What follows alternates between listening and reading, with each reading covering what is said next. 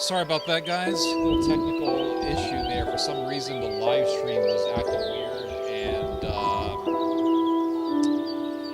I thought it wasn't working, so I basically accidentally canceled it. I thought it wasn't really working. For some reason, it just wasn't happening, and the internet was acting weird, and but everything's working now, so we're good.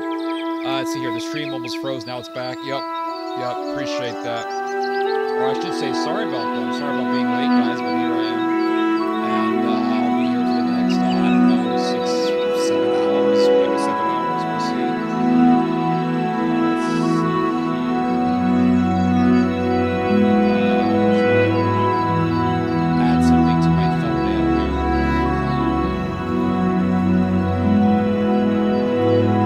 here. Get my music up.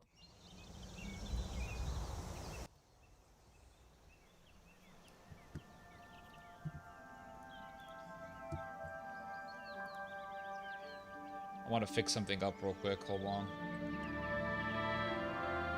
I need to delete something and add something here.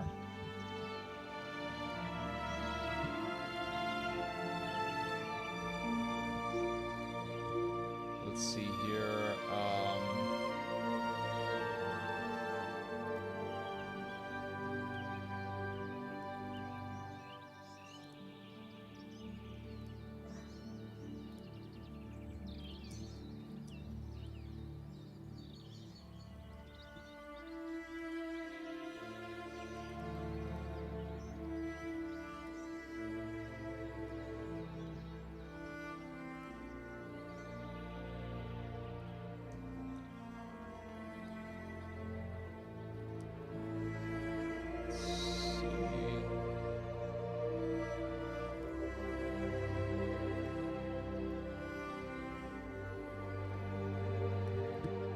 Anyway, here we are. Let me know if the music is too loud or too low. Or if it's just loud enough, I don't know. Let's see here. Master Driver says, LOL. Yep. Shalom, shalom. Hello, Ortho Christos. The stream almost froze. Now it's back. Thank goodness. Yeah, thank God, right? Here I am. Apologize for that, guys, but I'll be here for a while. Anyways, happy Friday. Happy Friday to you. Alexis Corral, ready for some theologic. Right, theology.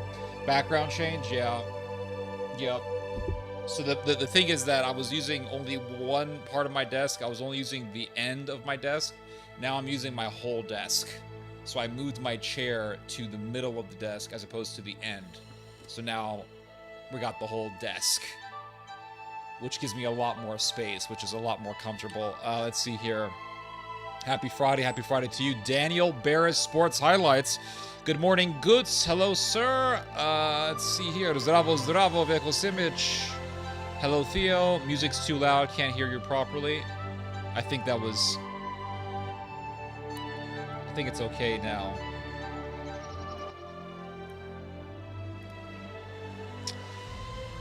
Music is really loud. Alright, I'll lower it down. Let's see here. Hello, Matt Mick. I'm doing some housekeeping, but we'll listen to you in the background. Appreciate that. Magnimus Q. Let's see here. Hello, Helvetus. Hello, not interested. Hello, Theo. Hello, Goose Hunter. It's time for some theology, a live stream by Theodore Schubert about geopolitics, history, religion, psychology, food, movies, video games, and music. Yes, please give the stream a like, because it does get the algorithm to expand this stream to more people, to advance this stream to more people. Music is good. All right. Now, every time I replay an Elder Scrolls game, I remember Ted. That's awesome. Music is good. Great. Happy Friday to you, Cellorm Loomer. Do you think this new release of the Epstein Files could change anything? Yes, I do, actually. I have not really seriously looked into all the details. I know that there was a professor named Mr. Summers who was found in the Epstein Files.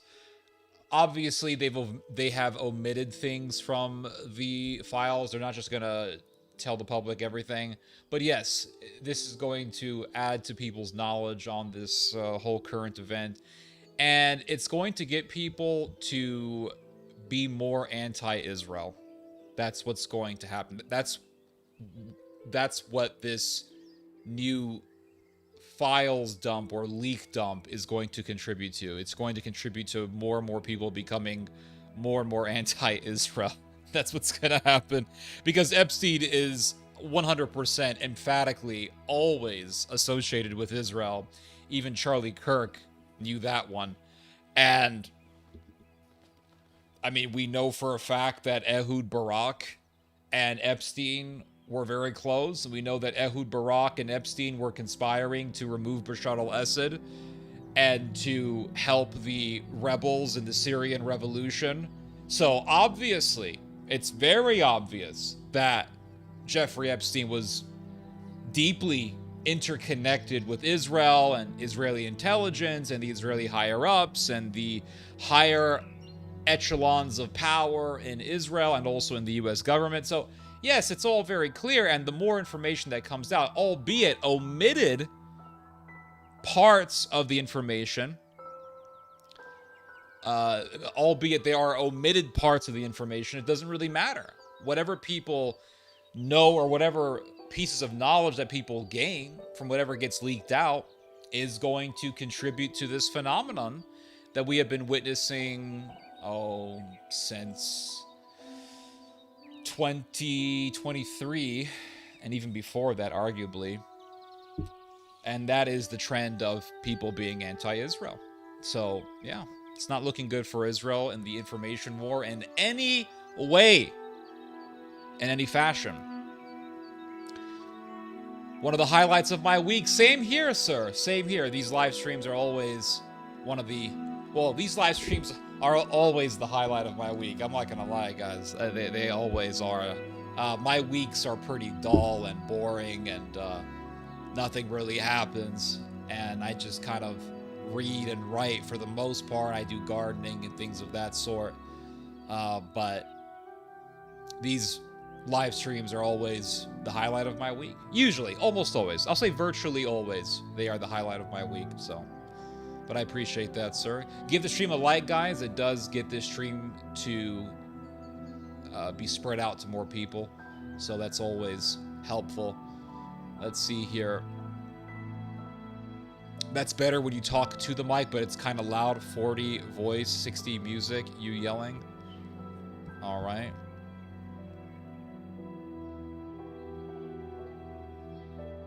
I should, let me see here. Let's put the mic a little bit back. How about that?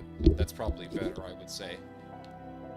The music is always jamming. Also listening to the BG researching stuff and on and off and drawing. Also like stream. By jamming, you mean it's jamming the stream or it's just good? Let me see here. Let me know if the music is too loud. Charlie Kirk was murdered by our greatest ally. Theo, do you think that Europe, on behalf of Ukraine, will agree to 28 postulates regarding the end of the Russian-Ukrainian conflict? Well, that is a great question, and that's something that I've been reading about since early today. The Germans, from what I have read in both the American media, the Russian media, and German media, is pissed off. The Germans are pissed off. They're pissed off about this because Ukraine is geopolitically extremely important for Germany. As I've said many times on this stream, Germany sees Ukraine as a part of its sphere of influence. That's just the bottom line. It has always seen Ukraine as a part of its sphere of influence. You can go all the way back to World War I. Germany saw Ukraine as a part of its sphere of influence, and there was the infamous Brest-Litovsk agreement that was made between Germany and the Bolshevik government in Russia. And part of the Brest-Litovsk agreement was that Ukraine would be given independence. Independence, according to the Germans, meant Germany controlling Ukraine. Give the Ukrainians independence. So the Germans carved out Ukraine. through the Brest-Litovsk agreement with the Bolshevik government of Vladimir Lenin and the other Bolsheviks. And Germany said, okay, we have this independent Ukraine, it belongs to us. It's not really independent. And you fast forward to World War II, and what was Stalin and Hitler fighting over? They were fighting over Ukraine. Massive, fierce battles over Ukraine. Go read about the Battle of Kursk, not the one that took place just recently, but the one that took place during the Second World War. The Germans and the Russians butchered each other. Over 1 million Russians. Over 1 million Russians were killed fighting over Kursk. Fighting with the Germans over Kursk. And over 200,000 German soldiers were killed fighting for Kursk. The Soviets won, ultimately, but at the expense of a lot of dead bodies. And I mean a lot. We're talking about over 1 million. Imagine over 1 million people killed over one area called Kursk, which isn't a very big area. Over 1 million dead and over 200,000 German soldiers killed over Kursk. And so that's how much the Germans want to control Ukraine. So now the Germans are hearing the news about Donald Trump pressuring the Ukrainians to sign on to his 28-point deal. And if the Ukrainians sign on to it, that would mean the Ukrainians agreeing to relinquish the Donbass region to the Russians. And the Germans are pissed, and the Germans are right now the biggest influence against the 28-point plan. So if the 28-point plan gets signed onto, that would mean Ukraine saying, okay, Russia, we give up Donbass. And it would also mean Ukraine agreeing to never be a part of NATO, because that's what the 28 deal plan stipulates. It stipulates that Ukraine will agree to the point where it must put this in its constitution, that it will not join NATO. It will not be a member of NATO. And this is something that the Russians obviously want. They want for the Ukrainians to never join NATO. And the thing is that if Ukraine agrees to this plan, now see, it looks like there's a little bit of bad cop, good cop type of a thing being done here. Because the Americans are saying, Ukraine, we want you to sign on to this deal.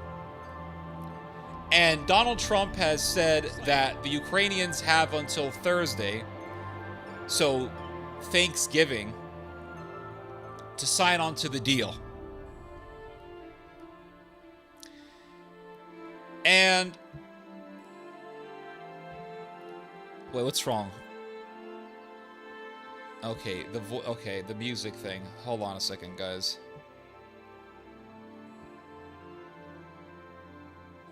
All right, let me know if that's good. So the thing is that Ukraine, according to Donald Trump, Ukraine has until Thursday to sign on to this deal. And the Germans are pissed off about it, and supposedly the Germans are saying, well, this is a provocation, and they're upset at the Americans for this, etc., etc. But here's the thing. If Ukraine signs on to the deal, it would mean Ukraine becoming a protectorate of the Europeans, becoming the protectorate of the European Union, which would mean Germany becoming the protector of Ukraine.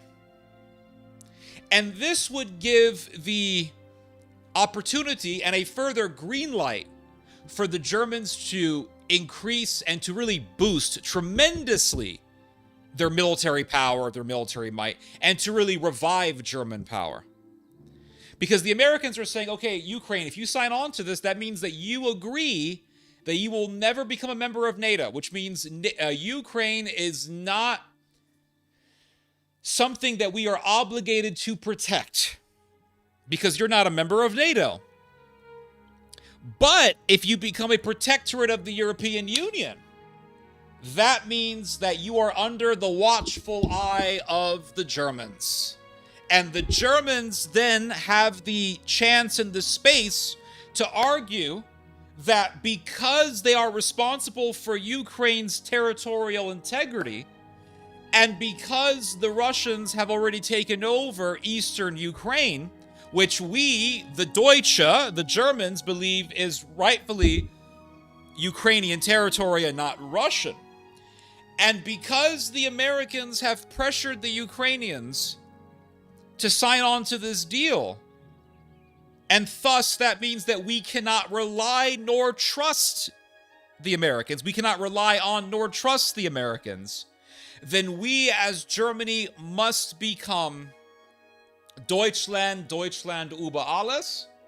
We as Germany must go back to being a serious power again. We must transform ourselves from being Germany, the nice little NATO country, to being Deutschland, the Fourth Reich über alles. And this is exactly what the Americans want. The Americans want to provoke the Germans into reviving their military power. So the Americans are saying, okay, Ukraine, you must sign on to this deal. We're pressuring you to sign on to this deal in which you agree to relinquish eastern Ukraine, aka the Donbass. Are the Russians going to agree to this? We don't know. But here's the thing. Even if the Russians don't agree to it, even if this deal is never signed on to, the geopolitical effect in regards to Europe specifically and especially Germany will already be made. And why do I say this? Because it's still a fact. It is still true. It is still the reality that the United States has been and is pressuring the Ukrainians to relinquish eastern Ukraine to Russia. And the Germans can always use this fact from now into the future that they cannot trust the Americans due to the fact that the Americans pressured the Ukrainians to submit to the desire and the demands of Russia. Because the Russians want Ukraine to give up eastern Ukraine. They want Ukraine to give up the Donbass. That's what they want. And here is Donald Trump telling the Ukrainians, Ukraine, Zelensky, you have until Thursday to agree to this 28-point plan in which you relinquish the Donbass to Russia and fulfill this desire and demand of Putin and the Kremlin and Russia. The Germans can always use this fact from now into the future to justify this narrative that they cannot rely on the Americans, and therefore this is the reason why we must go back to being a military power and must revive German military strength, might, and power. In other words, they want to use this, and they have been using this, really, this idea that they cannot rely on the Americans to justify ushering in the Fourth Reich. And whether you believe it or not, it doesn't matter. It's just the fact. This is what America wants. And America has made it very, very clear for a long time, going all the way back to Trump's first term, that this is what they want. We know this for a fact. We know this for a fact, guys. And in fact, I'll show you guys some recent articles that came up in the Western media, in the Russian media as well, that really proves what I'm saying. Let's see here. The music is good? Okay, great. Let's see here.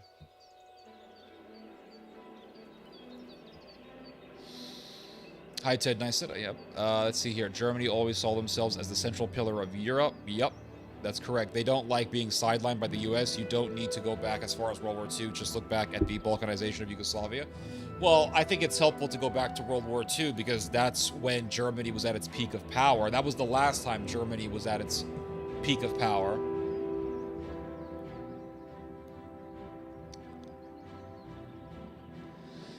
Let's see here. Hello, everyone. Got some Chinese ordered for this deluxe Theo live stream. Awesome.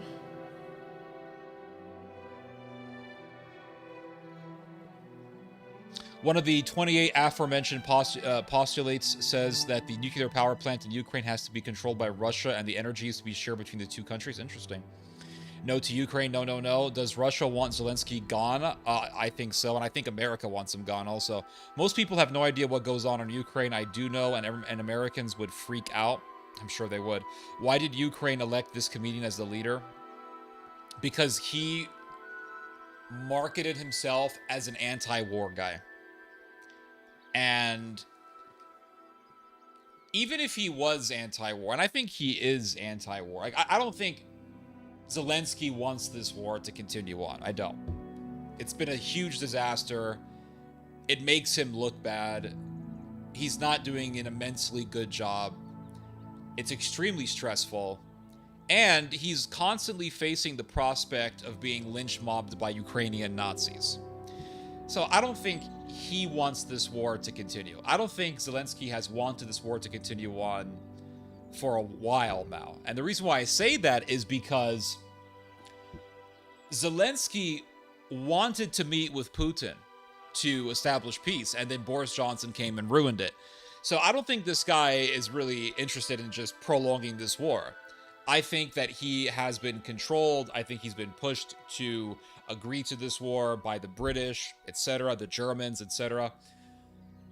I have heard that Donald Trump privately is very anti-war, and if he can get this war to stop, God bless him, because over 1 million people have been killed, and so this whole thing just needs to end. It just needs to end, guys, seriously. Let's see here. Does Russia... Most people have no idea. Yep, I already read this. Let's see here. Why did Ukraine... I already read this. Zelensky must also organize presidential elections within 100 days of signing the demands. So Zelensky, if he signs on to it, he would essentially be signing on to his resignation. That's what that means.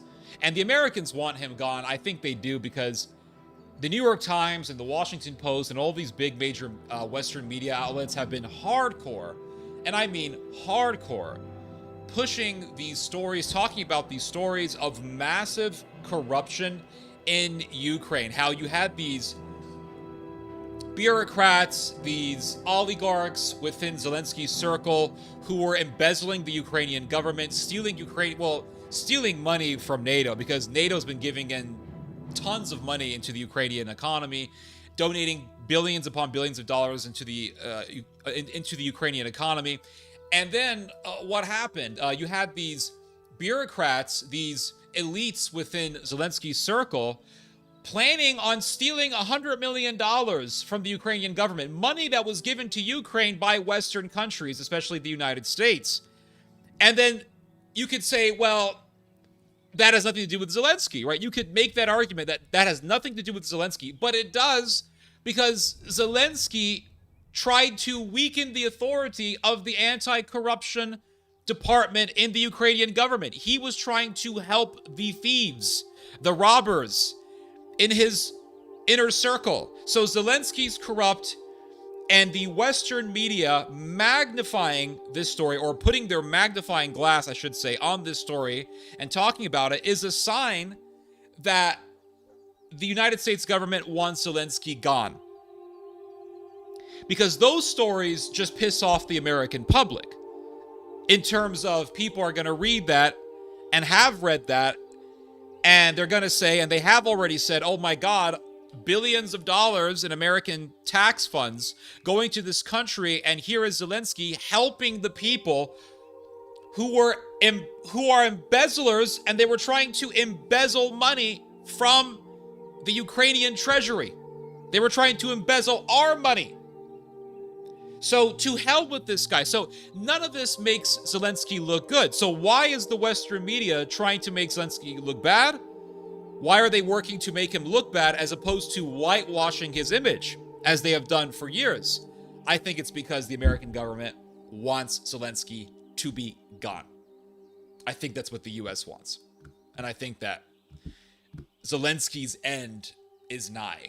Zelensky's end is very near, I believe. Let's see here. What military force they can send to Donbass that they haven't sent yet? What are you talking about? Are you talking about the Russian military force, American or Ukrainian military force? It's very obvious that Russia has won this war in Donbass. It's just very obvious. From what I read, Ukraine and Russia are just fighting over a very small section of Donbass. I think it's somewhere in Luhansk. Correct me on that if I'm wrong. But let me see here. How much of Luhansk has been taken? How much of Luhansk does Russia control? So currently Russia controls approximately 99% of Luhansk. So they've won in Luhansk. How much of Donetsk does Russia control? So 70% according to the AI search result. So it's in Donetsk where a lot of the fighting is taking place, and the Russians and the Ukrainians are fighting over just a small territory in Donetsk. And it's somewhere around the size of Delaware.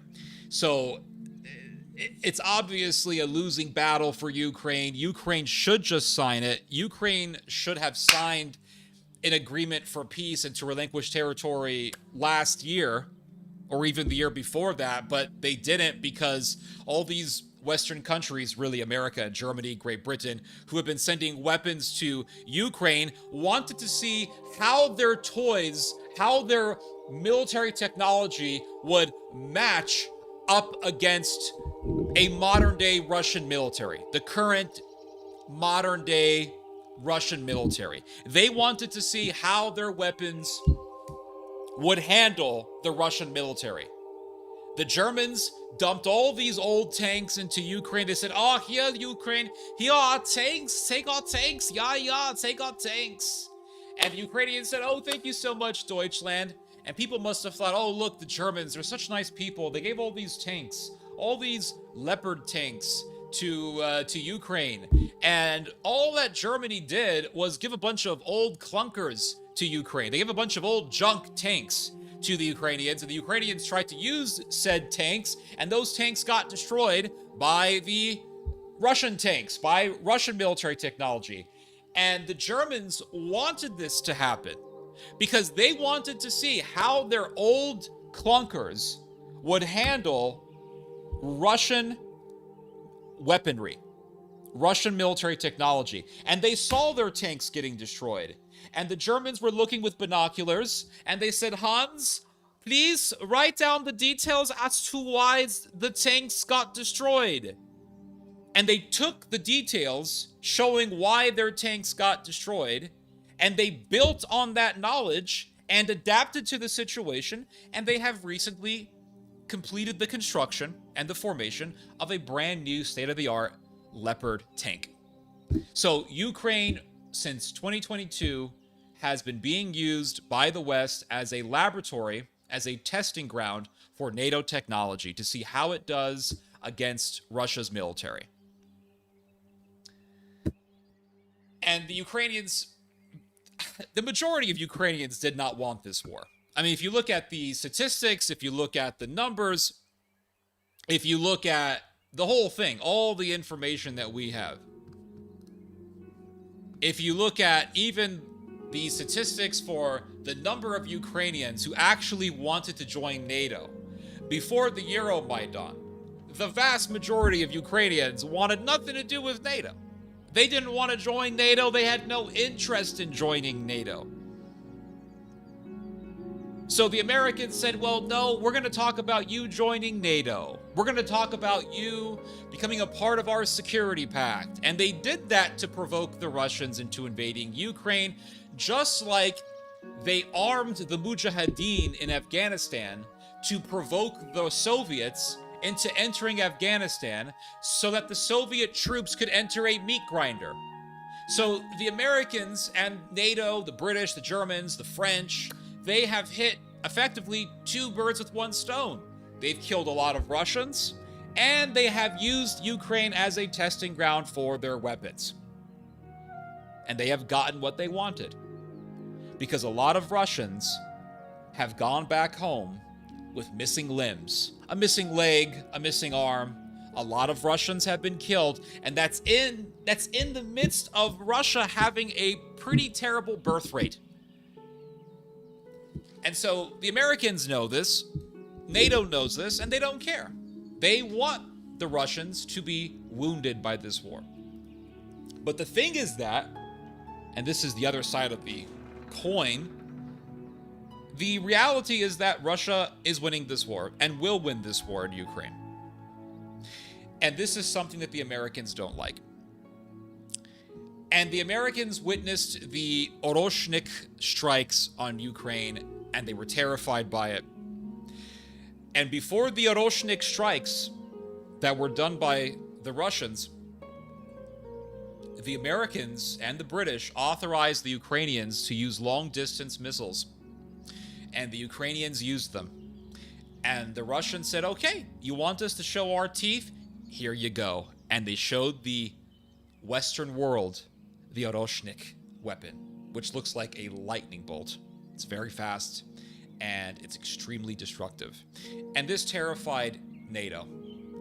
And so now the Americans want peace. The Americans want this war to end, at least temporarily.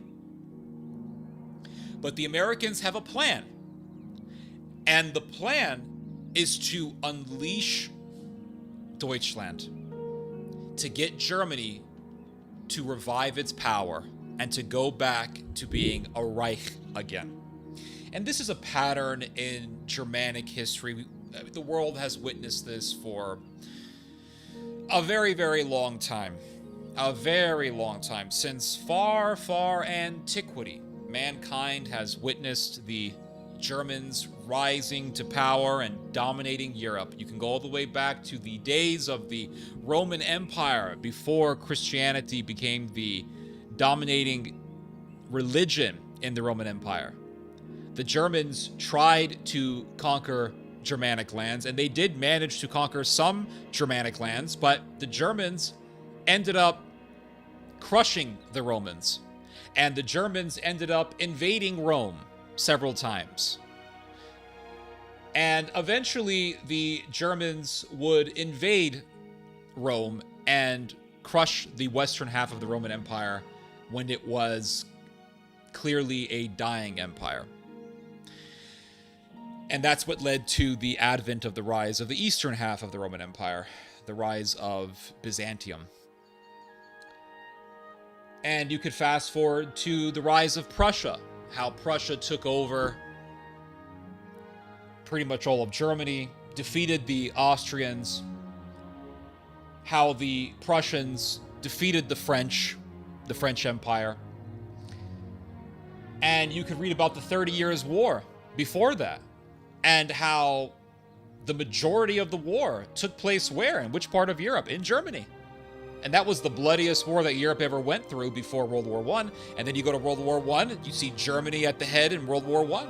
You see Germany dominating Great Britain, dominating France. You see Germany defeating the Russians. You see Germany facilitating the Bolshevik Revolution in Russia and getting the Russians to withdraw from the war. And then we have World War II, and we all have heard that story. And so we all know this story. We all know this movie. There have been many parts of this cinematic universe. And so we're seeing what? We're seeing the next part, the next expansion of this cinematic universe called Deutschland. And I want to show you guys some articles to demonstrate to you guys what I'm talking about, what I'm talking to you guys about. So let's look at this article here. This is quite an amazing read, I must say. Oh, damn, this is not looking good. Let me fix that up. You got a multi-screen thing going on here. What was that about? Sorry about that, guys. Let's see here. Here we go. There we go. Much better.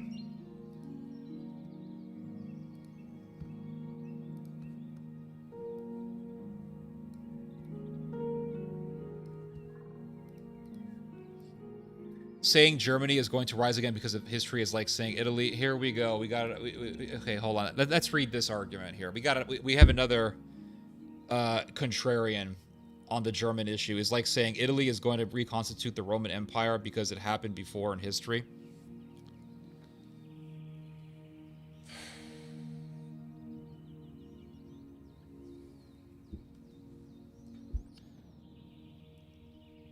I just said the Roman Empire got crushed by the Germans.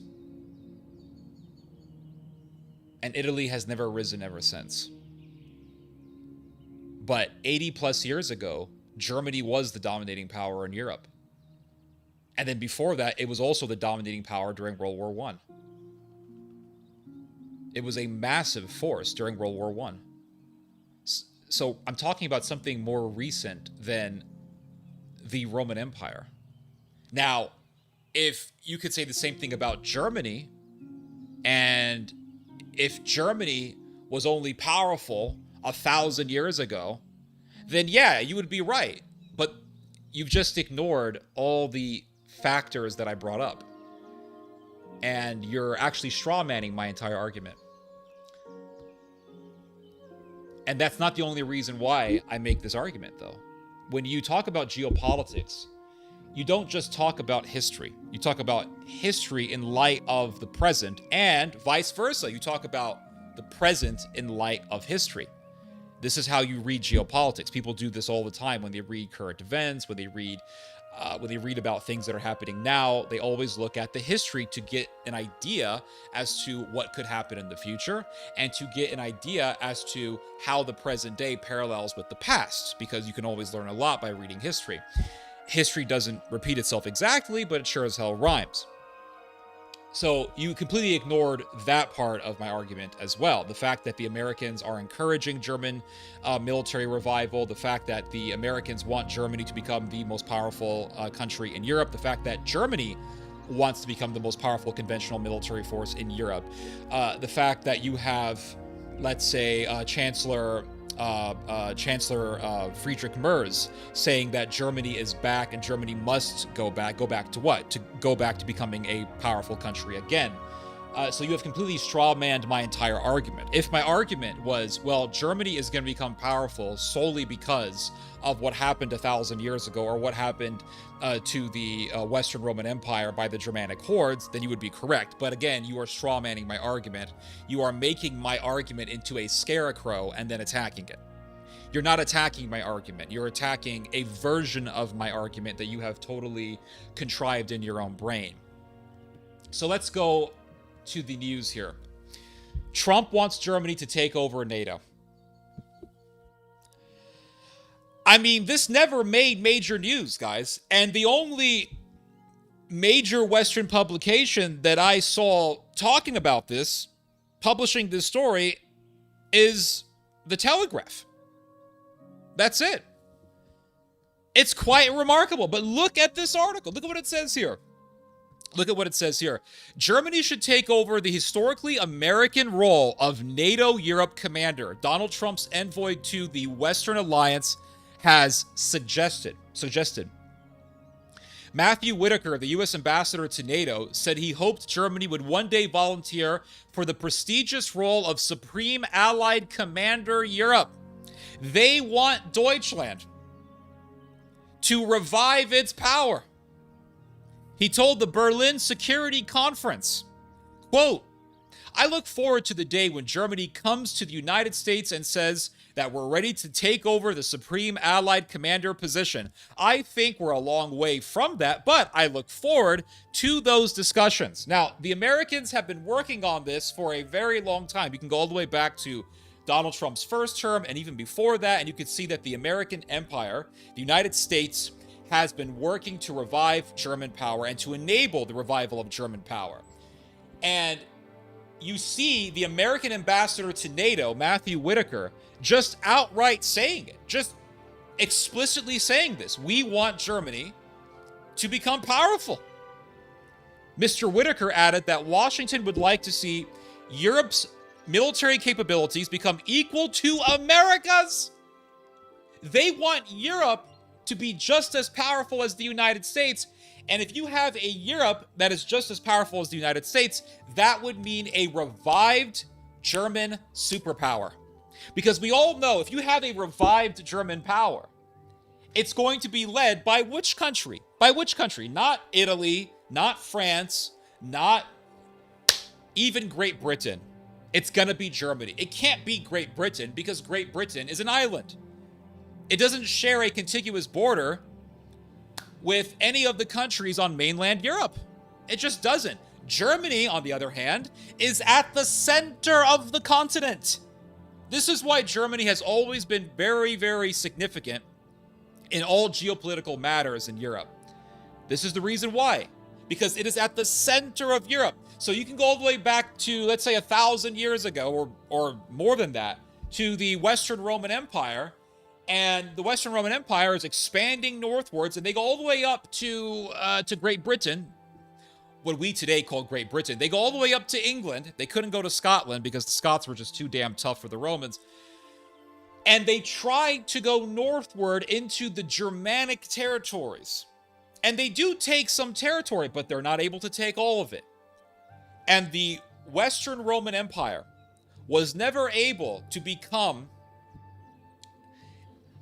a European empire that could control all of Europe. Why? Because it could not get past the Germanic lands. It did take some Germanic lands, but it couldn't take all of them. And the Germanians would invade Italy over and over and over again, and eventually they would crush the western half of the Roman Empire.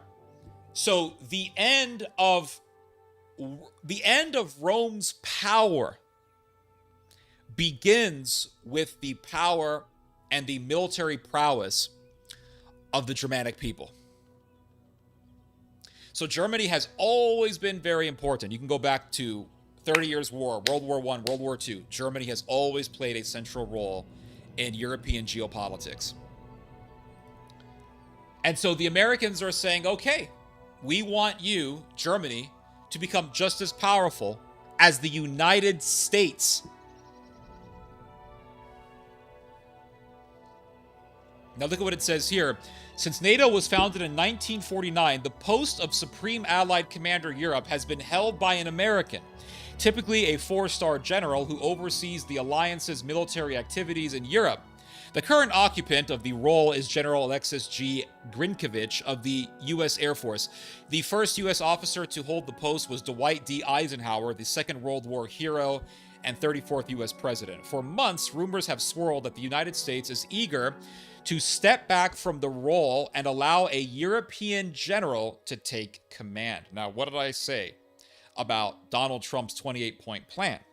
The plan stipulates that Ukraine will relinquish the Donbass region to Russia, which is what the Russians want. And so even if Ukraine doesn't sign on to it, even if the Russians don't sign on to it, even if the agreement, even if the plan is never agreed to, the message that the Americans are conveying to the Germans is, we are willing to try to fulfill the demands of Russia. And we are willing to enable the Russians to control eastern Ukraine. We are willing to get the Ukrainians to relinquish territory to the Russians, who are the arch nemesis of the Germans. And so the Germans will use this. They're already using it, in fact, to say, hey, we can't trust the Americans. Look, they're trying to do the bidding of Russia. They're trying to fulfill the demands of the Russians, of the Kremlin, our arch enemy. Russia, the country that has been our enemy, the enemy of Deutschland, going all the way back as far as the First World War. And so we must make Germany powerful again. We cannot rely on the Americans. So even if the agreement is never made, the message has been sent. And the agenda of reviving German power is still being advanced. That's the whole point. So the Americans are saying, Ukraine, you have until Thanksgiving to make this agreement. And Ukraine is saying, oh my God, this is terrible. Zelensky's saying, oh my God, this is terrible, terrible. The Americans are forcing us to give up territory. Oy vey. And the Germans are saying, ja, America, Amerikanska, Amerikaner. Why are you trying to do the bidding of the Kremlin? Why are you doing the bidding of Putin? Why are you trying to pressure poor Ukraine to fulfill the demands of its occupier, Russia? Why? We must make Deutschland great again. And the Americans and the Germans behind closed doors are telling each other, great job. Germany is saying, thank you, America, for giving us the green light so that we can come back, so that we can get the band back together, so to speak, so we can make Deutschland great again. And the Americans are saying, Deutschland, we want you to rise up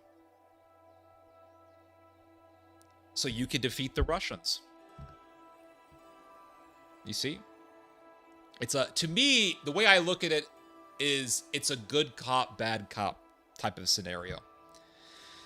America pretends to be this country that's pressuring Ukraine. Well, it's not pretending it is pressuring Ukraine, but America is playing the role of the superpower, of the global power that is pressuring Ukraine to give up territory. And Germany is coming in as the good cop to be the friend of Ukraine. When the reality is that Germany is using this entire situation to justify reviving its power. So let's go back to this article here. It says here, Mr. Whitaker's remarks suggest the Trump administration would like to see Germany eventually overtake America. Overtake America as the main security guarantor in Europe. It follows a pledge by Friedrich Merz, the German chancellor, to rebuild the Bundeswehr armed forces into the, quote, strongest conventional army in Europe. Germany is back, Mr. Merz has claimed. Back. Back to where? The Third Reich? The Nazi Empire? Mr. Whitaker's comments about the post of Supreme Allied Commander Europe going to Germany ruffled some feathers during a panel discussion on European defense. Now, look how the Germans play this game. No, nine, America, nine, we don't want to become powerful again. That is not true. No. Lieutenant General Wolfgang Wein, Germany's representative to NATO and the EU, told the panel he was slightly taken aback by the suggestion. I'm so taken aback, guys. I'm so taken aback. This guy is obviously full of shit. Because the Americans have been talking about reviving German power for years. You can go all the way back to the first Trump administration, the first time that Trump was president. You could see Mike Pence talking about how the Germans need to come back and make their military strong again. The Trump administration made this very clear. This is all just acting. Germany's sitting there saying, I'm taken aback. I don't want this. No, it cannot be me. I am not the right guy. And America is saying, no, it must be you. And this is exactly what the Germans want. Did not Friedrich Merz make it very clear that he wants Europe, or he wants Germany to have the most powerful military in the entire continent? Did not Olaf Scholz say the same damn thing when he was Chancellor of Germany? So why is this German representative in NATO, this Lieutenant General Wolfgang Wein, acting as if he is taken aback? That's obviously bullshit. It's obvious that this is bullshit. He said, I see it a little bit differently, and stressed that Germany was willing to take on new responsibilities within NATO, but still regarded the post as a key U.S. responsibility.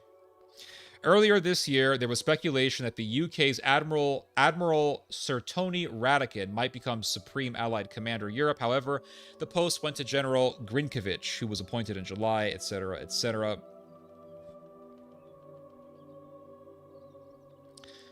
That's pretty much the article. But this is, when I saw this article,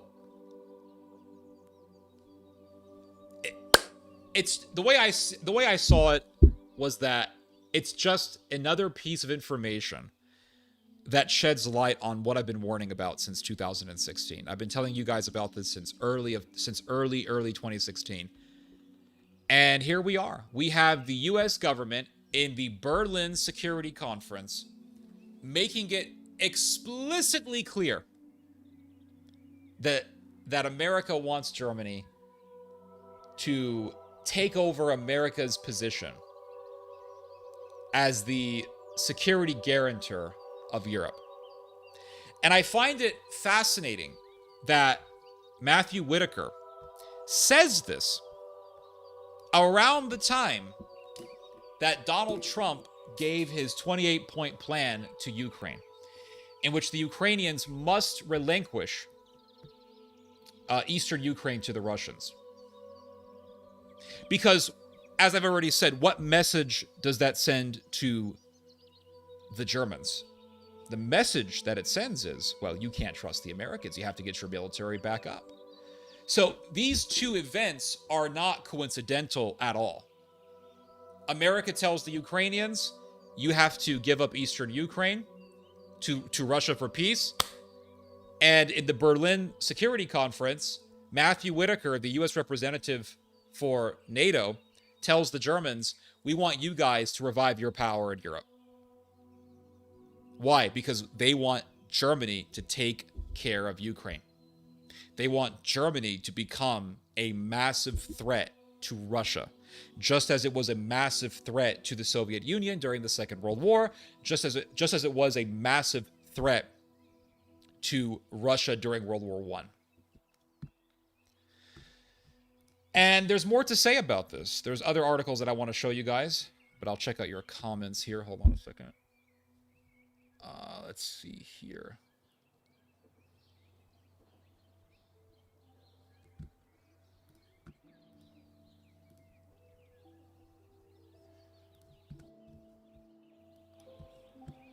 Make the music louder.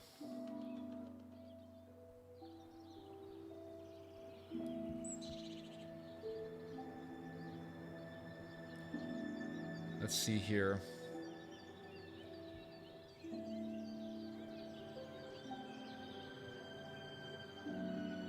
Dang, you changed the angle of your setup. Yep.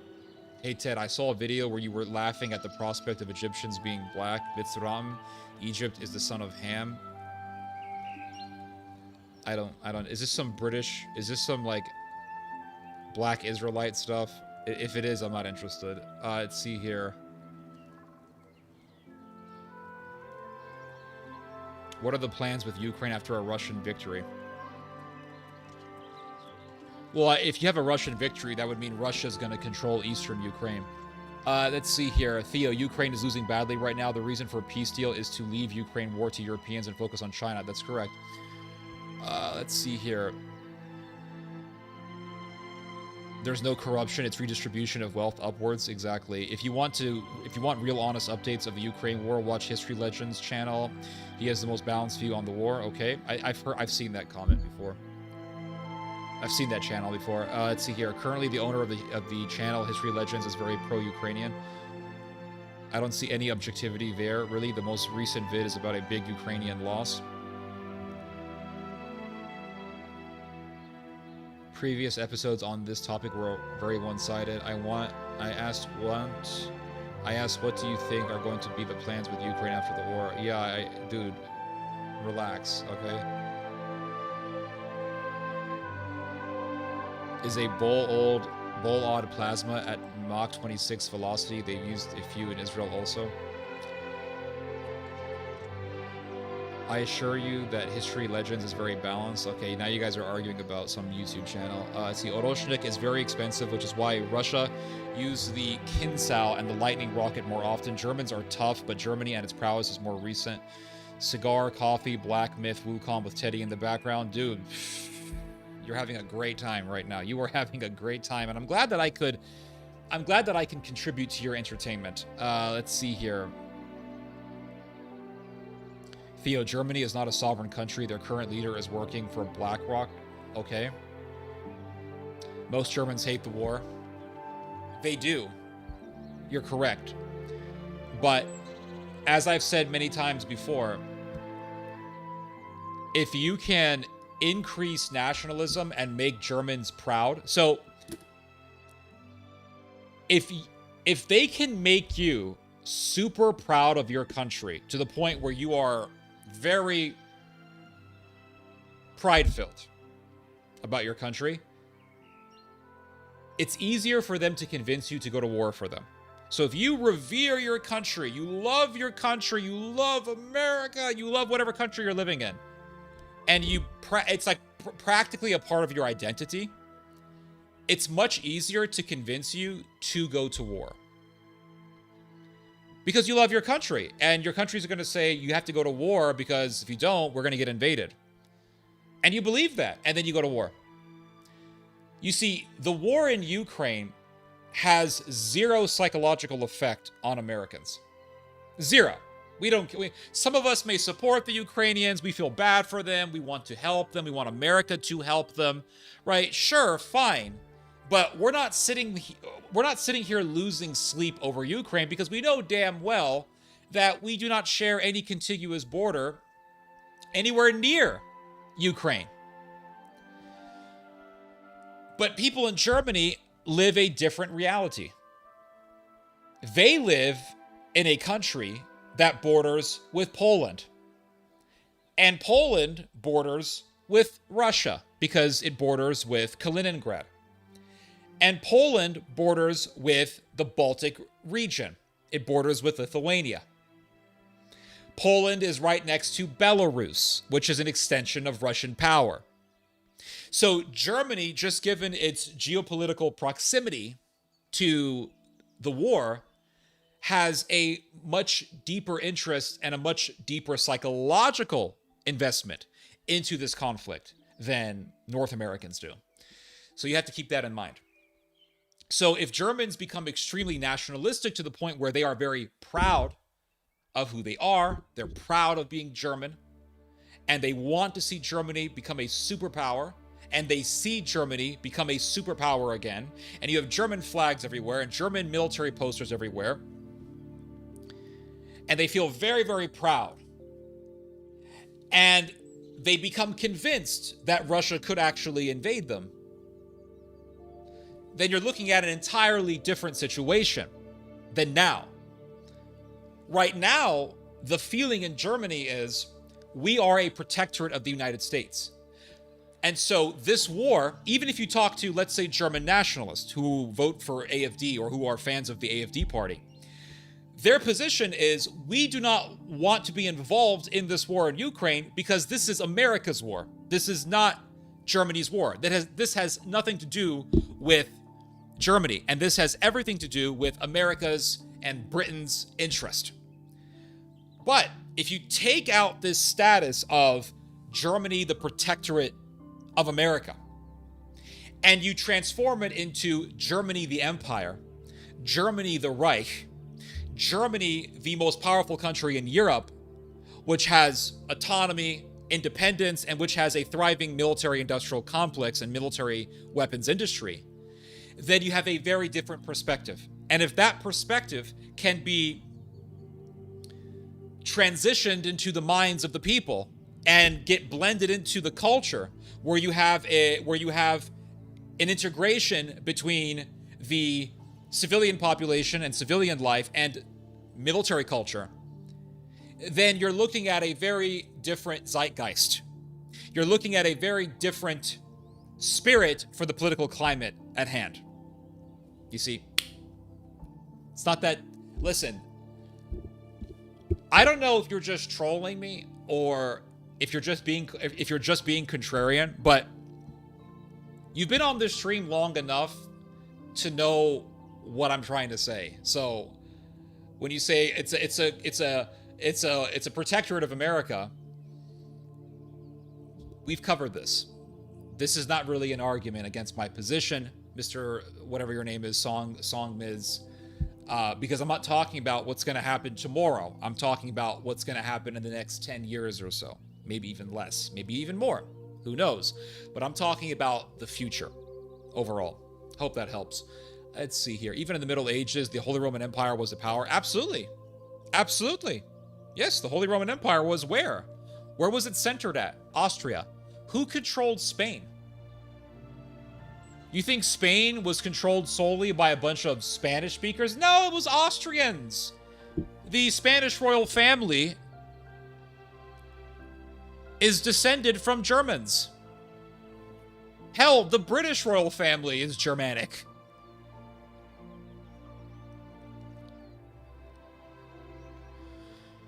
Ted, I'm grateful for what all this channel had provided, and for you to have your father share his study. God bless you. God bless you, Mr. Ali Siadati. Appreciate that, sir. After World War I, the Allies broke up the Turkish Empire and Austria-Hungary, but left Germany alone. That's correct. And after World War II, Germany got cut in half.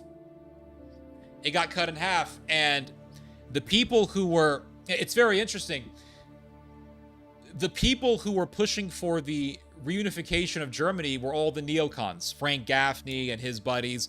All the neocons were pushing for the reunification of Germany. And the neocons were and are very pro-Israel.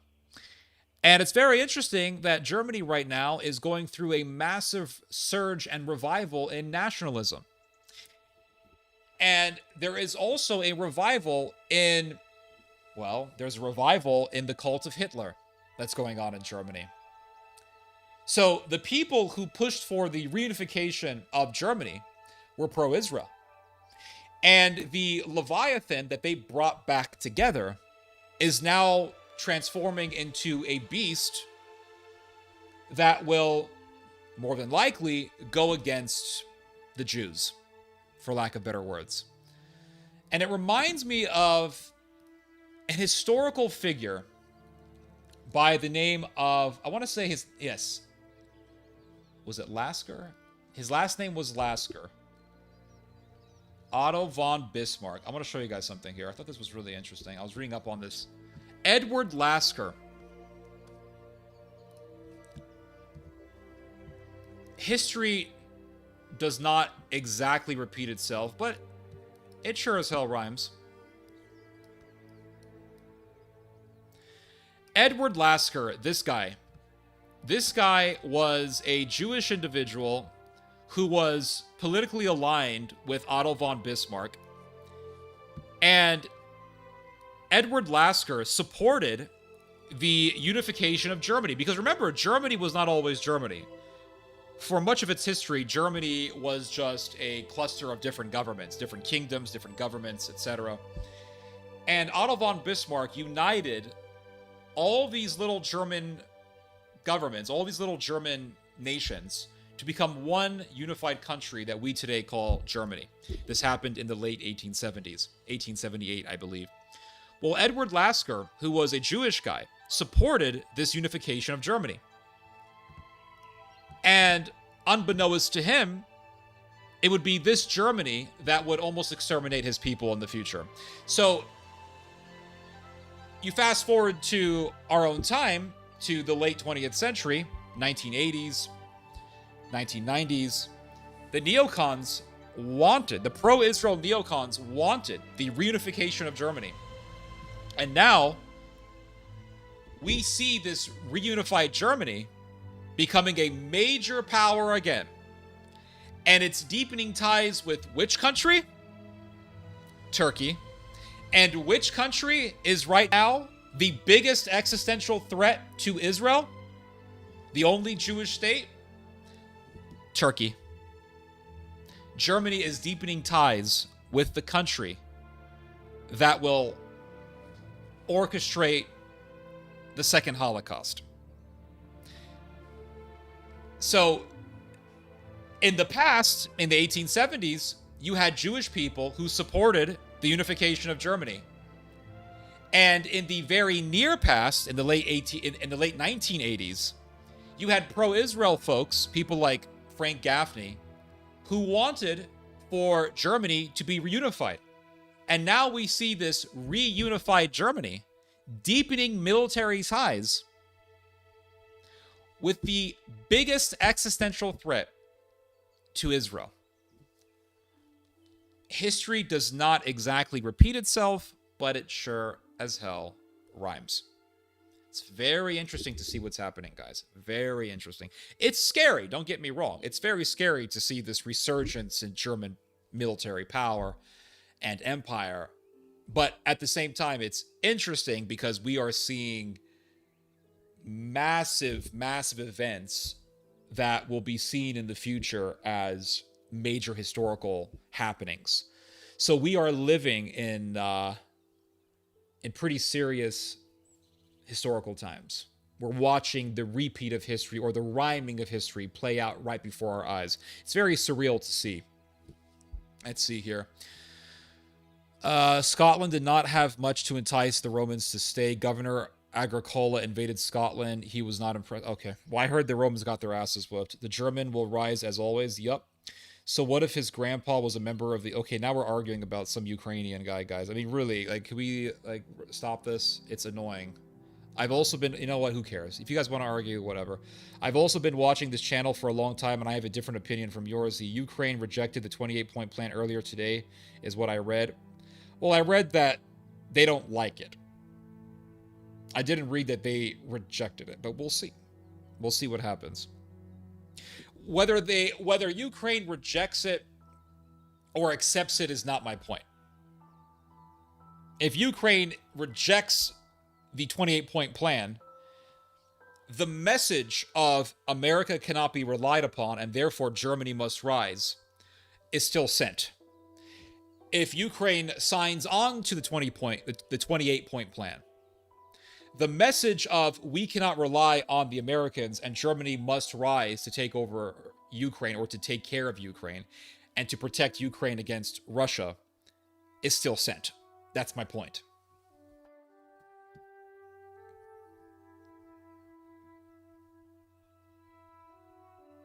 You were right, Theo. Spot on. Appreciate that, sir. Yeah, I've been warning people about this since 2016. I've been telling people Germany's going to come back. And nobody believed me, but people still want to argue with me, and they're arguing against the obvious. Let's see here. German factory settings, yep. Let's see here. I'm trying to read all of your comments.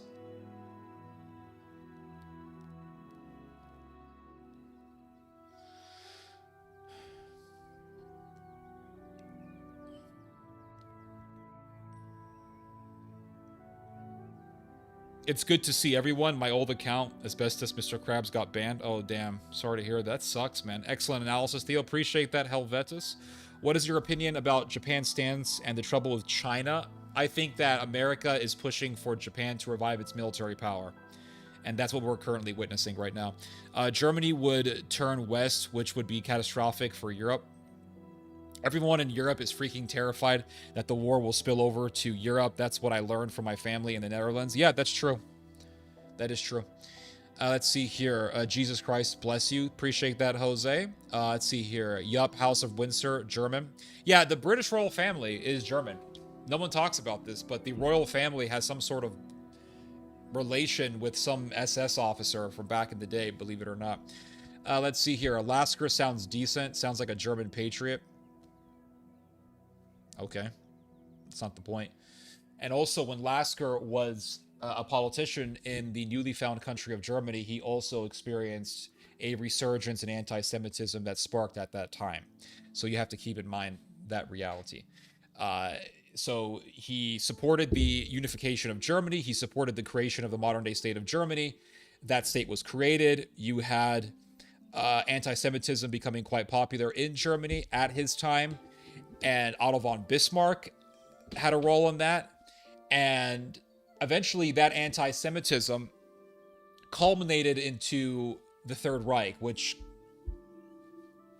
I mean, out of any entity in history, came the closest to exterminating the Jewish race. So Mr. Lasker was, to say the least, or at least very, very foolish, and did not really have much adequate foresight, for lack of better words. German pan-nationalism, yup.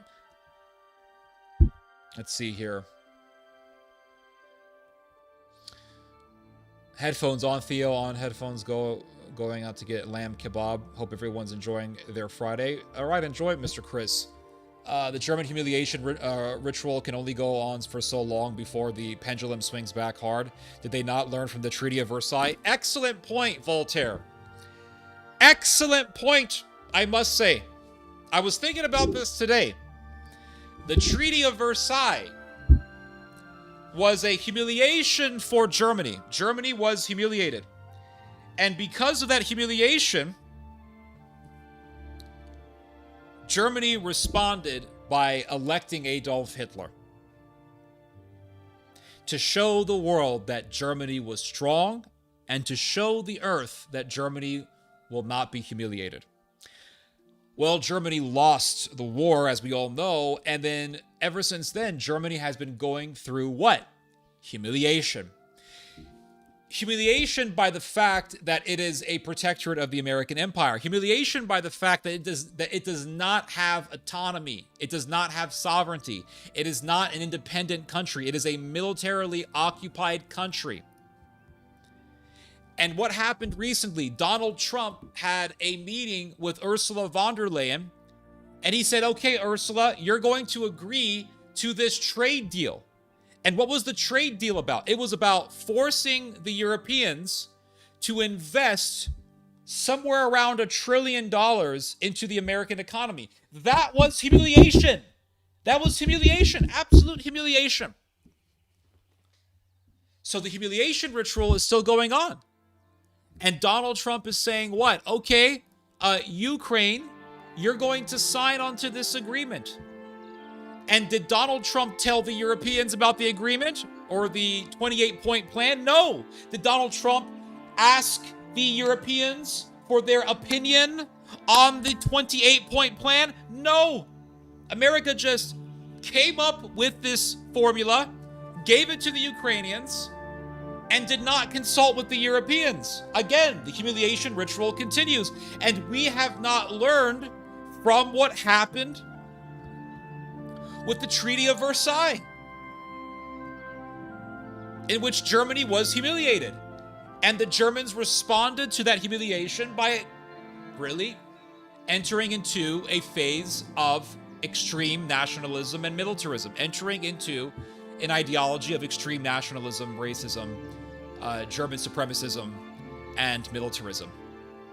And Germany eventually returned to the war path, so to speak. So we have not learned from the Treaty of Versailles. That's an excellent point, Mr. Voltaire. In fact, there's an article that I want to share with you guys that talks about Germany's anger about the 28-point plan and how the Germans see it as a provocation. So I want to show you guys this article here.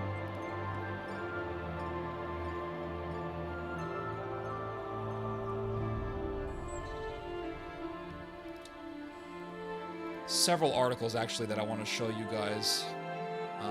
We finished this one already.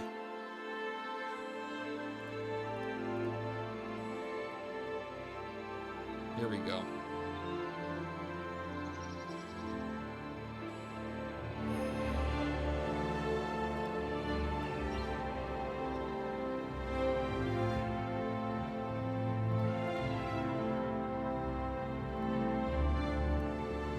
A second, guys. Here is the article. I read this today. Check out this article, guys.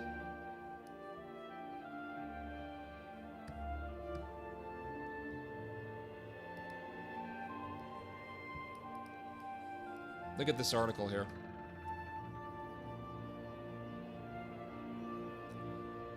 Trump is on Russia's side. Top politicians are shocked by peace plan. This came out very recently, this article, that is. And the article is showing how the Germans are pissed off at Donald Trump's 28-point plan for Ukraine because, as I have said, the plan stipulates that Ukraine must relinquish eastern Ukraine to Russia. And the Germans are upset because, well, they don't want Russia to win, but at the same time, they are using this whole situation. They are using Donald Trump's proposal. They're using American pressure on Ukraine to relinquish territory to tell their people that they must make their military powerful because they cannot rely on the Americans. That's what's happening here. So let's read some parts of this article here. It says here, ahead of the federal chancellery, Thorsten Frey expressed his irritation at the new U.S. proposal to end the war in Ukraine. Quote, "The initial news reports on this are quite disturbing," Frey said. Frey's party colleague, Roderick Kaiserwetter, said on Thursday the plan by Witkoff and Dmitriev is a capitulation plan. Trump knows this. He's clearly on Russia's side. Ooh, you see this? You see this language? Trump is on Russia's side. Trump is on the side of the Kremlin. We cannot trust Trump.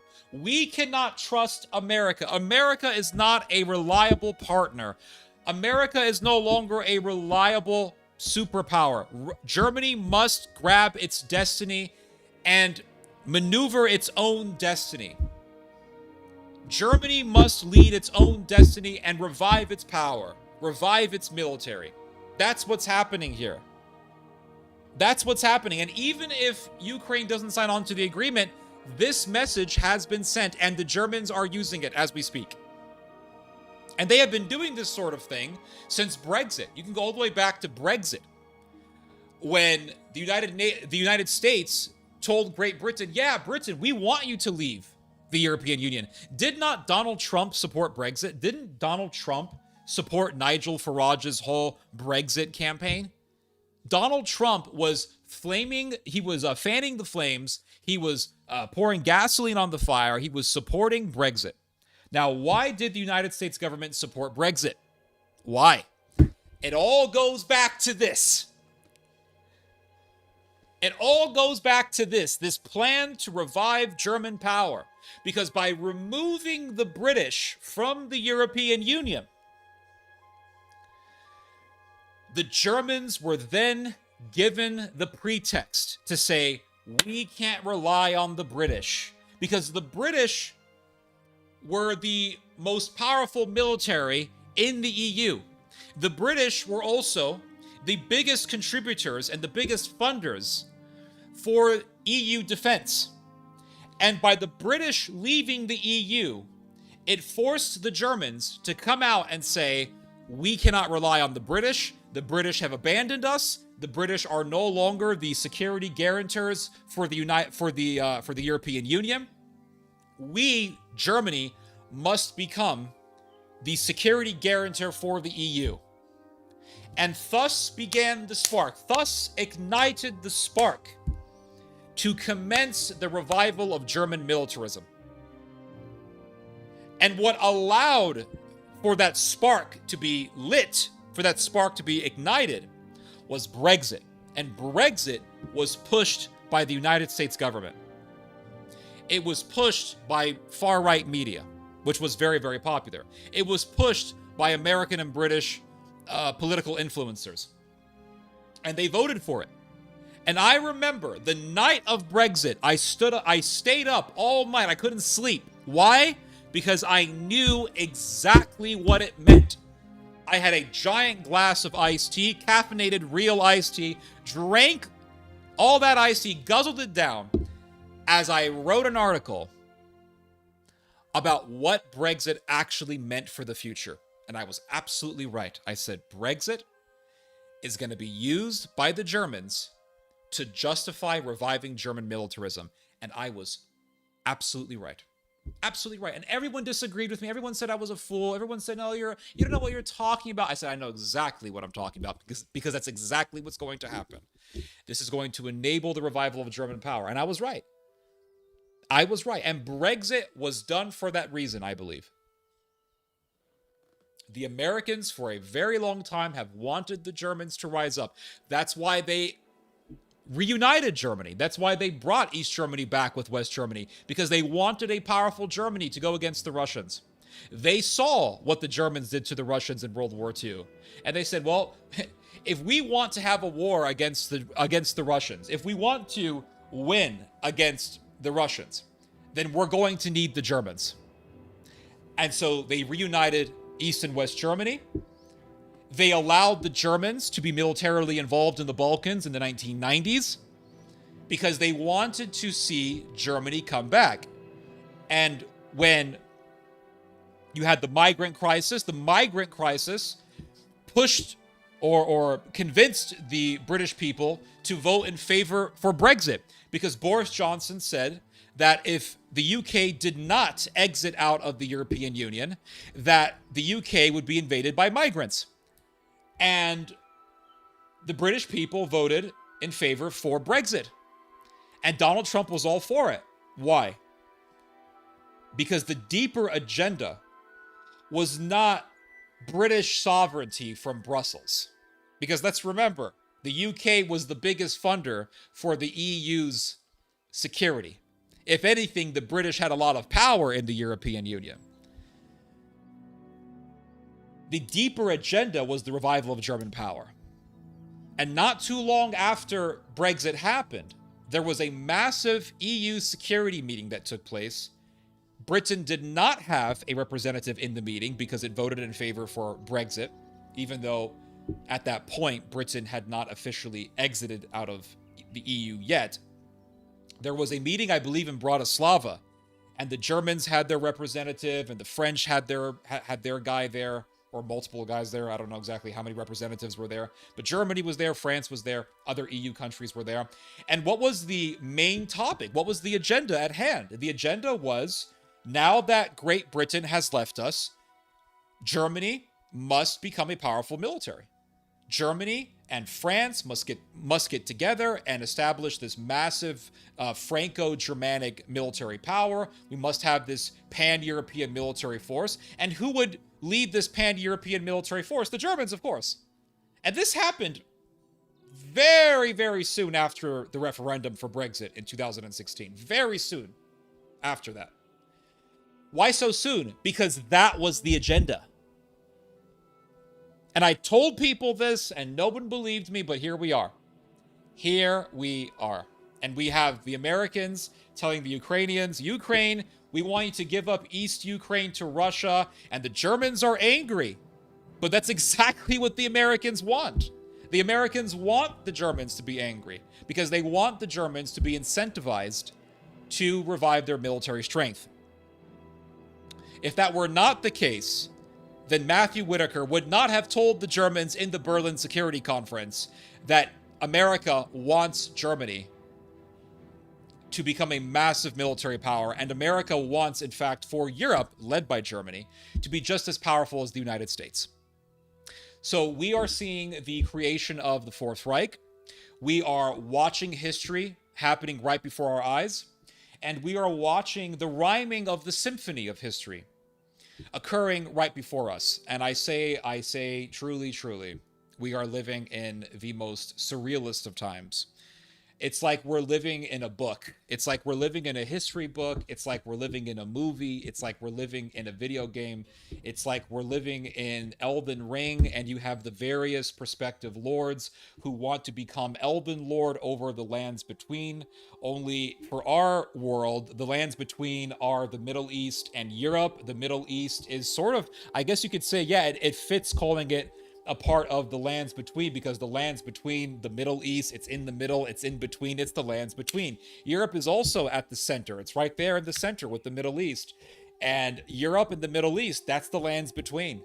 The Middle East, that's that desert region in Elden Ring. And then you got Europe. Europe, that's the Altus Plateau. That's Limgrave, that's Lyondell, that's the Altus Plateau. The Middle East is the desert region in Elden Ring. What's the name of the desert region?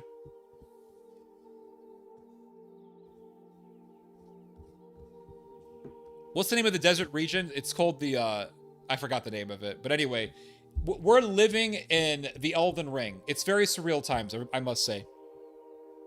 Very surreal times, I must say.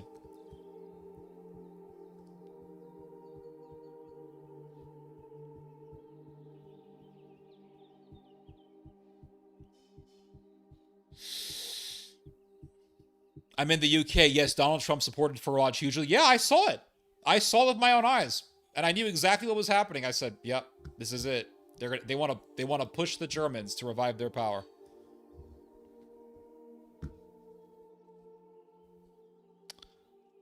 Let's see here.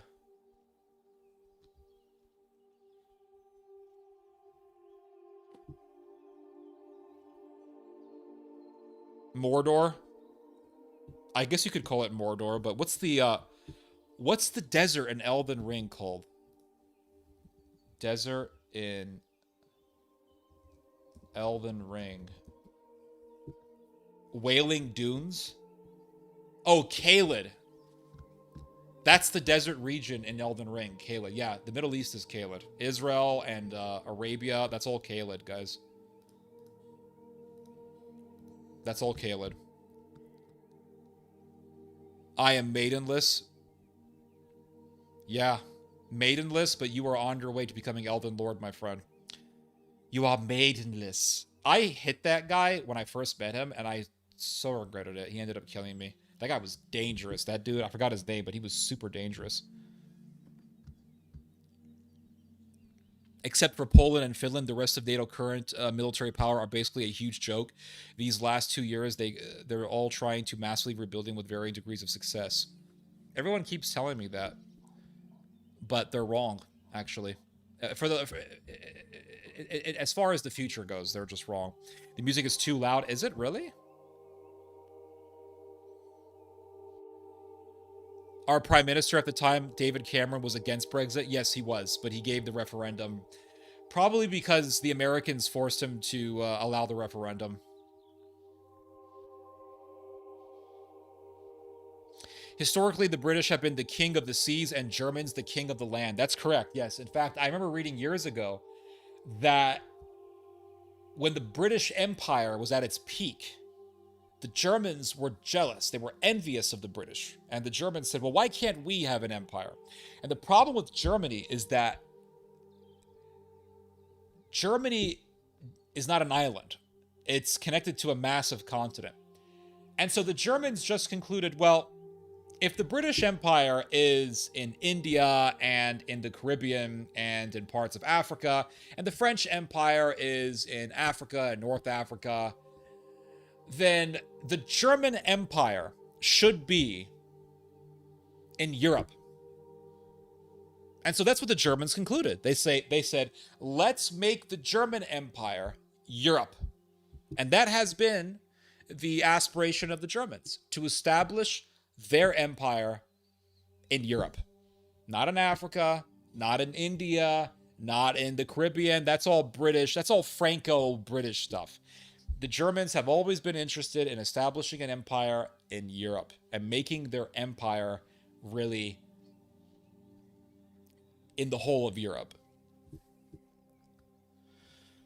Let's see here. Nigel Farage is now talking about leaving the ECHR.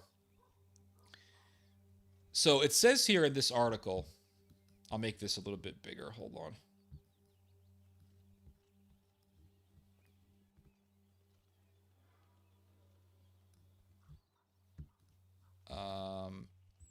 Hold on a second. I'm a little bit too big here. Hold up. There we go. Much better. Let's see here. Instead of talking about pointless... Okay. Okay, so this guy, Roderick Kaiserwetter, who, by the way, wants for Germany to have nuclear weapons. So Kaiserwetter is saying that Donald Trump is not a friend of Europe. He's not on Europe's side. He's on Russia's side. He's on the Kremlin side. And he says here, instead of talking about pointless plans, Europe should finally start supporting Ukraine as if it were already in the EU and NATO. Because, in fact, it is Europe's first line of defense. Europe should therefore develop a plan for victory with Ukraine. We must want to win. If Trump sells weapons to Europe, fine. If not, he should stay out of it. So this guy really wants for German power to take place, to be revived. Because he says here, instead of talking about pointless plans, Europe should finally start supporting Ukraine as if it were already in the EU. So the EU is, economically at least, led by Germany. In the future, it's going to be militarily led by Germany. And he says that we should really be running Ukraine as if it's a part of the EU. So if Ukraine is seen as being a part of the EU, that means what? That means Germany running Ukraine. That's what this guy wants. And he goes on to say, because in fact it is Europe's first line of defense. That is a very, very important point that this guy is specifying here. The reason why I say it's important is not because I'm believing his words, but because it shows how the Germans think. This is their perspective. So the Russian perspective is Ukraine is a part of Russia. Ukraine historically was a part of Russia, and it was. Ukraine is the birthplace for the Russian Orthodox Church. Ukraine is the reddest of lines for us, and so because NATO wants to control Ukraine, we cannot allow that, because that means that would mean NATO controlling our backyard, and we cannot allow that. That is our sphere of influence. That is a part of Russia. That is a part of the Russo world, the Ruski Mir, as it's known. The German perspective is Ukraine is our first line of defense. Defense against who? Defense against Russia. And so if we lose Ukraine, as the Germans say, that means losing Deutschland's first line of defense against the Russians. And so the Germans are saying we must control Ukraine. We must have our hands in the politics of Ukraine. Just as during the First World War, the Germans had the Bolsheviks convey the Brest-Litovsk Conference. And in that conference, the Germans told the Bolsheviks, okay, you guys have taken over Russia. Russia has lost this war, World War I. So therefore, we are in the position to make demands.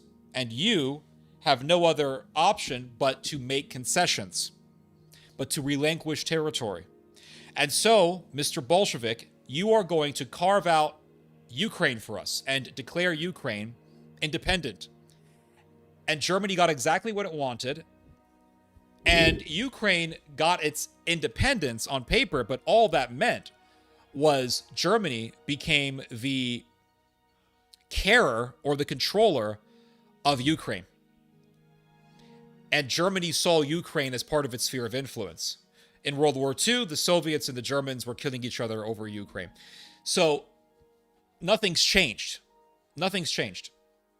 And so the Germans are saying, Ukraine is our first line of defense. In other words, the Germans are saying, Ukraine is a red line for us. The Russians, for decades, have been saying, Ukraine is the reddest of lines. In fact, this is exactly what the Russians told Mr. Baker. What was his name?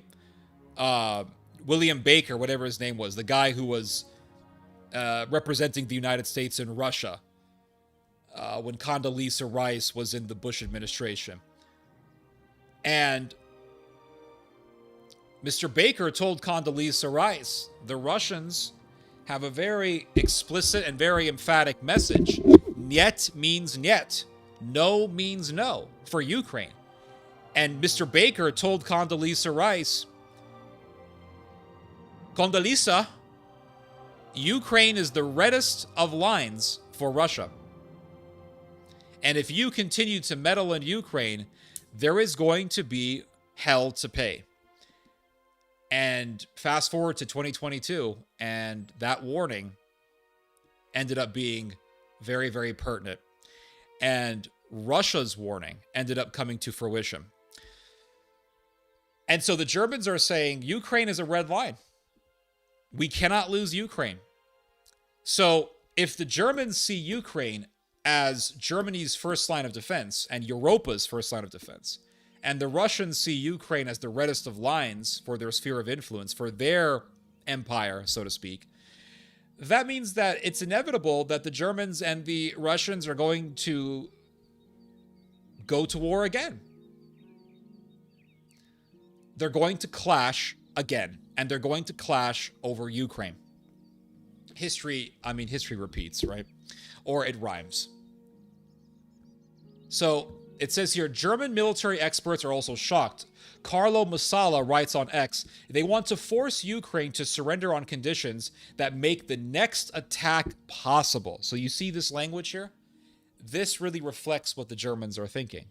The Germans are thinking, if Russia takes over eastern Ukraine, and Russia is allowed to make eastern Ukraine as a part of the Russian Federation, that would mean what? That would mean Russia being close or closer to Poland. That would mean Russia being closer in turn to Germany, to Central Europe, to the heart of Europe, where Germany and Austria lie.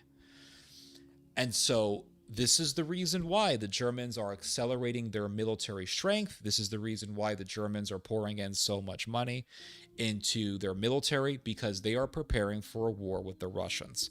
And what happened in World War I and what happened in World War II is going to happen again. So it says here, political science professor Thomas Yeager told the newspaper U.S. Secretary guarantees, U.S. security guarantees that aim to force Ukraine to capitulate are worthless. Because part of Trump's 28-point plan is that if Ukraine signs on to the plan, the United States will give Ukraine security guarantees. Well, here's the problem. The plan also specifies that Ukraine must agree, and must even put it into its constitution, that it will never join the NATO alliance. Well, if Ukraine never joins the NATO alliance, and Ukraine is not a member of NATO, and the Russo-Ukrainian war recommences, America can just say, well, you're not a part of NATO, and so we're not really obligated to help you. And so what America is really trying to say is, we want you to agree to end the fighting, we want you to agree to relinquish territory to Russia, and Europe's going to take care of you. Germany's going to take care of you, but we have no obligation to do anything for you in the future. And so it says here, should the plan come to fruition, it would be the final proof that the U.S. is no longer an ally for us. Now, this is from the German press. This is from the German press. This is the German press saying this, that if this plan comes to fruition, it will be proof that the United States is not an ally of Europe. So we could be seeing a fracturing of the American-European alliance. And regardless, what the Europeans are pursuing is military independence. What they're pursuing is empire. They're pursuing making Europe into a massive military bloc of power, a massive geopolitical powerhouse that would be led by Germany, the Fourth Reich.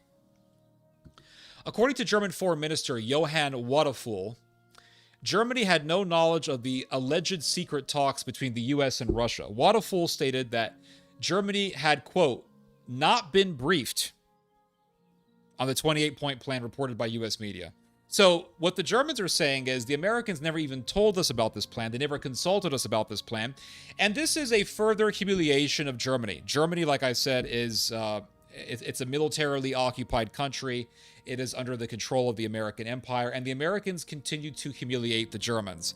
They humiliated the Germans with the recent trade deal in which Donald Trump got Ursula von der Leyen to agree to have Europe invest somewhere around $1 trillion into the U.S. economy, whereas Europe really doesn't have much of a great deal in that whole trade agreement.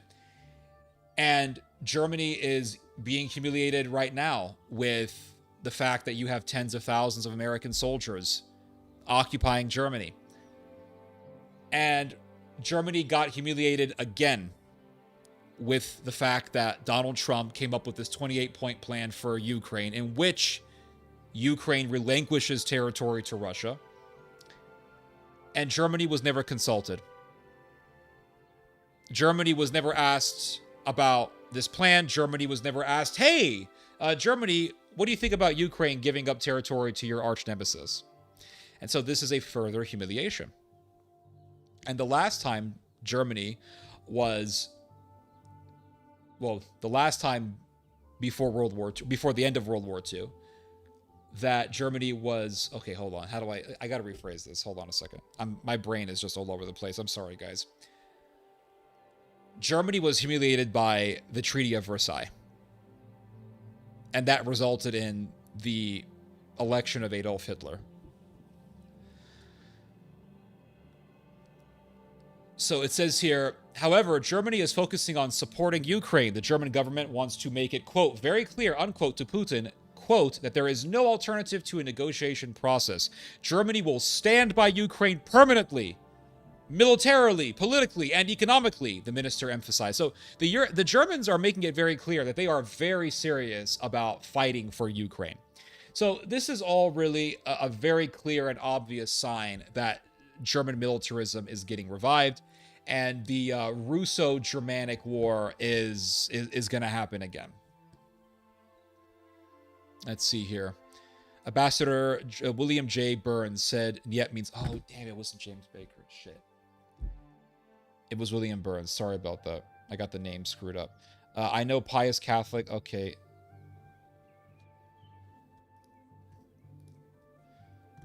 Hold on a second.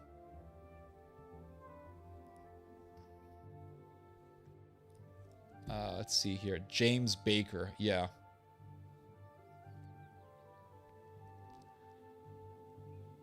The weak point in NATO is France. Their central command is too strict by the book, and the German military hates that because Germany saw how adaptation is a must for modern warfare thanks to the war. Yeah, you're absolutely correct.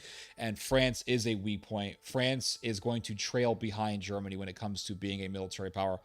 The only thing right now that France has to its advantage is its nuclear weapons. And Germany will eventually get nuclear weapons, and when that happens, Germany will be the most powerful military in all of Europe. Let's see here. I don't know Elden Ring. Explain it in Skyrim terms. Stormcloaks, Imperials, Thalmor, Telvanni. I don't know. I've actually never played Skyrim. I just like the music, or Skyrim, sorry. I'm talking about the present NATO, Ted. The latest projection for the 2030s will put NATO on par with Russia if their budget gets approved by each government. All U.S. politicians worship the Wailing Wall. That's going to change in the future. Let's see here. That most Americans have Israel fatigue over Gaza and lobbies wanting conflict over there. Blah, blah, blah. Let's see here.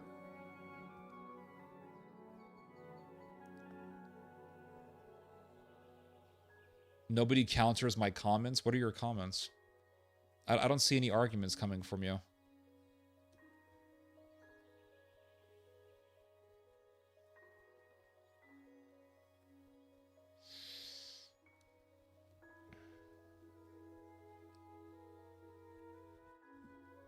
Okay. Well, thank you for the correction, Ortho Christos. Let's see here.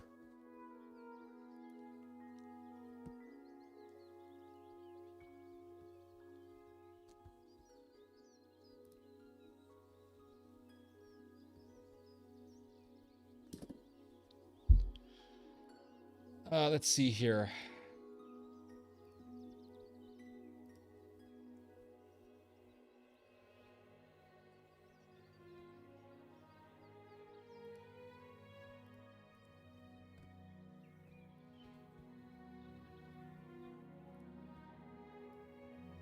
Okay, I want to show you guys something here. But there's something... Okay, I'm just going to read to you guys these articles here. This is from the New York Times.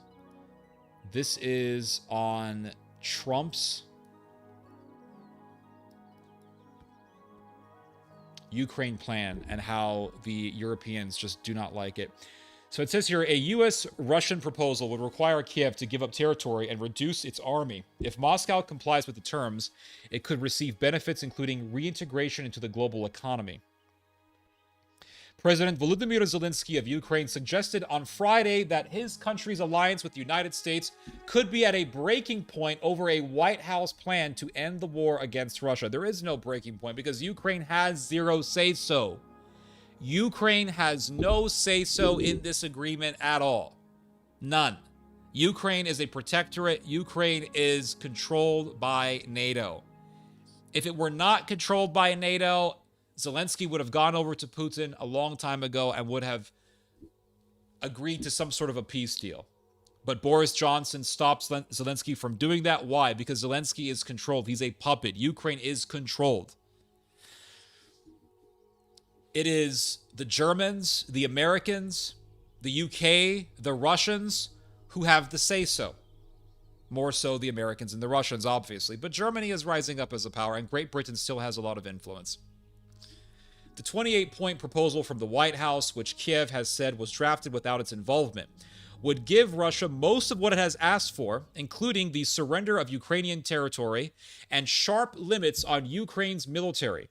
The plan would require Ukraine to accept conditions that it and its European allies have long called unacceptable and tantamount to capitulation. You see what I'm saying here? Tantamount to capitulation. Europeans are saying America is capitulating to the Kremlin, our arch enemy. We cannot allow this. We cannot rely on the Americans. We must make Germany strong again. That's what this is about. That's what this is about.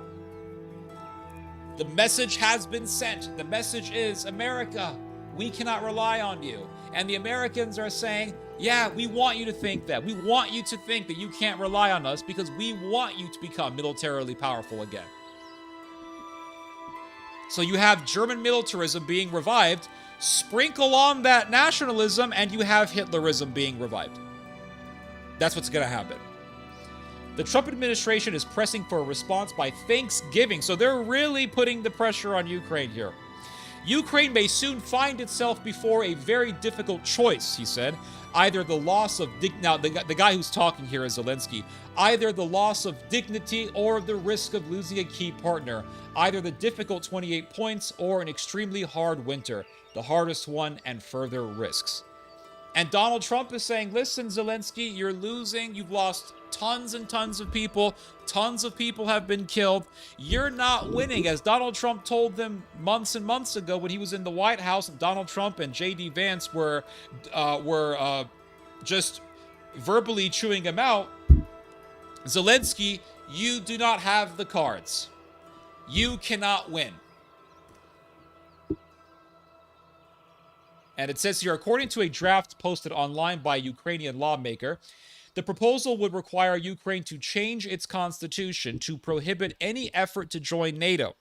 It would force Kiev to recognize Russian control of the eastern Donetsk and Luhansk regions, parts of which Ukraine still holds. So this is very interesting. Very interesting. It says here that the deal would require Ukraine to change its constitution to prohibit any effort to join NATO. So if Ukraine gets prohibited from ever joining NATO, what message does that send to the Germans? What message does that send to the Europeans? The message it sends is, well, because Ukraine is never going to join NATO, that means that Ukraine has no NATO guarantee for its security from Russia. Therefore, the Germans must step up. The Germans must rise up. And it says here, and it would cap the, so the agreement would cap the size of the Ukrainian army at 600,000, down from an estimated current strength of more than 800,000. The proposal would also bar the presence of NATO troops inside Ukraine. Ooh, now this is interesting. Because it says here that this would derail a European plan to help ensure the country's post-war security. Now, what happened earlier this year? You had the Great Anchorage Summit between Donald Trump and Putin. Putin and Trump met up in Alaska. And they shook hands, and Putin put a laurel, or he put some sort of a ring of foliage on a grave for people who died in World War II, and it was this very historical event. And they talked about peace in Ukraine. They talked about settling the war in Ukraine. And Ukraine relinquishing territory to Russia was a major topic of discussion, not just in the Anchorage summit, but amongst the Europeans. And what did the Europeans do? They called up Donald Trump, the Germans, the French, the British. They called up Donald Trump and they said, Trump, you must allow us to put troops in the part of Ukraine that is not controlled by the Russians. If you make a peace agreement, or if you make a ceasefire agreement with Russia, if you broker a ceasefire between Russia and Ukraine, and you allow Russia to fully control eastern Ukraine, you must allow for European soldiers to be deployed into the part of Ukraine not controlled by Russia. And what did the Russians say to that? The Russians said, if an EU soldier puts one foot, makes one step onto Ukraine, it will be considered an act of war. This is what the Russians said. This is what the Kremlin said. And so, in order to get the Russians to agree to end the war, the Russians have to be given the guarantee, they have to be given the promise that EU soldiers, NATO soldiers effectively, will not be allowed to step foot on Ukraine. And so if the Russians are going to be convinced to stop the fighting, that guarantee must be made. So let's say there's two different ways that this whole thing can play out. One is that the Russians and the Ukrainians and the Americans sign on to it and the agreement is made, and eastern Ukraine is considered a part of Russia, and eastern Ukraine is going to be just Ukraine at this point. And EU soldiers are not allowed to step foot on Ukraine. If that happens, then all that's going to do is intensify Germany's interest to boost up its militarism, to boost up its military capabilities. Because they're going to say, well, we're not allowed to put troops in Ukraine, so we have to amplify and intensify our militarism and also our nationalism, because Russia is now closer to us. Russia has now expanded into eastern Ukraine. It is closer to Poland, and thus it is closer to us. And therefore, we must become powerful again. It's going to further incentivize the Germans to make their military strong again and to revive their power. And they're going to say, well, poor Ukraine it's left with no allied soldiers within its borders. We're going to have to go in there. And eventually there's going to be a clash between the Germans and their allies and the Russians and their allies, the Belarusians, etc. Now, if the Ukrainians and the Russians and the Americans do not sign on to this deal, or if some of them do, but then Russia doesn't, and the plan is never fully agreed upon, the message that the message that says the Americans are actually willing to abandon Ukraine and force the Ukrainians to give up territory to the Russians will have been made and has already been made. The message has been sent and will be sent even further. And the Germans are saying this, and they will be saying this even more, that, look, we cannot trust the Americans because they have pressured the Ukrainians to give up territory to the Kremlin, our arch enemy. So we cannot rely on the Americans, and therefore Germany must become powerful again. Either way you look at it, no matter what happens, Germany is going to be revived. That's the bottom line. So it says here,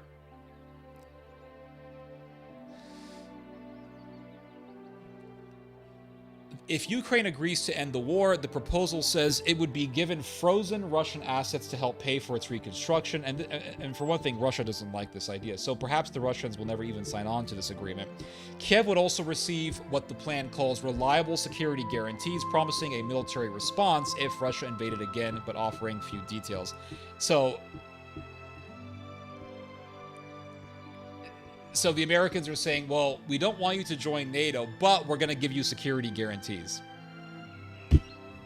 That's a very nice loophole for the Americans. That's a very nice way of the Americans saying, we're not going to be obligated to take care of you. Germany, you take the mantle.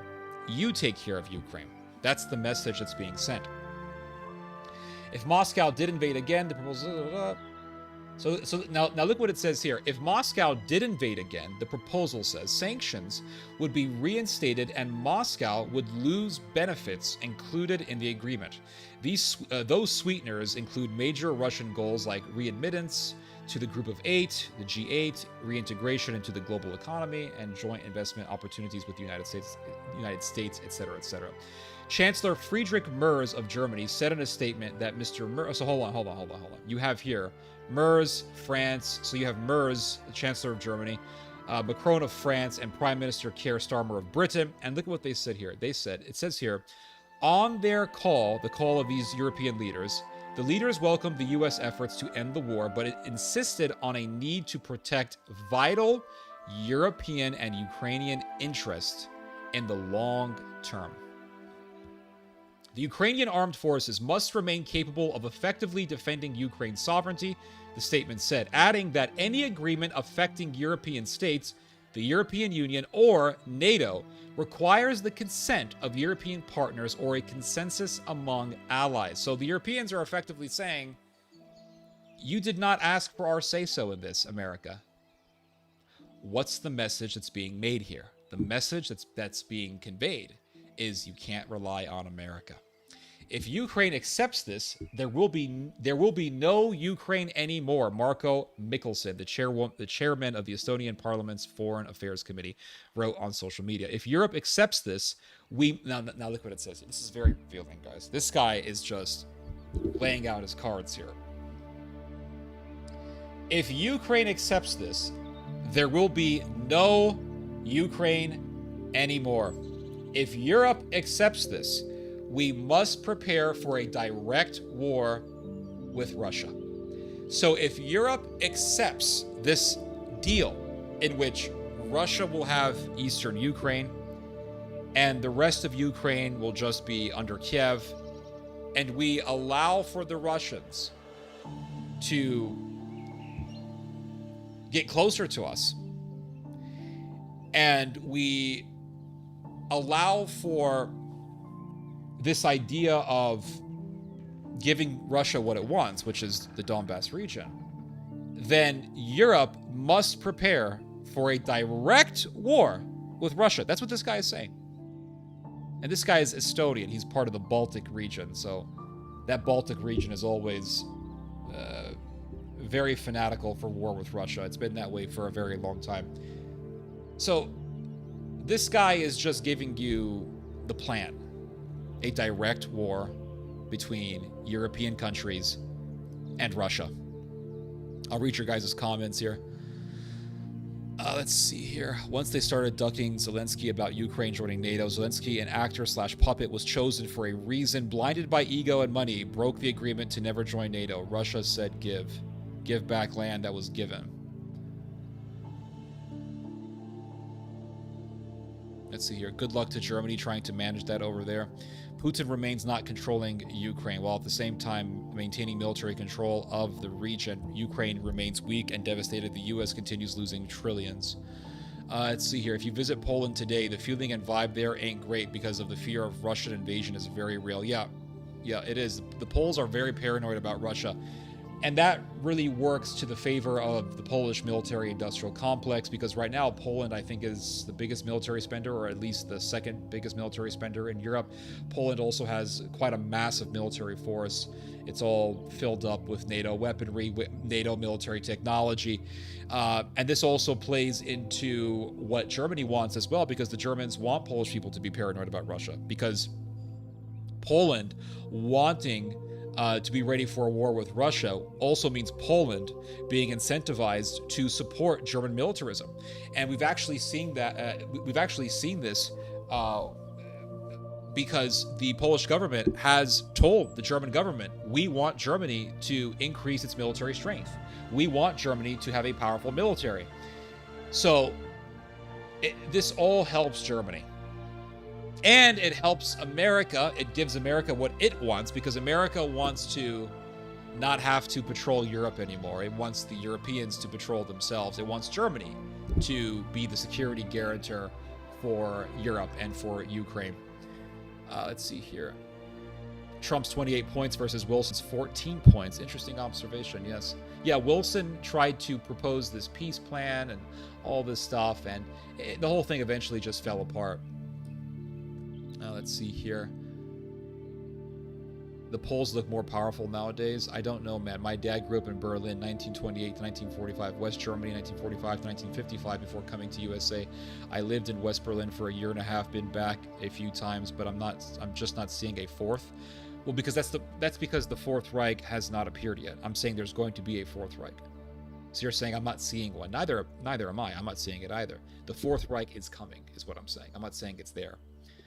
Let's see here. I remember Trump stopping Huawei installing 5G. We may be calling them back. Let's see here. I can bring peace. Why do people insist on writing in all caps? It's just so crazy to me.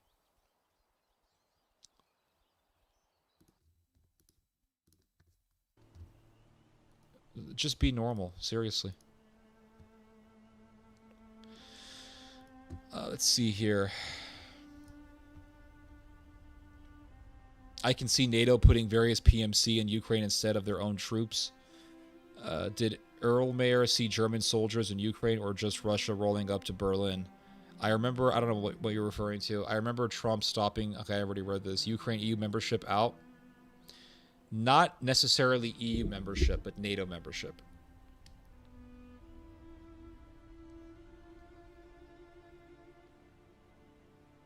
Yeah.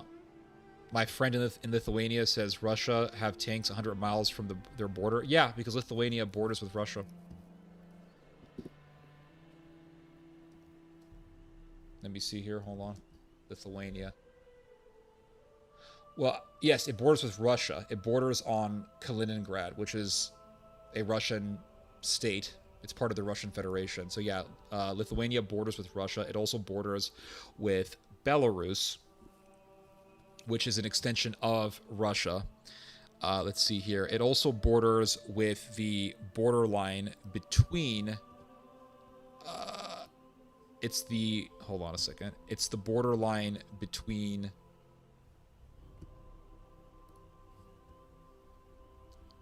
Belarus and Latvia. And so they say that borderline between Belarus and Latvia is one of the it's like one of the hotbeds of tension between Russia and Europe, because the theory that a lot of people have is that if Russia has to go into war in Europe, it's going to go into Europe through Belarus, and it's going to go specifically through that borderline between Latvia and Belarus, and it'll go into Lithuania, because Latvia is Russia. Sorry, not Latvia. Kaliningrad is Russia, and Kaliningrad borders with Poland. It borders with Lithuania. Wait a second. Sorry, not the borderline between Latvia and Belarus. Today is just not my day, guys. I'm so sorry about this. I really am.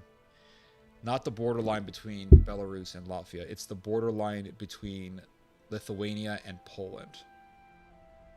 Because that borderline between Lithuania and Poland connects to Belarus.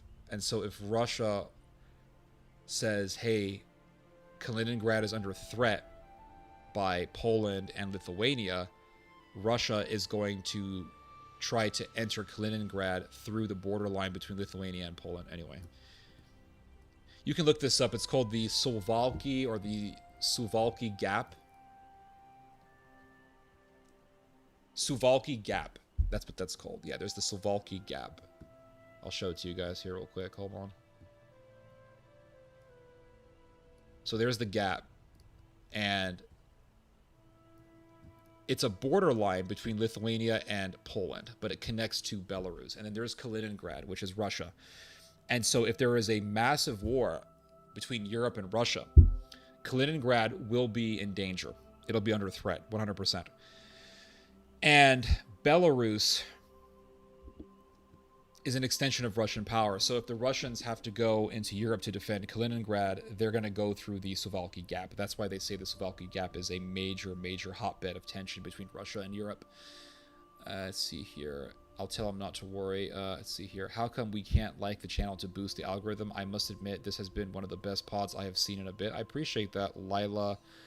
Let's see. Lila, I can't say her name. Lila Gahir. I don't know. But I appreciate that, Lila. Thank you so much. Why can't you like? I'm able to like it. I just liked it just now. The like button is definitely there. I don't know what the issue is. It seems to me that Netanyahu will have to use the old name again. Yeah, exactly. That's true. That's a good point. Russia also stationed their troops on Finland's border. Yup, that's because Finland is, well, I mean, Finland borders with Russia. They have that Kola Peninsula region, which is right next to Russia. So, of course, you're going to have Russian troops right next to Finland. Let's see here. My dad was glad to see Germany reunified, but in the 1990s, he told me he thought Germany should leave NATO and declare neutrality. Yeah, and that wasn't going to happen because NATO wants to have its empire in Europe. The whole idea of NATO is America controlling Europe. That's the whole idea. And if you cannot control Europe without controlling Germany. You can't. The Roman Empire tried to control Europe, and it ultimately failed because it could not control and fully take over the Germanian lands. Let's see here, guys. I'm going to change this music a little bit here.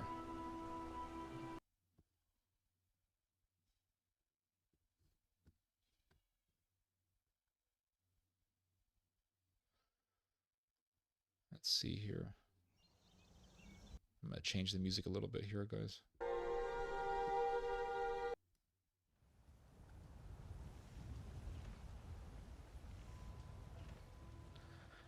Let's see here.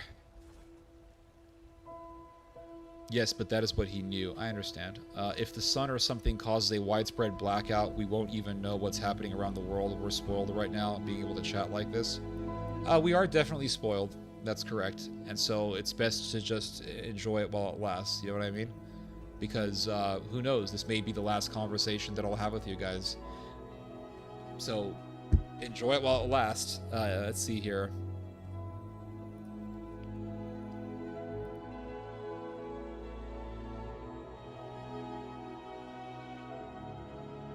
I want to show you guys something else here.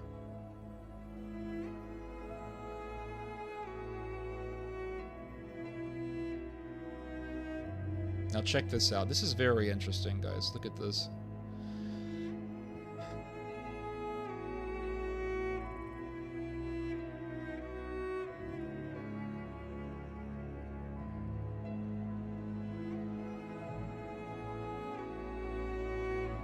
I side with God and truth. Well, that's good. Let me lower the music down a little bit. So it says here, the U.S. is sending signals that everything could be off the table if Kiev does not quickly sign a proposal, which was drawn up by Special Envoy Mr. Witkoff. Okay. The White House is... it just accidentally scrolled up. Sorry about that. The White House is pressuring Ukraine to sign on to its new peace proposal by Thanksgiving or lose U.S. support in its war with Russia, according to 5 people familiar with the talks. U.S. Army Secretary Daniel Driscoll presented Ukrainian President Volodymyr Zelensky on Thursday with a version of the 28-point plan President Donald Trump's Special Envoy Steve Witkoff recently drafted with Russian envoy Kirill Dmitriev. A massive, so the plan stipulates a massive reduction of of Ukraine's army size and ceding territory to Russia that Moscow has not conquered militarily. Now, the Washington Post, I must say, is being very, very scoundrelly in this article here, because it says a region that Moscow has not conquered militarily. Excuse me, 99% of Luhansk is controlled by the Russian Federation. Around 70% of Donetsk is being controlled right now by the Russian Federation. So don't give me this bullshit, like, as if this deal is just some sort of a plan to just give away territory to Russia that Russia has not fought for. Russia is winning the war in Donbass. They have taken control over the vast majority of Donbass. Really. Really. They're winning the war. Listen, if Russia wasn't winning the war, if Russia was just being dominated right now, there wouldn't be this deal. America would not be doing this deal. America would be egging Ukraine on, cheerleading Ukraine from the sidelines and saying, go, Ukraine, go. Hit him with the HIMARS. Hit him with those British long-range missiles. Hit him hard. Hit him with those German Leopard tanks. Hit him. Get him, Ukraine, get him. But that is not what's happening. What's happening is America is saying, let's have peace. Let's stop the fighting, really. That's what's happening. That's why they're doing this peace proposal. Because America, Germany, Great Britain witnessed the Oroshnik. This freaking lightning bolt from Zeus hitting Ukraine. And they said, okay, guys, let's back off. Hold up. Wait a minute. Let's back off for a moment here, guys. That's why this is happening. Because Russia is clearly winning the war. That's the reason why. So it says here, Donald Trump said, because Donald Trump was asked, well, you know, are you really giving Zelensky a Thanksgiving Day deadline? And Donald Trump said, I've had a lot of deadlines, but if things are working well, you tend to extend the deadlines, but Thursday is what we think is an appropriate time. So he said this on the Brian Kilmeade show, adding that Ukraine was losing land and will lose in a short period of time. So Donald Trump is saying, we lose it, guys. We ain't winning shit.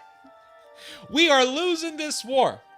So really the only benefits that America has gotten out of this war is dead Russians. I mean, sadly to say, this is the dark, sinister reality of all this. America likes the fact that a lot of dead Russians have been made. They like this.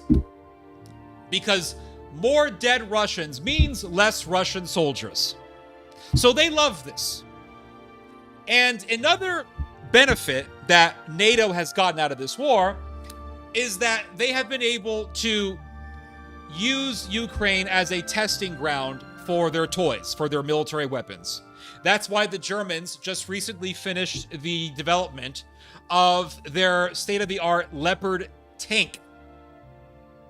Because they sent their old clunkers to Ukraine. They watched as their old clunking tanks were destroyed by the Russians. They analyzed why the tanks were destroyed. They made note of why they were destroyed. They jotted down the details, and they built on that knowledge, adapted, and they have made a better tank. All because they watched as Ukrainians were slaughtered on the battlefield using German tanks. So this is the benefits that NATO has received. Sadly enough, it's a dark reality, but this is the reality nonetheless. But at the end of the day, NATO is losing. And Donald Trump has made this very clear. He just said it. He says it right here.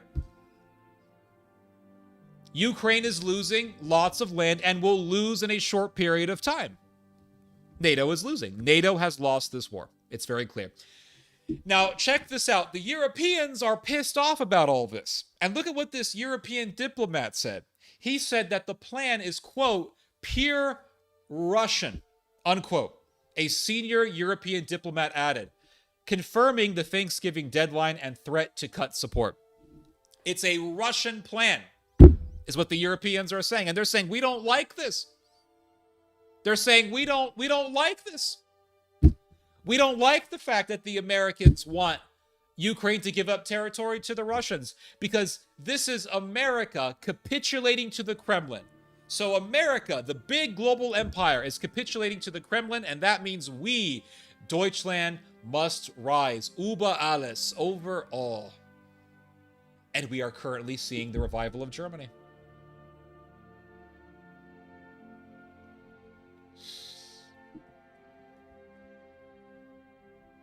Another diplomat involved in the discussion said Ukraine is under extraordinary pressure to agree to a deal by Thanksgiving amid U.S. threats to withdraw assistance.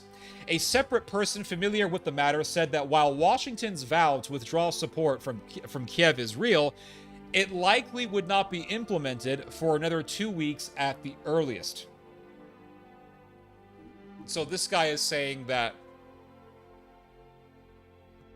it's not going to happen immediately, but it eventually will happen, ultimately. German government spokesman Stefan Cornelius said the leaders had agreed, quote, vital European and Ukrainian interests must be safeguarded.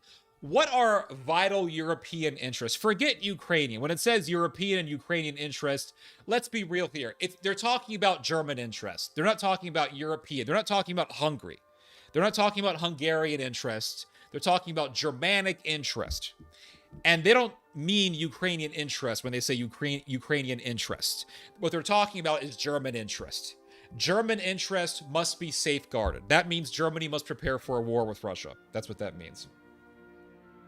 The proposed settlement would bar the presence of any NATO troops.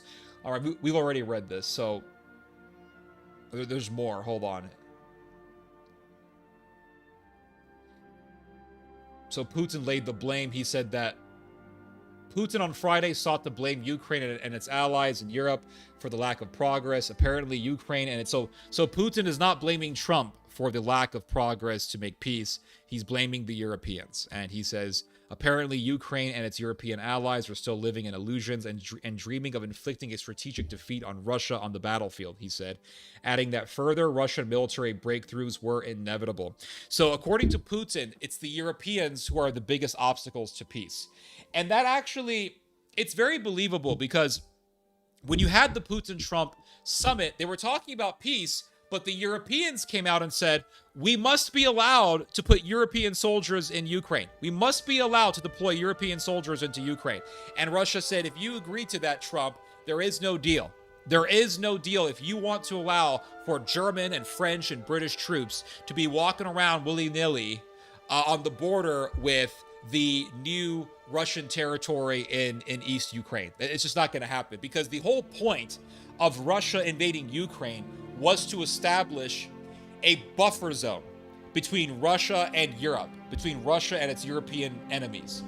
And so if you have EU soldiers, European soldiers, British, French, and German soldiers right there in the part of Ukraine not controlled by Russia, then it would mean that the entire point of the war was for naught, because the whole point of the war was to get the exact opposite of that. It was to establish a buffer zone. It was to establish massive amounts of space between the EU and Russia. So if you have British and German soldiers right next to Russian troops, then it would mean that the whole war was for nothing, and all those Russians died for nothing. So the Russians are not going to accept such a stipulation. They're not going to accept a deal if it requires that European soldiers be allowed to be deployed into the non-Russian part of Ukraine. So in the 28-point plan of Donald Trump, it says that NATO troops or EU troops will not be allowed to be deployed into Ukraine. Now, here's the thing, if Russia agrees to this and the deal is made, the deal is settled, the Americans may still try to push for European soldiers to be deployed to Ukraine, and the Europeans could also push for this, and they will push for this if the deal is actually agreed upon. And if they try to push for this, and they, like I said, the Europeans definitely will, they could try to form a loophole by saying, well, we could put European soldiers in Ukraine, and they're not going to be sent to Ukraine under the NATO flag.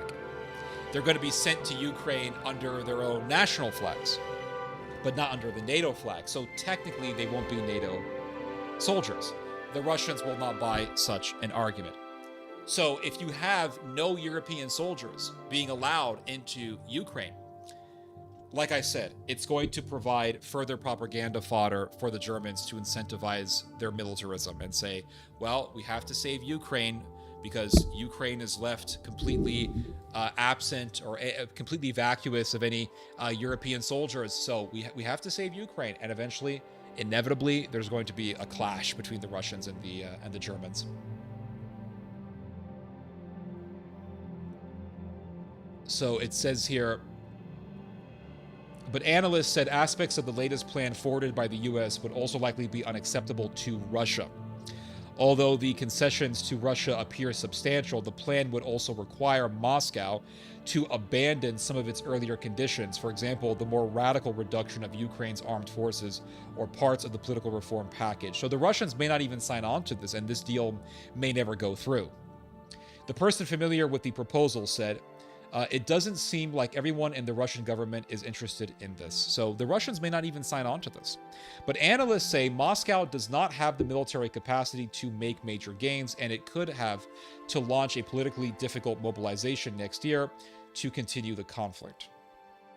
The United States would get 50% cut. The United States would get a 50% cut of the profits of investments made in Ukraine, blah, blah, blah. This is whatever. This is kind of the boring part of the article. I'll just skip this part. I'll read your guys' comments. Hold on a second.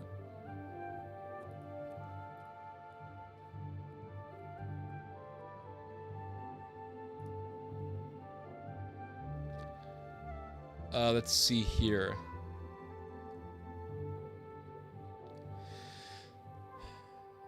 Did the Washington Post also just admit that we, the U.S., are in a war with Russia? I thought it was Ukraine. Yeah. It was never just Ukraine's war. America, or they, love this. Absolutely. Oroshnik Epiphany. Yup. Russia will never accept the proposal. I thought the plan was only a starting point. No way Russia will accept it. Their constitution does not permit giving away any territory. No way, no how. Well, Russia could agree to, let's say, trade certain territories for territory that it has not taken militarily yet. So, for example, it hasn't taken over all of Donetsk. So Russia could say, okay, we took over Zaporizhia. We'll give you Zaporizhia back, but you give us the rest of Donetsk. And we'll call it a deal. That could happen.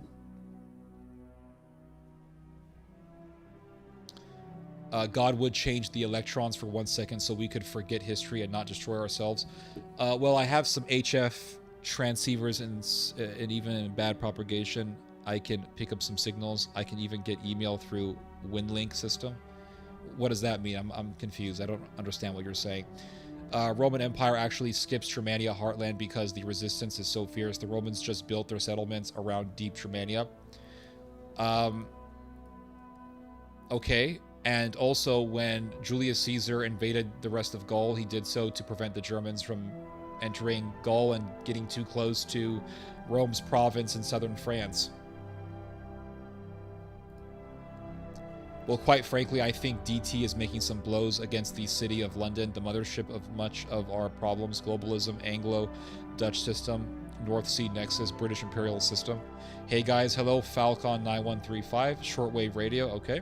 Think about it, China and Russia are the most advanced military in the world, which is why the USA just issued the SIG rifle to defeat their body armor. Interesting. Gladio feels sad, yup. One just has to see the Winter War of 1939 to see that Russia was not going to lose. Whose large percentage goes to Russia? Well, it says that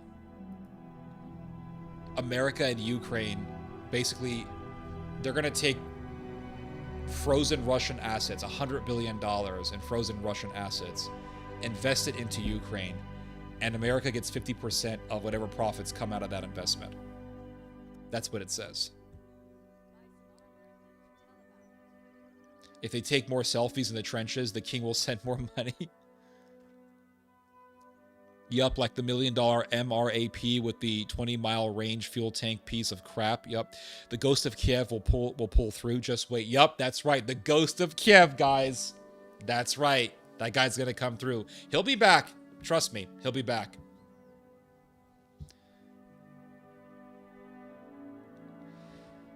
Let's see here. The shortwave radio connects to other radios to relay signals. Slow data system, but it works.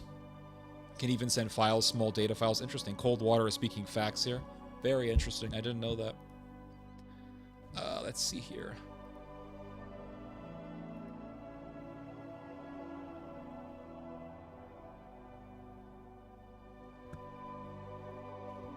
But either way, guys, either way, Germany is going to revive itself at the behest of the Americans.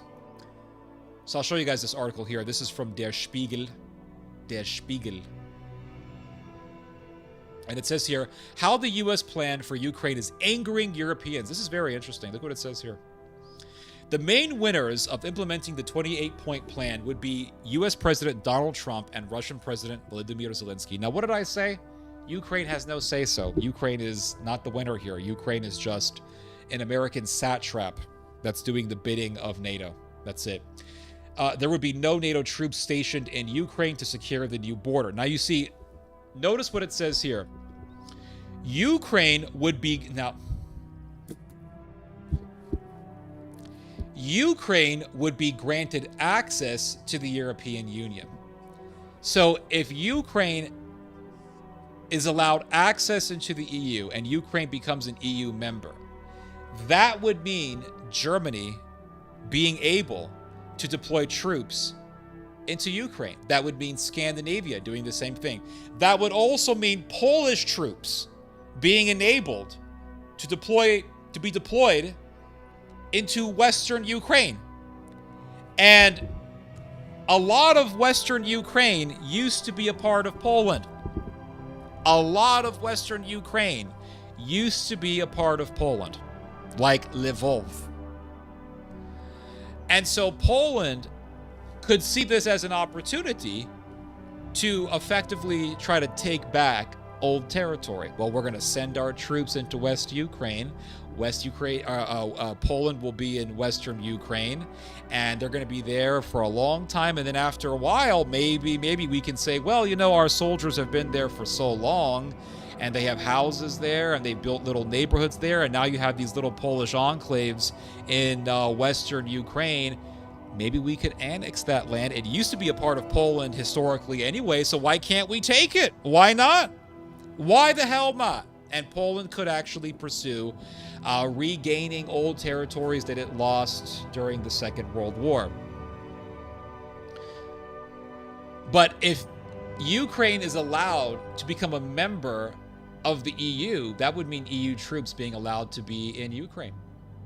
And you could have German soldiers, Polish soldiers, Scandinavian soldiers, Finnish soldiers in Western Ukraine.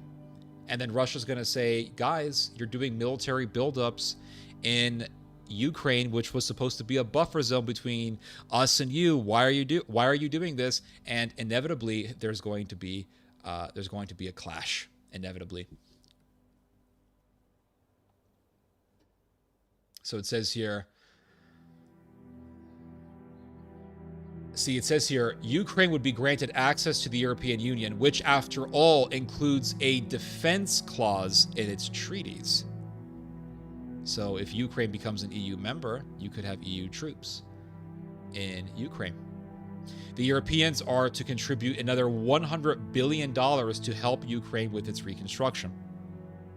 Now, it says here, what seems particularly absurd is what is supposed to happen with the Russian state funds frozen by the Europeans. $100 billion are to be invested in Ukraine for reconstruction by the U.S. under a regulated agreement, of which the U.S. is then to pocket 50% of the profits. At the same time, the Europeans are to contribute another $100 billion or 100 billion euros to help Ukraine with its reconstruction. So the United States is saying, we don't want to invest $100 billion of our own dollars. We're just going to steal it from the Russians and invest that $100 billion in frozen Russian assets into Ukraine, into investing in Ukraine. But Europe, you're going to have to invest $100 billion from your own money into Ukraine. But we're not going to do that. So this sounds like another humiliation. And what happened when Germany was humiliated after World War I?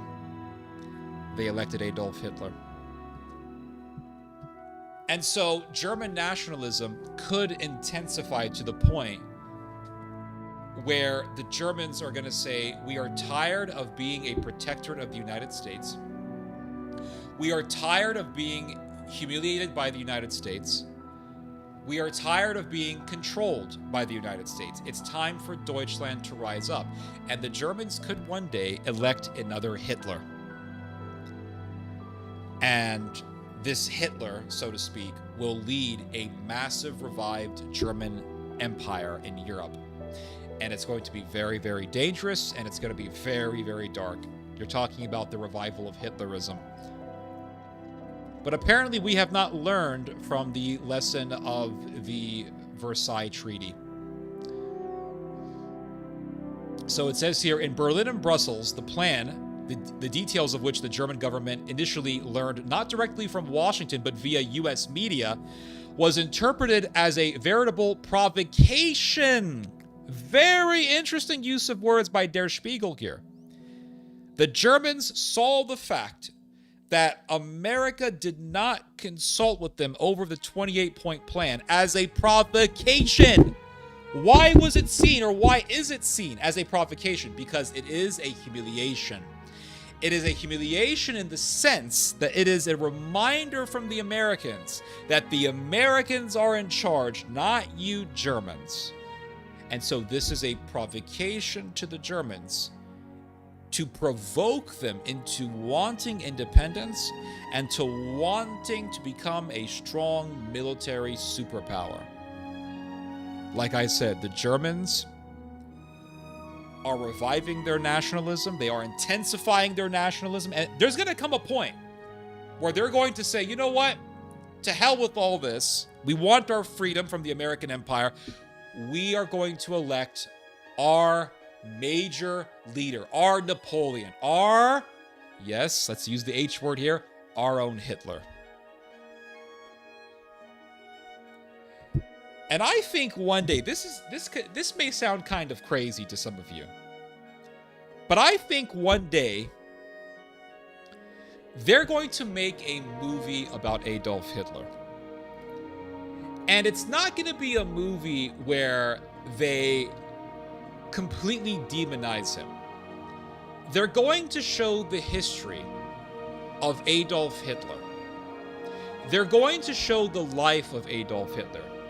How he went from being a bum who was homeless and a starving artist to becoming the most famous political leader in modern history.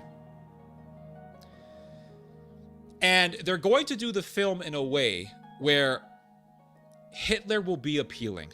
Now, they're going to show atrocities. They're going to show that Hitler was kind of crazy. They're going to show that Hitler was anti-Semitic. They're going to show that Hitler was a militarist, that he was an expansionist and all that stuff, that he believed in Germanic supremacy and all that stuff. That's true. They're going to show all that stuff. But they're going to show it in a way that's memeable, meaning it can be made into a meme. And they're going to show it in a way that is appealing to younger people. They're going to make it cool. So what do I mean by this? I'll give you guys an example of what I'm talking about here. Let's look at the movie Joker. I was thinking about this last night. Let's look at the film Joker. Joker is a movie about a murderer. Joker is a murderer. He murders multiple people in the film. I'm talking about the Joaquin Phoenix Joker movie. But the film is done in a way where Joker is presented in a very artistic fashion. So he's a murderer, yes, but the texture of the film is very light on the eyes. It's almost like you're looking at a painting, a very well done painting. The texture is very good in the film. Then you have the music. You have the very melancholic yet beautiful cello music that plays in the back as Joker dances in a bathroom, and he dances in a way that's very melodramatic. And then you have the cello music in the background. It's very artistic. It's very appealing to people.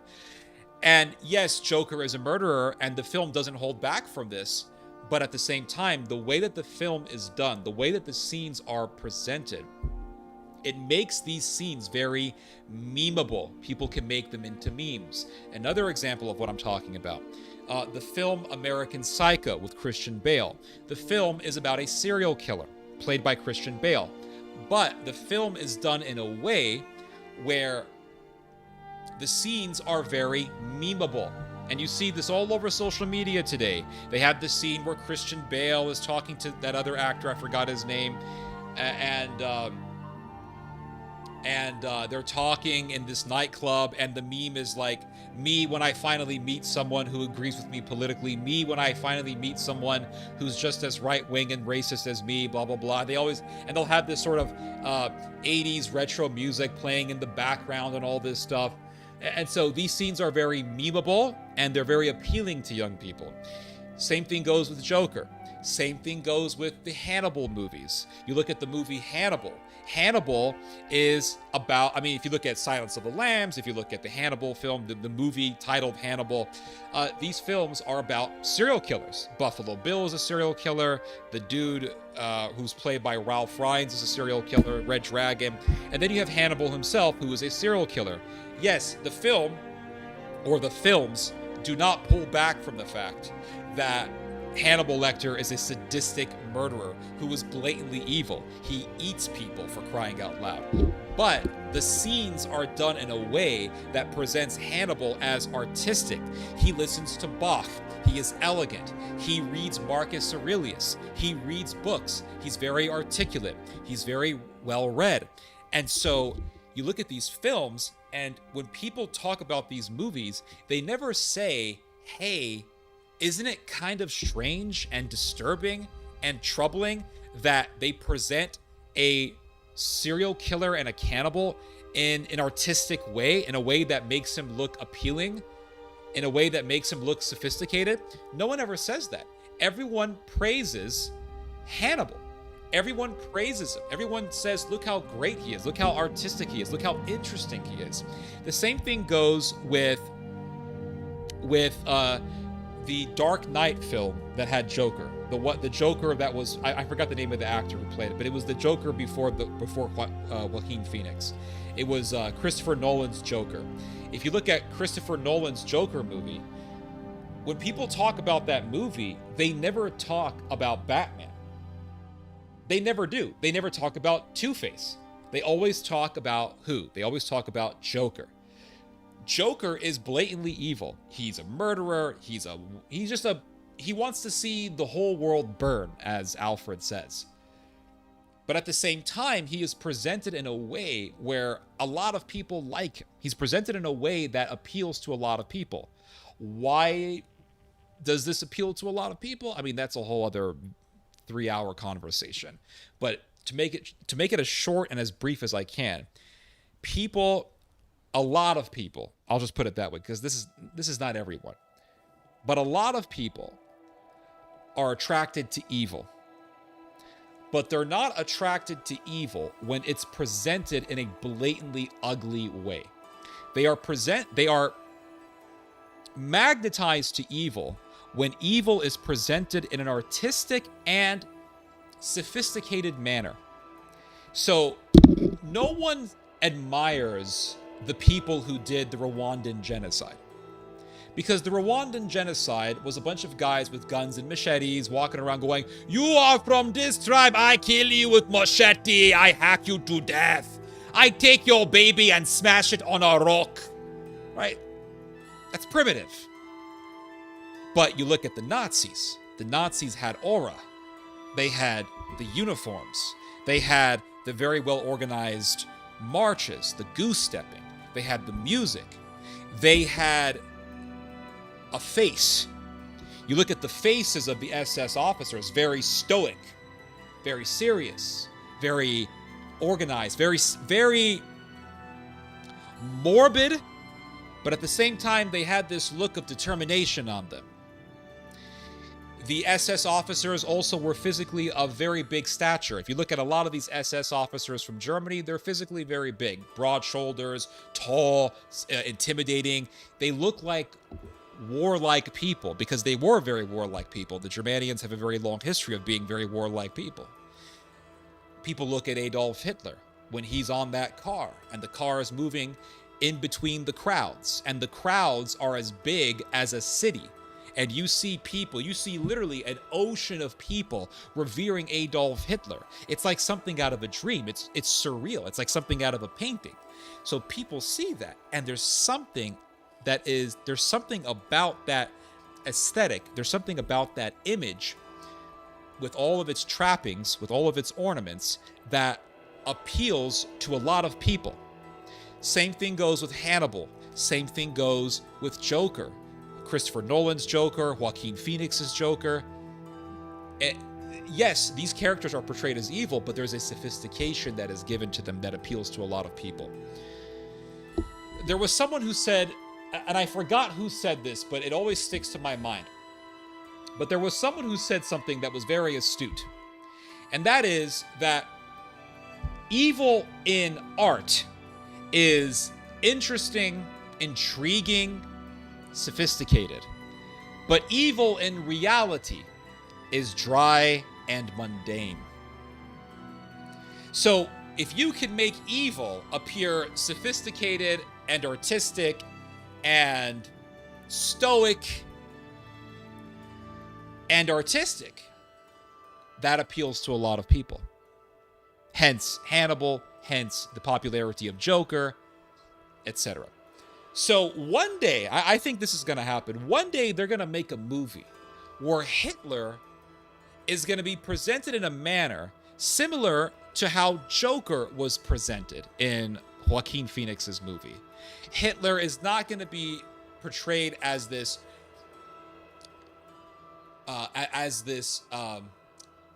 raw evil character, as this primitively evil character, as this Neanderthal, as a buffoon. Hitler is going to be portrayed as a man with very deep thoughts about the world. He will be portrayed as this man who is frustrated with how the world is. And there's going to be scenes in this film where he's going to be complaining about the Jews. And he's going to say something about the Jews that people today, that people in our society will hear and say, wow, he's right. I'm not saying he will be right, but people will say, wow, he's right. That sounds like what's happening today. That sounds like AIPAC. That sounds like the bankers. And the scenes will align with the phenomenon of anti-Semitism that we are currently witnessing. Hitler, most people don't know this, but Hitler was actually homeless at one point in time. He actually lived in a homeless shelter. They used to have these big houses for homeless people in Austria where Hitler lived. And Hitler lived in this house for homeless people. So you would live in this. Now you would go out and work. During the day you would work, but at night you would stay in this house. So during the day, Hitler would try to sell his art. He was this starving, struggling artist. And then at night he would stay in this house. This film is going to show that. It's going to show Hitler as this impoverished, starving artist who is frustrated with the world. And the way the scenes will be portrayed will be very artistic. The texture of the film will be very attractive, like the Joker movie. There's going to be there's going to be music that's very attractive. And the film will be memed to death. And the film will be a success, not because Hitler is unpopular, but the opposite. Hitler is very popular. This is my thought. I could be wrong, but I think this is going to happen one day. I think they're going to make a Hitler movie that's going to be done in the same type of style as Joaquin Phoenix's Joker. That's my opinion. That's my opinion. Did you see the movie Look Who's Back? Hitler Wakes Up in Modern Times? Yes. I didn't see the full film, but I did see. Now, you see, this is an attestment to what I'm talking about here. There was a movie or a show that was produced in Germany called Look Who's Back. And got an actor to look almost exactly like Hitler. And they had him walk through the streets of Germany. And people, white Germans and non-white people living in Germany, wanted to take photos with him. They wanted to take selfies with this Hitler reenactor. Which really, and this was back in like 2016, 2017, or somewhere around there. And it really was an attestment to what I'm talking about, that Hitler is making a comeback. Never heard of it. Never heard it put that way. Very interesting, Theo. Appreciate that, Jose. Let's see. Kabbalists love their art. Let's see. Have you read Pope Pius XII's Revisionism by Robert Farrison? No, I haven't. Europa, The Last Battle. God bless Rusty. Hope you. Okay. Let's see here.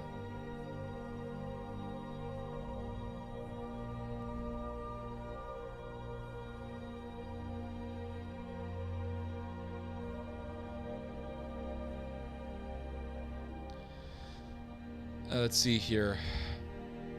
So I'll continue to read this, but I think that's going to happen. I think they're going to make a movie about Hitler, and it's going to be like Joker, and it's going to be super successful. It's going to be super popular, and it's going to be crazy. I'm telling you, I think it's going to happen. They're going to have a scene where Hitler is sitting on a chair in a dimly light room, and he's going to be staring into the great void, and he'll either be talking through his mouth or he's going to be talking in his head, and you're going to hear it through a voiceover, and he's going to be saying something like, the elites dare believe they can run the world for this long. Well, I will rise, and I will show the world what real power looks like. Something like that, right? It's going to be something to the likes of that. There's going to be a scene where Hitler's going to be in some bar, some tavern, and he's going to be talking to somebody, and he's going to say that Der Juden is controlling the finances, and they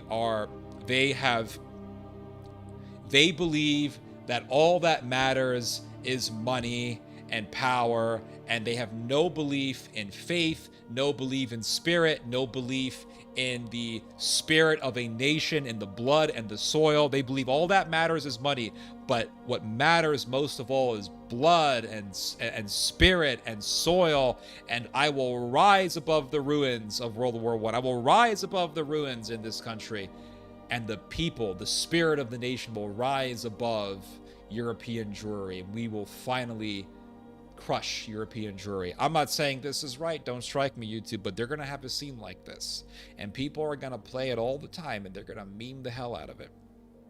Anyway.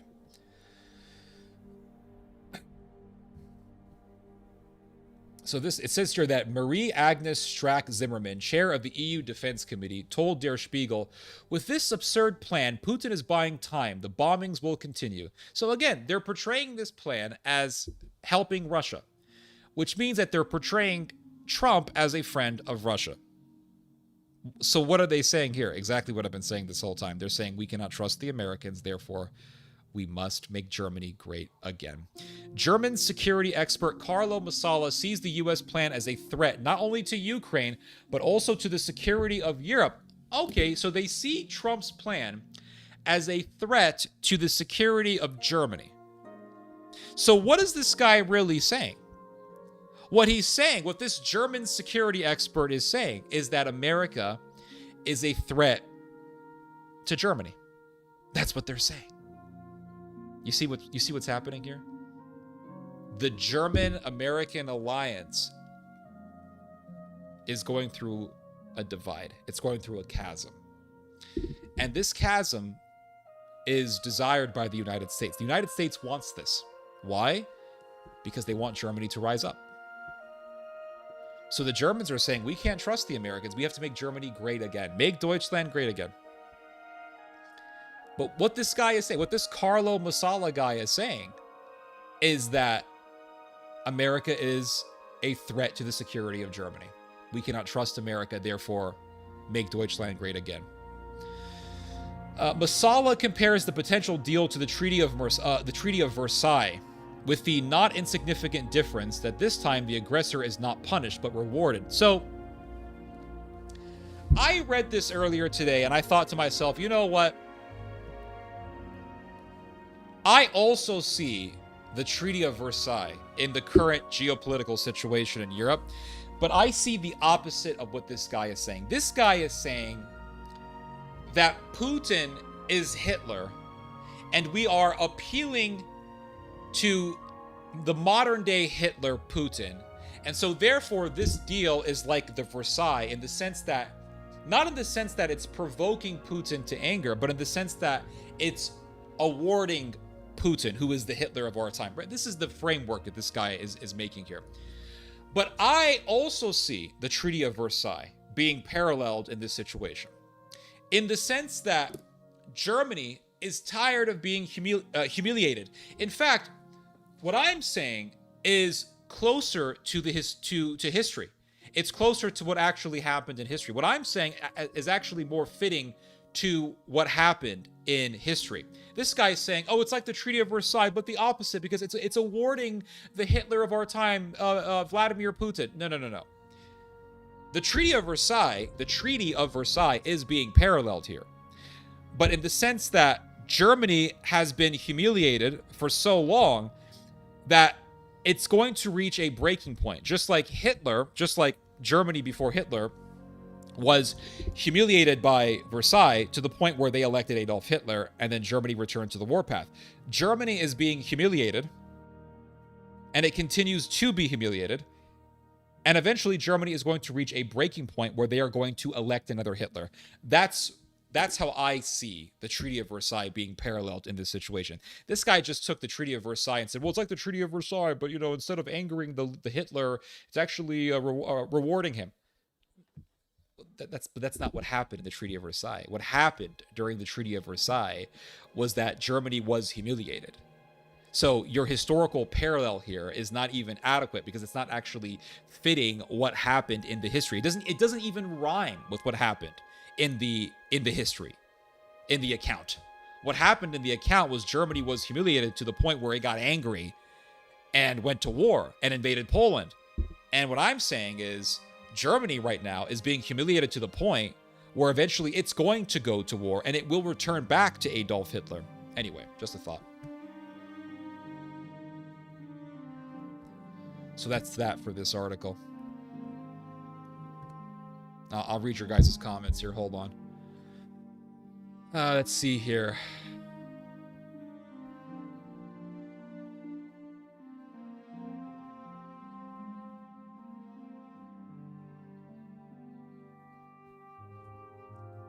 I'm at a layover in Atlanta. Got an hour before I board my next flight. Well, safe travels to you. My dad knew stuff. It was a rough childhood in the Hitler Youth, but he sure knew how to speak many languages, could do advanced math, and knew a lot of history. People were very intelligent in those days, much more than now. But yeah, he really got his ass handed to him in World War II. It was rough for his family. I'm sure it was. Let's see here. But is it not true that a country can decide the paths that they do decide upon? Countries can decide the paths that they do decide upon. The question is not whether they can, but whether they should. That's the question. It's like with science. Scientists will say, well, we can do this as scientists, right? We can make a nuclear bomb. But they never ask if they should make a nuclear bomb.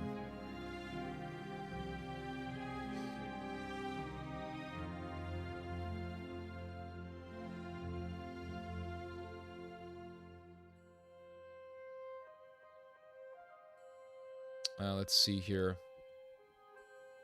Aren't there these alternative Hitler documentaries called The Great? Yes, there are, but it's not a film that can artistically and aesthetically appeal to a massive audience. It's a documentary. So a documentary is, artistically speaking, going to be much different than a movie, and it's going to convey a different psychological effect than what a film can offer. So if you watch a documentary on D-Day, it doesn't have the same psychological effect as, let's say, watching Saving Private Ryan does. When you watch Saving Private Ryan and you see the soldier with his intestines out and he's screaming for his mother, that has a much more impactful psychological effect than a documentary does. Even though the documentary is actually giving you a lot more historical knowledge than Saving Private Ryan does, it's still, we're talking about the psychological effect of a film. A film's power, a film's impact on people is not entirely dependent on whether or not it's historically accurate. a film's deeper impact on a population is dependent on how it can psychologically affect people. And that stems from aesthetics, that stems from music, that stems from just artistic direction. Well, I have to admit, I would probably watch that movie, and so would I. But it's just that I would watch it and think, okay, I know what's going on here, whereas a lot of other people would watch it and say, oh, this is awesome. Make Palestine great, okay. Make Mexico great, okay. The path of expansionism is the same as the path of the sword. Yes. Pope Pius XII by Robert Forrison. Read it? No, I haven't.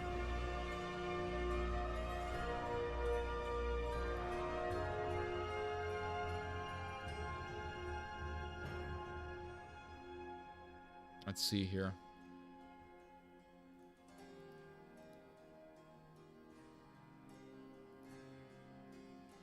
Let's see here, guys. Hold on.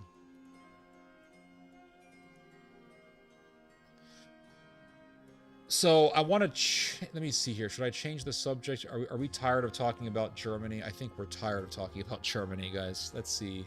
Well, actually, no. I'm not tired of talking about Germany. Hello, Crowbane. I actually want to get a drink of water, to be honest with you guys. My mouth is kind of dry, so give me 1 second here, okay, guys? Hold on.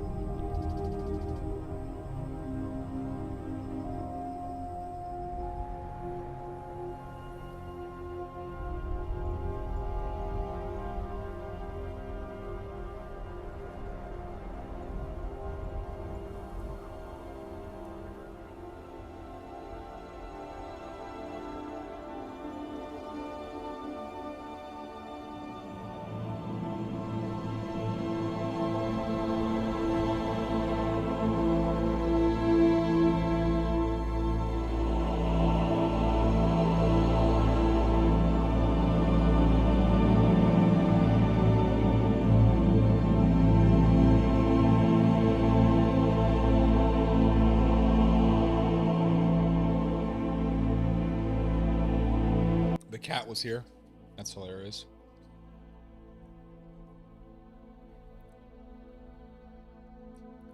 Let's talk about China possibly taking Japan and Taiwan back from America. You mean conquering Japan? Mexico was never great. That's funny. That's a good one.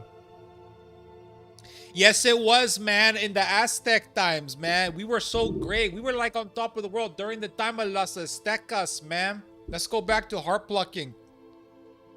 Mexico is already at a point of heart plucking. The cartels do plenty of that already. Pope Pius XII revisionism. So is it defending Pius XII? I was researching yesterday. The last time the U.S. Marines ventured into the waters of Taiwan was in April of 2023. Well, they're trying to provoke China to take over Taiwan. They want China to hit Taiwan so that they can have a reason to unleash Japan on the Chinese. And also another thing, the United States right now is pursuing to become able to independently build its own microchips, because right now a lot of our microchips or semiconductors are built in Taiwan. So Donald Trump is trying to get America independent when it comes to making our own microchips. So once America becomes independent when it comes to making microchips, Taiwan will no longer be necessary. And that way, if China ever hits Taiwan, America wouldn't really be that affected, and it would just be an excuse for the United States to unleash the Japanese on the Chinese, and then America could cheerlead a third Sino-Japanese war.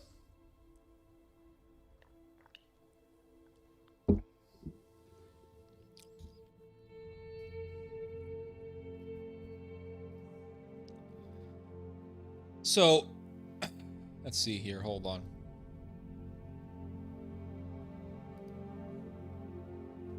Let's see here.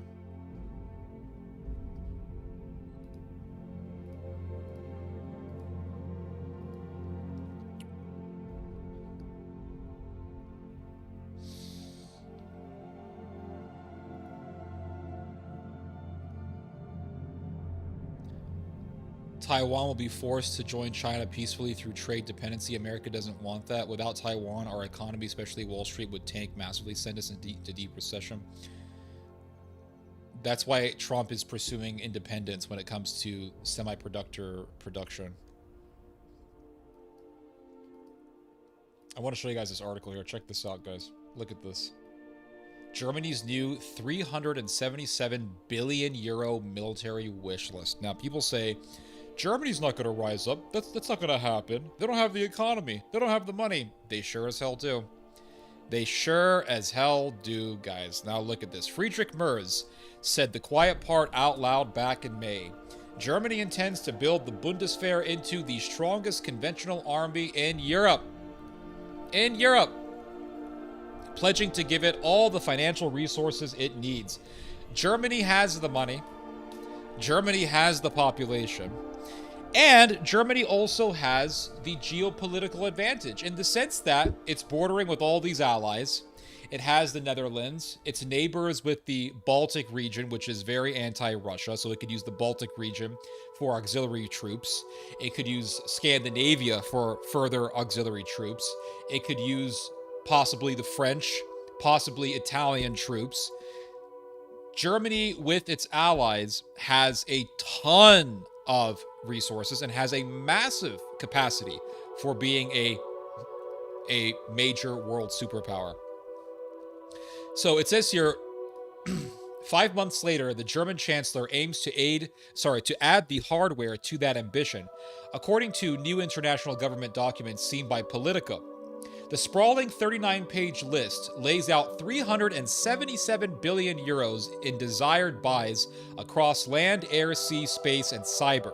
The document is a planning overview of arms purchases that will be spelled out in the German military's 2026 budget. But many are longer-term purchases for which there is no clear time frame.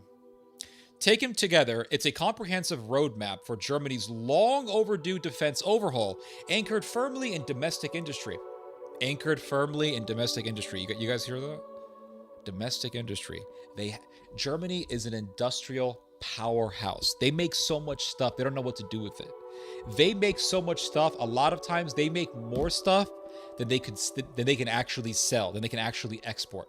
Sometimes they have this influx of domestically made products that it's just too much to even export.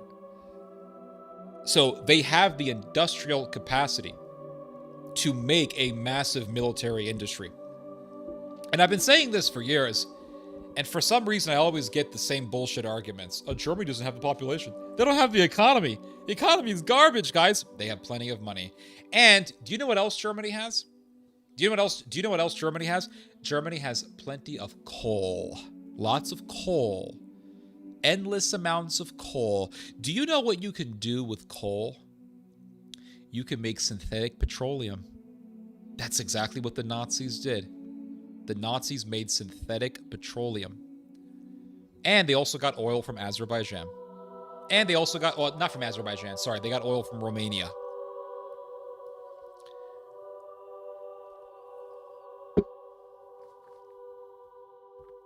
So it says here, taken together, it's a okay, I already read this. Politically, the timing tracks with Merz's shift to a new financing model. Since the spring, Berlin has moved to carve out defense from Germany's constitutional debt break. So in other words, it used to be that Germany used to be very strict when it came to military spending. Merz entered office as Chancellor of Germany, and he just got rid of all that. He said, nope, no limits. We can spend as much money as we want on the military, on the Bundeswehr, on the German armed forces. So now the German armed forces has endless amounts of money at its disposal that they can use to invest into the military and make it powerful. And so it says here, allowing sustained multi-year spending beyond the nearly exhausted 100 billion euro special fund set up under former Chancellor Olaf Scholz's tenure. Items on the list will eventually appear in smaller tranches when they're mature enough for a parliamentary budget committee vote. All procurements valued over 25 million euros need the committee's sign-off. The documents show that the Bundeswehr wants to launch about 320 new weapons and equipment projects over the next year's budget cycle. Of those, 178 have a listed contractor. The rest remain still open, showing that much of the Bundeswehr's modernization plan is still on the drawing board. German companies dominate the identifiable tenders with around 160 projects worth about 182 billion euros. Tied to domestic firms. Rheinmetall is by far the biggest winner. The Dusseldorf-based group and its affiliated ventures appear in 53 separate planning lines, worth more than 88 billion euros. So Rheinmetall right now is the biggest. It's the biggest defense company, military weapons company in all of Europe. It's massive. It's one of the biggest ones on Earth right now. It's huge. And their stock has skyrocketed. Why is that? It's because, well, follow the money. The money is the writing on the wall. The money shows us that Germany is pursuing militarism, that Germany is pursuing becoming a massive military superpower. So it says here, around 32 billion euros would flow directly to Rheinmetall, while another 56 billion euros is linked to subsidiaries and joint ventures, such as the Puma and Boxer fighting vehicle programs run with KNDS. In air defense, the Bundeswehr aims to procure 561 Skyranger 30 short-range turret systems, blah, blah, blah. I mean, they're really pursuing becoming a massive military power again. It's just very obvious. We can read more. It says here, in air defense, the Bundeswehr aims to procure 561 Skyranger 30 short-range turret systems for counter-drone and short-range protection, a program fully under Rheinmetall's lead. Along with that come grenades and rifle rounds in the millions. DL Defense emerges as the Bundeswehr's second major industrial anchor after Rheinmetall. The Bavarian missile manufacturer appears in 21 procurement lines worth 17.3 billion euros. The largest share comes from the Iris-T family, which is set to form the backbone of Germany's future air defense architecture, etc., etc. I'm not going to read this whole thing, but I think it talks about the new European fighter jet. So it says here, one of the most politically charged plans on the Bundeswehr's wish list is the potential top-up of 15 F-35 jets from Lockheed Martin worth about $2.5 billion under the U.S. foreign military sales system. And then it says here... Yep, right here. These would keep Germany's nuclear sharing role intact, but also retain its reliance on American maintenance, software, and mission data access. It could also signal a further German convergence on American weaponry it cannot replace, just as political tensions deepen over the Franco-German Spanish 6th generation fighter jet, the Future Combat Air System. So the Germans and the French and the Spanish, they're forming their own fighter jet called the Future Combat Air System. And it's going to be a 6th, not a 5th, a 6th generation fighter jet. It's going to compete with the American fighter jet. So the Americans want to sell F-35s to the Germans to keep the Germans dependent on the American empire. The thing is that the Germans are already pursuing an independently European-made fighter jet. And this is going to compete with the American F-35. So the Europeans, they already have the Euro Typhoon. And the Euro Typhoon has been shown to have the ability to crush the F-35 in a dogfight. It's a pretty serious piece of weaponry. So once the Europeans have their own independently made 6th generation fighter jet, they're going to be very militarily independent at that point.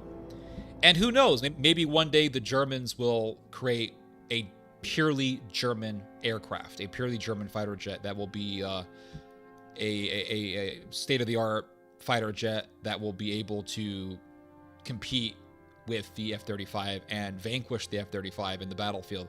Who knows? But it's very obvious what's happening. The Germans are pursuing an independent military with their European auxiliaries.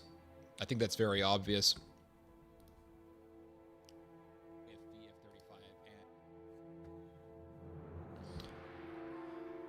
Let's see here. I'm just asking because I read your comments here. Hold on. He was an avid, Mr. Farrison was an avid Holocaust denier, the author. He was a French-British academic, something. He started questioning. Okay. I saw a video of a guy talking about that. The word Holocaust originally comes from Abel and Cain. Yeah, it means a sacrifice. That's what it means. German stuff is fantastic quality in general. Yep, it is. They make very good power tools. I actually wanted to ask my dad a lot more questions about the Third Reich, but it would send my dad to a depressed state if I pushed too hard. It was like the weird subject here in USA that I always felt was like walking on eggshells. You had a documentary on the Mexican cartels. Where can we see it? YouTube took it down. It was up on YouTube since 2015, and then it got removed, I think, sometime last year. I'll have to try to find it. I'm going to try to upload it on an alternative platform. I'll see what I can do. Power is Germany's hobby. Yep. Hello, Ted. I'm talking with close personal friends of mine, and I'm telling them I feel Finland wants to attack Russia. What do you think? Can you see Finland doing this? Maybe. Yeah, I can see Finland doing that as a provocation to get the Russians in so that the rest of the Europeans can, or the rest of the Europeans that actually want to fight Russia can have a war with the Russians. I can see that happening. I could see, let's say, a Baltic country doing something to provoke the Russians. Maybe one day, a Baltic country like Lithuania or Estonia could attack Russian minorities within their borders. and then that could provoke the Russians to go to war to save their people, because there are ethnic Russians who live in the Baltic region, so, or to heavily persecute and kill ethnic Russians within their border, that could act as a provocation for Russia to go to war in Europe. I took my daughter to TJ and Rosarita a few years ago. The driver of the tour bus was irritated, and all the Americans buying up the entire strip of Baja Mexico coastline. Oh, damn. Yeah, I can't blame him. I'm just asking because of Finnish military buildup and the allegations of Finnish border troop disappearing. The Blitzkrieg. How do Germans feel about possible nuclear war with Russia? I mean, apparently they are terrified of that, I'm sure. I would imagine so.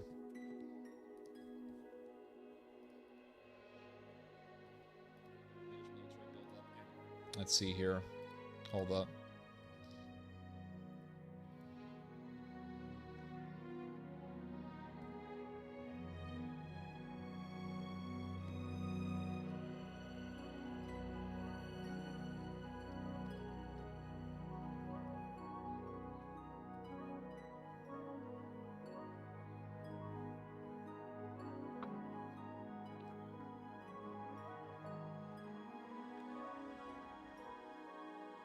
Now check this out, guys. This is very interesting. You know what, guys?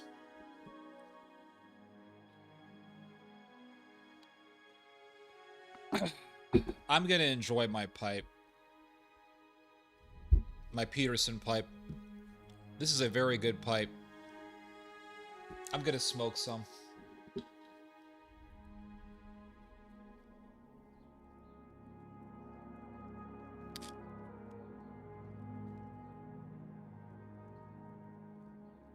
Who are you talking about, Pearl? Who wants carnage?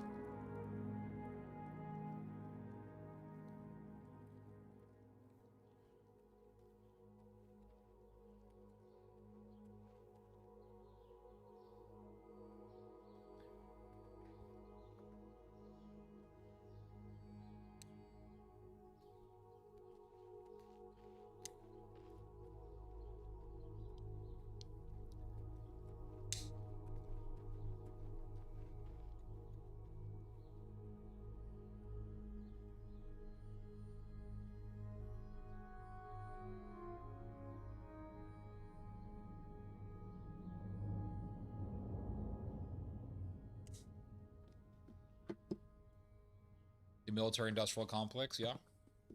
Absolutely.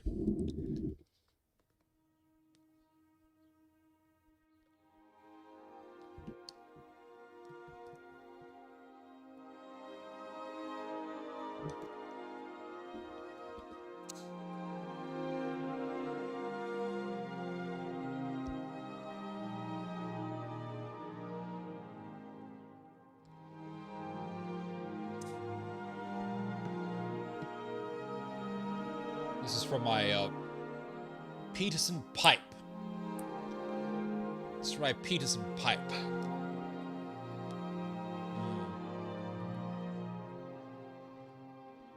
I'll join you. Appreciate that, sir. It's always nice to have a smoking buddy. Man, this thing keeps going out. I don't know why.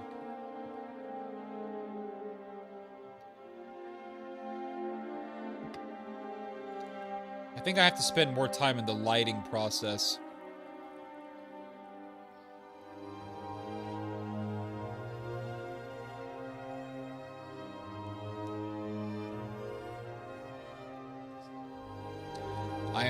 Hold on a second. I am dating this Croatian at the moment, Ted, and you're not kidding. She keeps fetishizing my Baltic features and makes roundabout comments about Aryanism. Really? Does she fetishize about, like, killing Serbian people?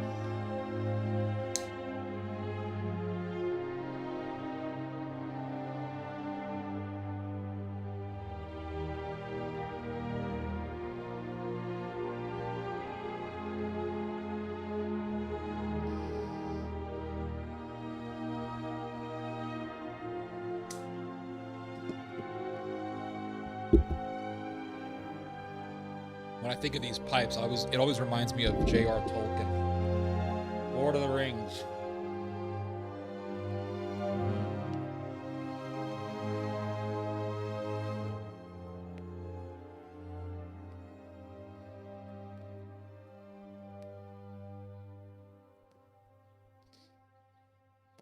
I can't help but when I see what's happening in the world with the rise of Germany and German militarism and this rise in European nationalism and militarism, and when you see this revival and this resurgence in Nazism, I can't help but be reminded of Elden Ring, where in the game Elden Ring, you have the lands between, and you have all these people fighting to become Elden Lord.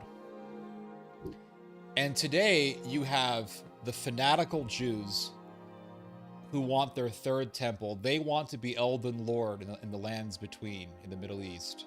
And then you have the Germans. They want to become Elden Lord in Europe. And they're all fighting to become Elden Lord. And I cannot help but be reminded of that game, Elden Ring. And so when I smoke this pipe, it reminds me of Tolkien writing The Lord of the Rings. I mean, the guy smoked pipe as he wrote The Lord of the Rings.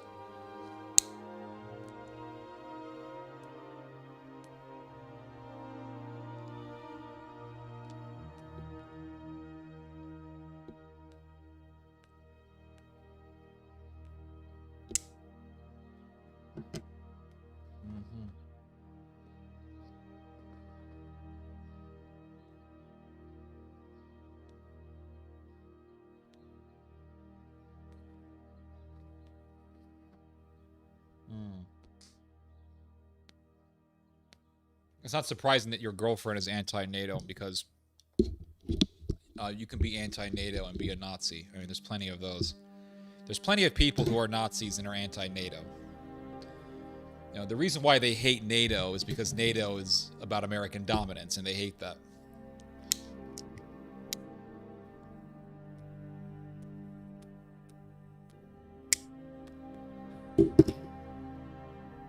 I think I will start, I think I will smoke some of my Star of the East. Oh, yeah, great stuff.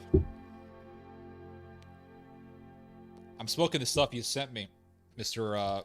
Sweet. Byzantium, good stuff. Cornell and DL. Good stuff, sir. Absolutely.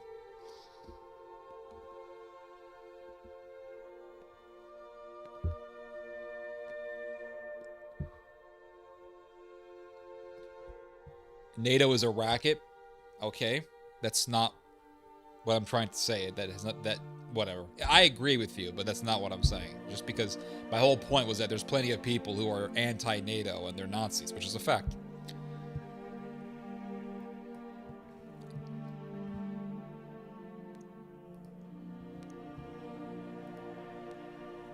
Now, I want to show you guys an article here. You know that that Huckabee guy. Mike Huckabee should be arrested and tried and put into prison for treason. He should be. Why do I say this? Look at this. Look at this, guys. Mr. Huckabee was hanging out with Jonathan Pollard, a Jewish Israeli spy who leaked out American nuclear secrets to Israel. Now, Jonathan Pollard was an analyst working for the U.S. government. He knew a lot about America's nuclear secrets, and he leaked out tons of American nuclear secrets to the Israelis. And Netanyahu is friends with this guy. Netanyahu wanted Pollard released from prison. The Americans sentenced Pollard to prison for life. Netanyahu said, oh, please release him. Do you know who else requested the release of Jonathan Pollard? Mike fucking Huckabee. That's who. Mike Huckabee. Yeah. Mike Huckabee is a traitor to the United States. Oh, he comes across as so patriotic, so pro-America, so just salute the American flag and recite the Declaration of Independence bullshit. But he was backing a guy who was not America first, but who was Israel first. And he's still friends with Jonathan Pollard. What does that tell you about Mike Huckabee and his gang of Christian Zionists? They are not America first. They're Israel first. Mike Huckabee is not an American patriot.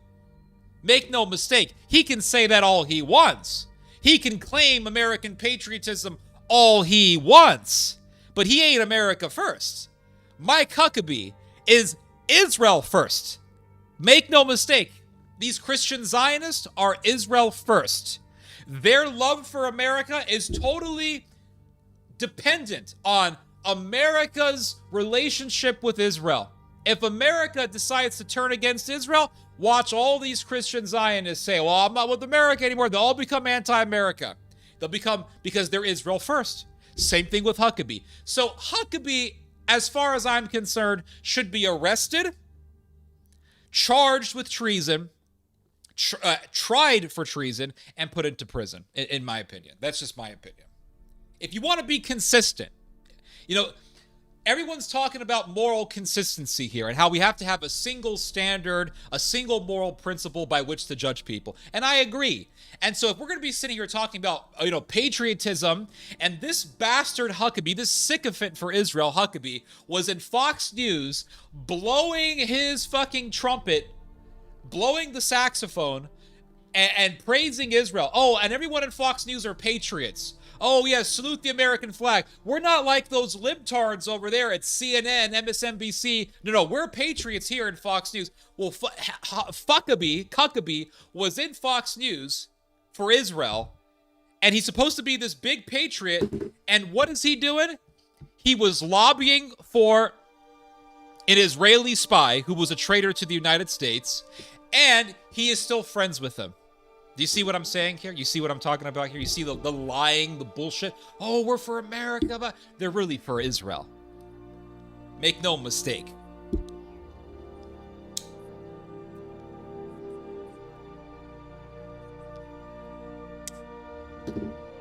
They're for Israel, guys. That's it. Let's read this, shall we? Ambassador Mike Huckabee, President Trump's envoy to Israel, met at the United States Embassy in Jerusalem in July with Jonathan J. Pollard.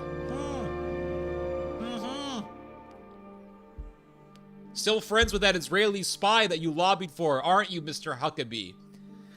An American who spent 30 years in prison for spying for Israel.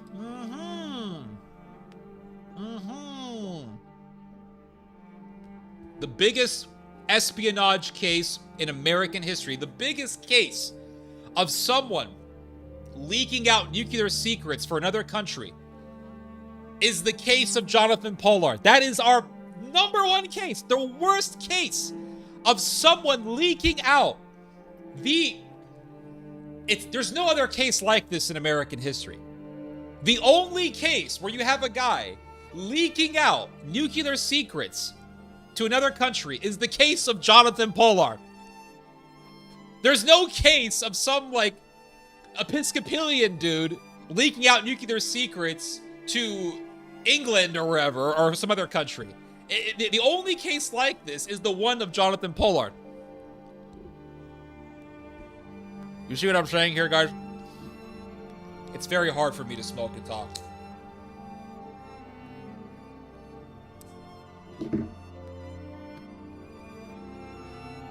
Let's read some more of this, shall we?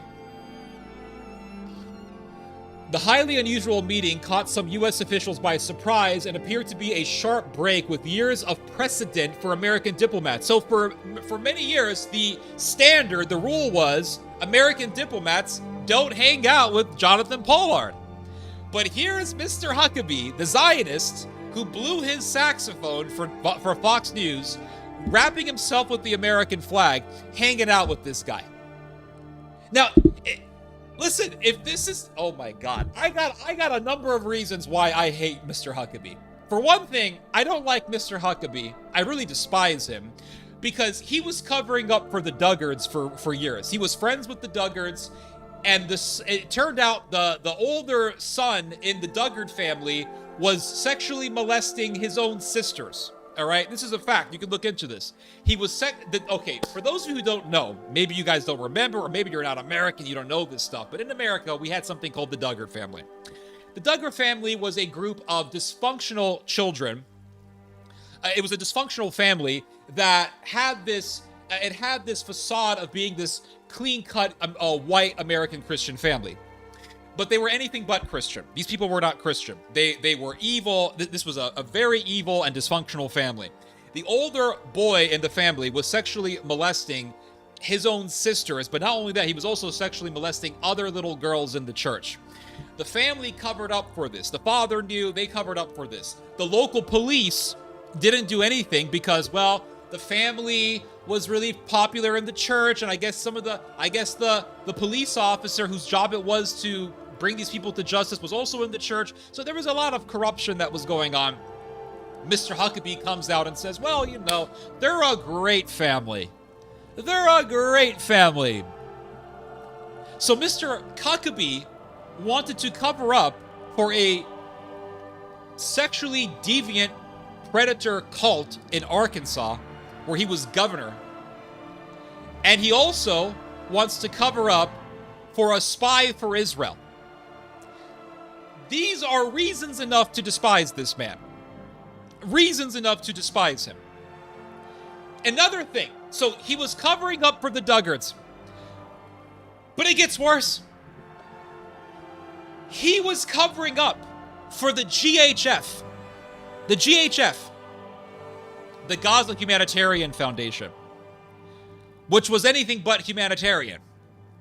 The GHF was a death trap that was formed through a collaboration between the Israeli government, the US government, and American evangelicals.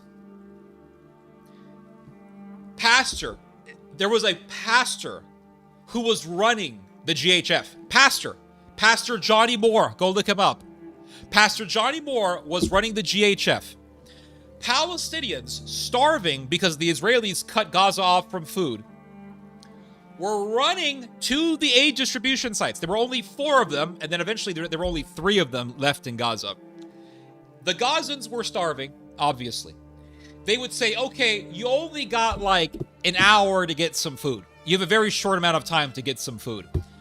The starving Palestinians would run by the droves to get some food. The Israeli soldiers would shoot them. It was a death trap. Just like the Nazis said, oh, you want to take a shower? Go into the shower. Here's a shower. Up, gassed. Death traps. Death traps. And they had a pastor named Johnny Moore who was running the whole thing, and he was covering up for this mass murder scheme that was being done by the Israelis. GHF mercenaries, many of whom were evangelicals, pro-Israel people, were also shooting at people. And they would have fun doing target practice on human beings. There was a man who I believe was from the UK who joined the GHF thinking he was going to do something good. He thought, okay, I want to do something humanitarian for the Gazans. I want to help the people of Gaza, etc., etc. He went to the GHF site. And you know what he was told to do? Pick up bodies and put them in this pickup truck. Bodies of people who the Israelis murdered. That was his job. That was one of his jobs, at least. He came back with PTSD. And Mike Huckabee was covering up for the GHF since day one. Covering up for it. There's no crimes. No, there's no murder. No, everything's great. So, how many reasons do we need to despise Mike Huckabee? How many reasons do we need to say that it is absolutely justified for Mike Huckabee to be arrested, charged with treason, and covering up for murder, being complicit to murder, tried for his crimes, and put into prison for the rest of his life? How many reasons do we need? I just gave you the reasons. Those are reasons enough. Those are reasons enough. Let's read some more of this here. I mean, really, guys, it's insane. It's absolutely insane what's happening here. But listen, Huckabee was hanging out with this Pollard guy, and it was supposed to be a secret meeting. This wasn't supposed to be known by the American public. It wasn't supposed to be known by any public, for that matter. Who leaked it out? Who leaked this out? Who leaked out the fact that Pollard was hanging out with Huckabee? Hmm? It was the CIA. CIA tipped off the New York Times, guys. Now, why would the CIA do that? Well, recently, Jonathan Pollard did an interview with some Jewish media outlet, and he said that he believes that the CIA tipped off the New York Times and leaked the fact of this meeting out to the public because the CIA wants Huckabee removed from his position as American ambassador to Israel. Maybe that's true. I don't know. But why else would the CIA leak this out to the public? And they know damn well that this is going to get people pissed off. It got me pissed off. So perhaps that's what they want. Perhaps they want a reason to get rid of this Huckabee guy because he's such an embarrassment. I don't know. But it is very interesting that that's what happened. Hold on one second, guys. I'm going to change something real quick. I'm going to edit.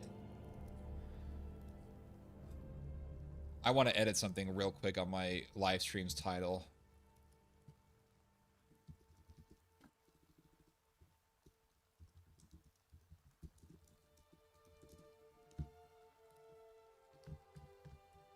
I'll read your guys' comments. Hold on. Mossad, CIA, one and the same. Dude, are you listening to anything I'm saying? There's clearly tensions between the CIA and Israel.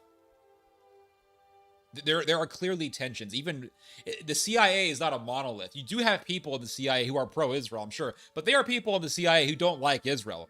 John Kiriakou, who was CIA himself, has said this. You're not really engaging with anything that I'm saying. You're just repeating stuff that everyone else says.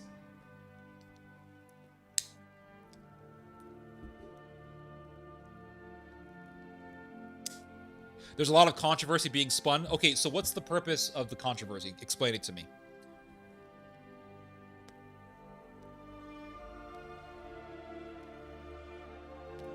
I think the question of whether America controls Israel or vice versa is answered. It's pretty dystopian to be in the US. Do you really believe he was inside those? Oh, dude, because the Israel lobby are just absolute masterminds. They're just masters of everything, dude. They can never be defeated. They can never be taken down. Israel will never face a downfall. They control everything. Do you really, like, okay, I understand the Israel lobby is powerful, influential, all that stuff. They have a lot of money. I know all that stuff. I'm not disputing that. But guys, I think some people just give this Israel lobby thing just way too much credit. Like almost to the point where the lobby is ran by a bunch of superhumans who are invincible and can never be defeated. Do you guys really believe that? You do realize they're humans at the end of the day. You do realize they can be they can be toppled. You do realize that they can be defeated politically. You do realize that, right? You do realize that. It can never, I mean, you guys are actually, like, people who make these arguments. Okay, I'm going to see if you said anything here. Okay, so explain to me, Mr. Apuro, what I'm missing here. In the context of the Huckabee Pollard meeting and the fact of this meeting being leaked out by the CIA. Okay, you've been to jail. Dude, that's not relevant. Can you please provide evidence for what you're saying? Could you tell me what I'm missing here in the context of the Pollard Huckabee meeting and the CIA tipping off the New York Times? Explain to me what I'm missing here.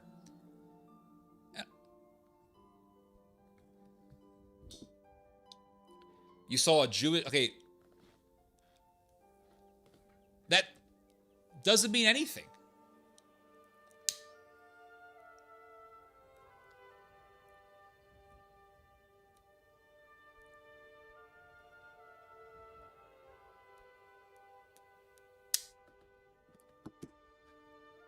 I realize what?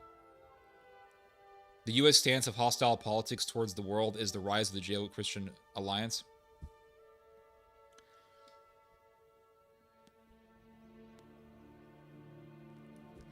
So what am I missing? You're not answering the question. What am I missing here in regards to the Pollard Huckabee meeting and the CIA leaking this information out?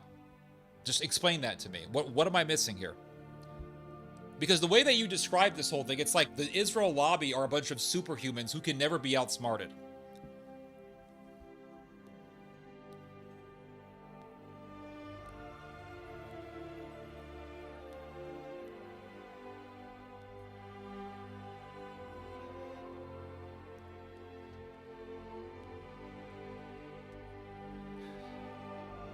I don't know the details of your experience. I don't know the details of the story. You're not addressing what I'm saying about Pollard.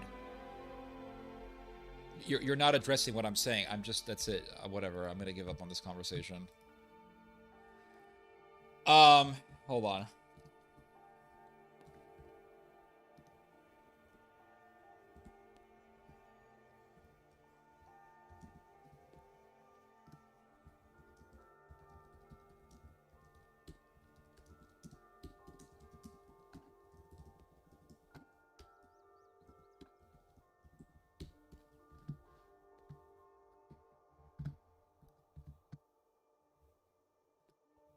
All right, I'm gonna continue reading this. Hold on.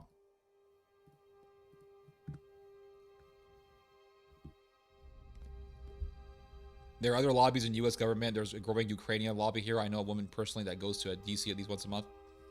Yeah, there's a Ukrainian lobby. There's a Estonian lobby. There's an Irish lobby. Believe it or not.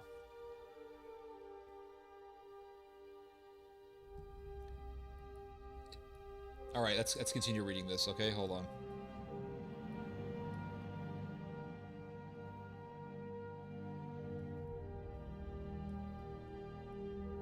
Make this a little bit bigger. So it says here, the New York Times learned of the meeting from 3 U.S. officials who spoke on the condition of anonymity. Those were CIA guys. Mr. Pollard said it was the first time that a U.S. official had hosted him at an American government office since his release a decade ago. The meeting with Mr. Pollard, a former naval intelligence analyst, was kept off Mr. Huckabee's official schedule. 2 of the U.S. officials said. So Huckabee did not want people, he didn't want the U.S. government to know that he was going to have this meeting. The fact that it occurred alarmed the Central Intelligence Agency's station chief in Israel, 3 of the officials said. So this was not on schedule. This was not on the agenda. And Huckabee did this. So much for being America first, guys. This guy's Israel first. So let me get this straight. This guy works as an intelligence analyst for the U.S. Navy, leaks out nuclear secrets to Israel, gets sentenced to prison for life. Netanyahu and Huckabee, the evangelical Israeli alliance, comes together, lobbies for Pollard's release, but we're supposed to believe that Netanyahu is our friend. We're supposed to believe that Pollard is our friend, that Israel is our friend.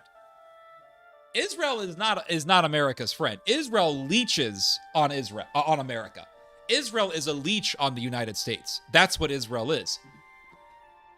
Israel is only pro-America to the extent that America helps Israel. That's it. Israel is not an ally. It's not. It's just it's a leash. That's all it is. It's a liability for the United States. And the only reason why we've had this overwhelming support for Israel in the last past, I don't know, eight decades or so, is because of the American evangelicals who worship Israel. And that's why Huckabee over here is friends with Pollard. You see, in order to understand the evangelical actions such as these, you have to understand the evangelical mind, the pro-Israel Christian Zionist mind. What is the Christian Zionist mind? The Christian Zionist mind, everyone, is that Israel can do no wrong. That is at the foundation of Christian Zionism. That Israel can do no wrong.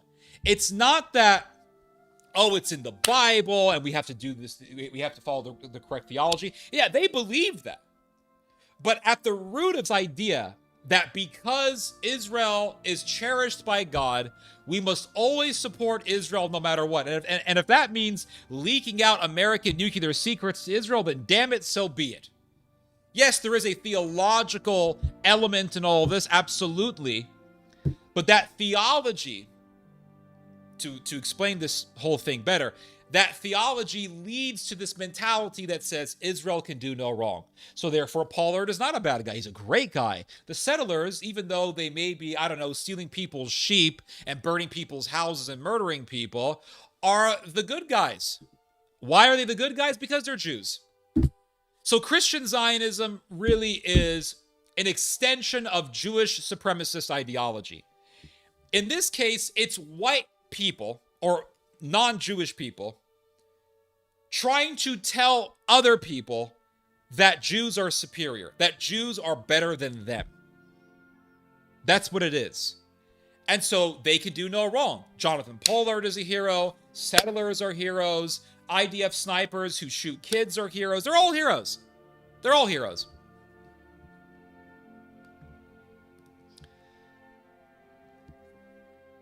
So it says here, Mr. Pollard, 71, was convicted of spying for Israel and sentenced to life in prison in 1987 in one of the most notorious espionage cases of the Cold War. While many Americans viewed him as a traitor, some Israelis, especially those on the right, considered him a hero. He's a hero. Everyone's a hero to these lunatics. Everyone. Listen, I've been around these types of people long enough, these Christian Zionists and these pro-Israel Hasbarist types, to know how these people operate, how they think. Everyone's a hero. Tommy Robinson? He's a hero. Meanwhile, the guy's in London, and he's like, hey, mate, you got any of that cocaine, mate? Let me sniff some of that cocaine. Let me go to the bar, mate. Let's go to the pub, mate. Hey, mate, let me get some pub, mate. He's a hero.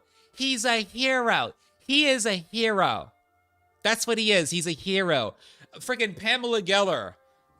To these people, that bitch she's a hero. She's a blogger. Calm down. Pamela Geller was this blogger who was supporting Eastern European Nazis in Bulgaria and in Serbia. No joke. She was. I did a full-on investigation on her. I did a very in-depth article on Pamela Geller and her little circle of Nazi friends.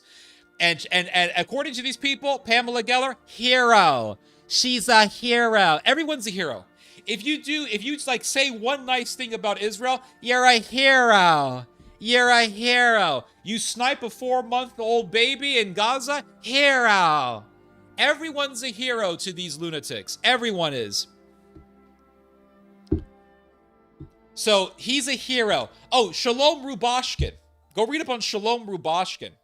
He was running this kosher deli factory, and he was literally enslaving people. You read up on it. He was enslaving Guatemalans. He was hiring these Guatemalan... Oh, snap. Oh, snap.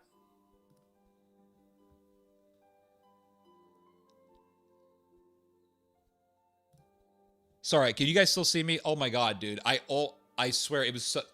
I accidentally hit... Can you guys see... Are we still good? Can you guys see me? I had a little scare there. I accidentally hit the stop recording button. Okay, we're still good. Oh my god, dude. I accidentally hit the stop streaming button. I canceled it immediately. What the hell? Why is my face here?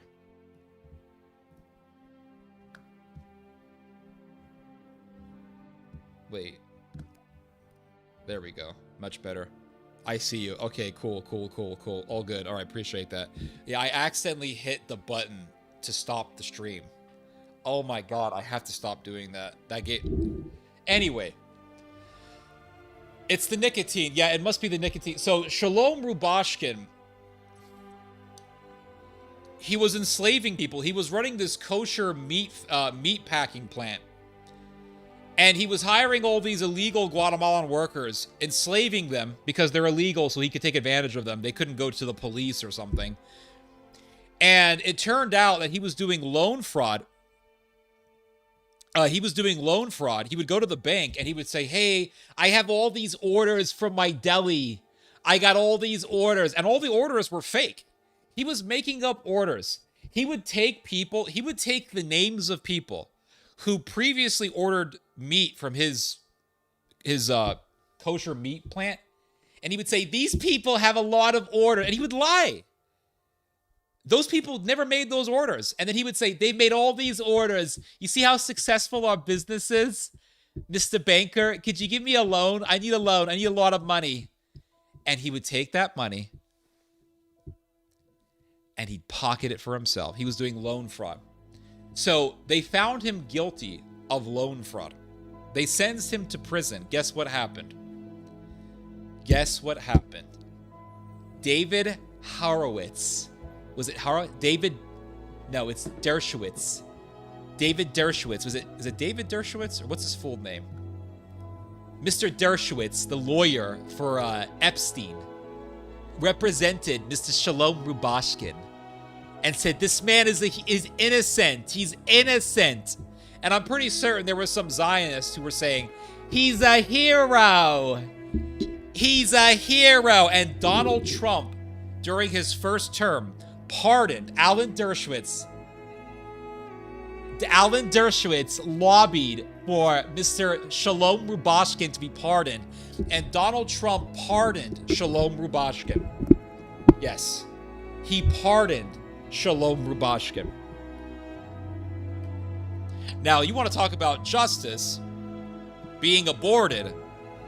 That is an abortion of justice.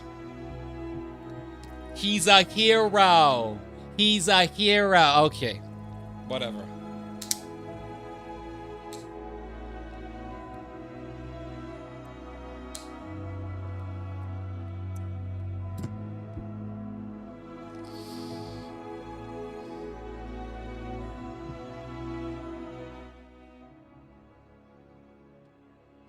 So that's the bullshit that I'm talking about.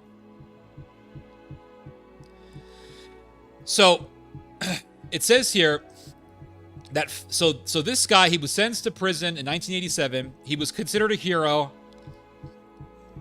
And then it says here, especially those on the right considered him a hero and lobbied for him until he was released on parole in 2015. 5 years later, he moved to Israel, where Prime Minister Benjamin Netanyahu gave him a hero's welcome. You're a hero. You leaked out America's secrets. We'll tell these goys that we love America when we really don't give a damn. We don't give a damn. A little mint tea for the tobacco. Mr. Huckabee and Mr. Milstein have made efforts to cultivate ties with the Israeli right, with whom Mr. Pollard identifies. So he's making ties with all the criminals, all the right-wing criminals. And do you guys see this story about what happened in Israel? I talked about it recently. I did a video about it. I've done a number of videos on this, guys. Did you guys see what happened? These Israeli soldiers, they raped a Palestinian man. They sodomized the Palestinian man. And do you know what the Israeli right wing says? They're heroes, everyone. Heroes. And who defends the sodomizers? The Israeli right. Jonathan Pollard, who Mike Huckabee is friends with. So Mike Huckabee covered up for a sexual predator in the Duggar family in Arkansas. He covered up for Israeli murderers and evangelical murderers in the GHF in Gaza. Now he's covering up for Jewish Israeli extremists who are sodomizers. And this guy claims Jesus Christ, wraps himself around the cross and the American flag while he supports the devil himself. Do you see what I'm talking about? And it's amazing. I got people telling me on this channel, Ted, you shouldn't watch horror movies, Ted. Theodore, you shouldn't watch horror movies. Horror movies are of the devil. No. Get the fuck out of here. Really. It's of the devil. Don't watch The Exorcist. That movie is demonic. Don't watch Hereditary. That film is demonic. Don't play Resident Evil. That's demonic. All demonic. No. You want to see what's really demonic? This motherfucker right here. This dude's demonic. You want to stay out of the devil's playground? Stop going to these pro-Israel churches. You're better off, I swear, you're better off playing Resident Evil than going to one of these pro-Israel churches. That's the devil's playground. That's where the demons are. Really, I mean, all these people, don't play these horror movies. Meanwhile, they're going to Pastor Billy Johnson, who loves this guy right here. I mean, really, it's insane, guys. It's so crazy. It's insane. It's so insane. Like, oh, I'm gonna become evil by watching a horror film. Horror movies, good horror movies like The Exorcist, Hereditary, Session 9, all masterpieces, by the way.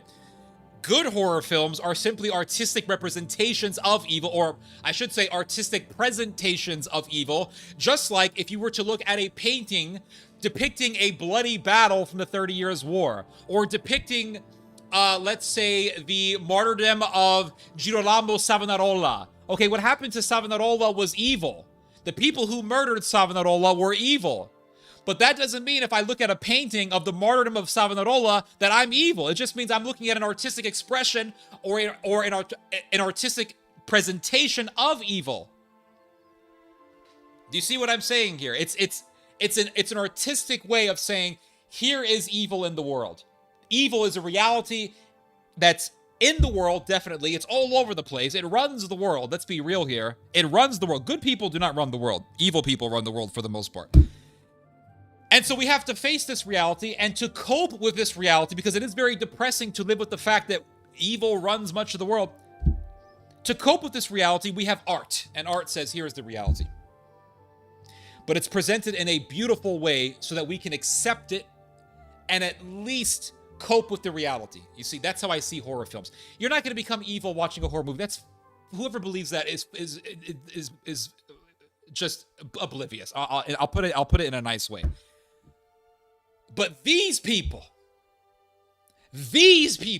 Huckabee, Rubio, John Hagee, the evangelical Zionists, these people are demonic. They're demonic. They are members of the synagogue of Satan. That's it. So let's read some more of this, okay? So 5 years later, blah, blah, blah, etc., etc. 5 years later, he moved to Israel. Prime Minister gave him a hero's welcome. Mr. Huckabee and Mr. Milstein have made efforts to cultivate ties. Okay, I've already read this. In his interview with The Times, Mr. Pollard said he thanked Mr. Huckabee for his efforts in support of his release. Mr. Huckabee, a Republican former presidential candidate, called for Mr. Pollard to be freed more than a decade ago. Do you guys hear this? So someone who released American nuclear secrets to Israel was being defended by Mike Huckabee. And Mike Huckabee was lobbying for his release from prison. Do you see what do you want to know who's the traitor within? They want to talk, and these, oh, Jesus, have mercy. These are the same bastards who'll tell you, Mamdani, that's the real, Mamdani, oh. I gotta get a smoke, man. I'm gonna hold off the smoking for a bit. I want to say something about this. You have this governor of Texas, Mr. Abbott, who's like, Sharia law is not going to take over this state. We ain't going to allow Sharia law. But this guy will lick the boots of Netanyahu. He will lick the boots of Netanyahu. These Republican governors and these politicians, like that whore for Israel, what's her name? Gomez? Valentina Gomez, that whore from Mexico City, who initially was warning people about AIPAC, but then became a whore for Israel because she wanted AIPAC money. They will say, oh, Sharia law this and Sharia law this, but nothing about co-Sharia law. They'll talk about traitors for Islam, but they'll never talk about traitors for Israel. They'll talk about Sharia law, but they'll never talk about co-Sharia law. They'll talk about the mosque, but they'll never talk about the synagogue of Satan. They'll talk about the mosque, but they'll never talk about the synagogue of the devil. They'll talk about Mecca, but they'll never talk about Jerusalem. They'll sit there and read the Bible, but they'll never read the verse in the Bible that calls Jerusalem Sodom, because it's the harlot of Babylon. Do you see what I'm saying here? It's hilarious to me that this is the reality that we live in. It's hilarious to me. Mamdani, Sharia law. Oh. But this motherfucker, Huckabee, lobbied for someone who did a crime that no Muslim ever did, by the way, leaking massive amounts of nuclear secrets to Israel.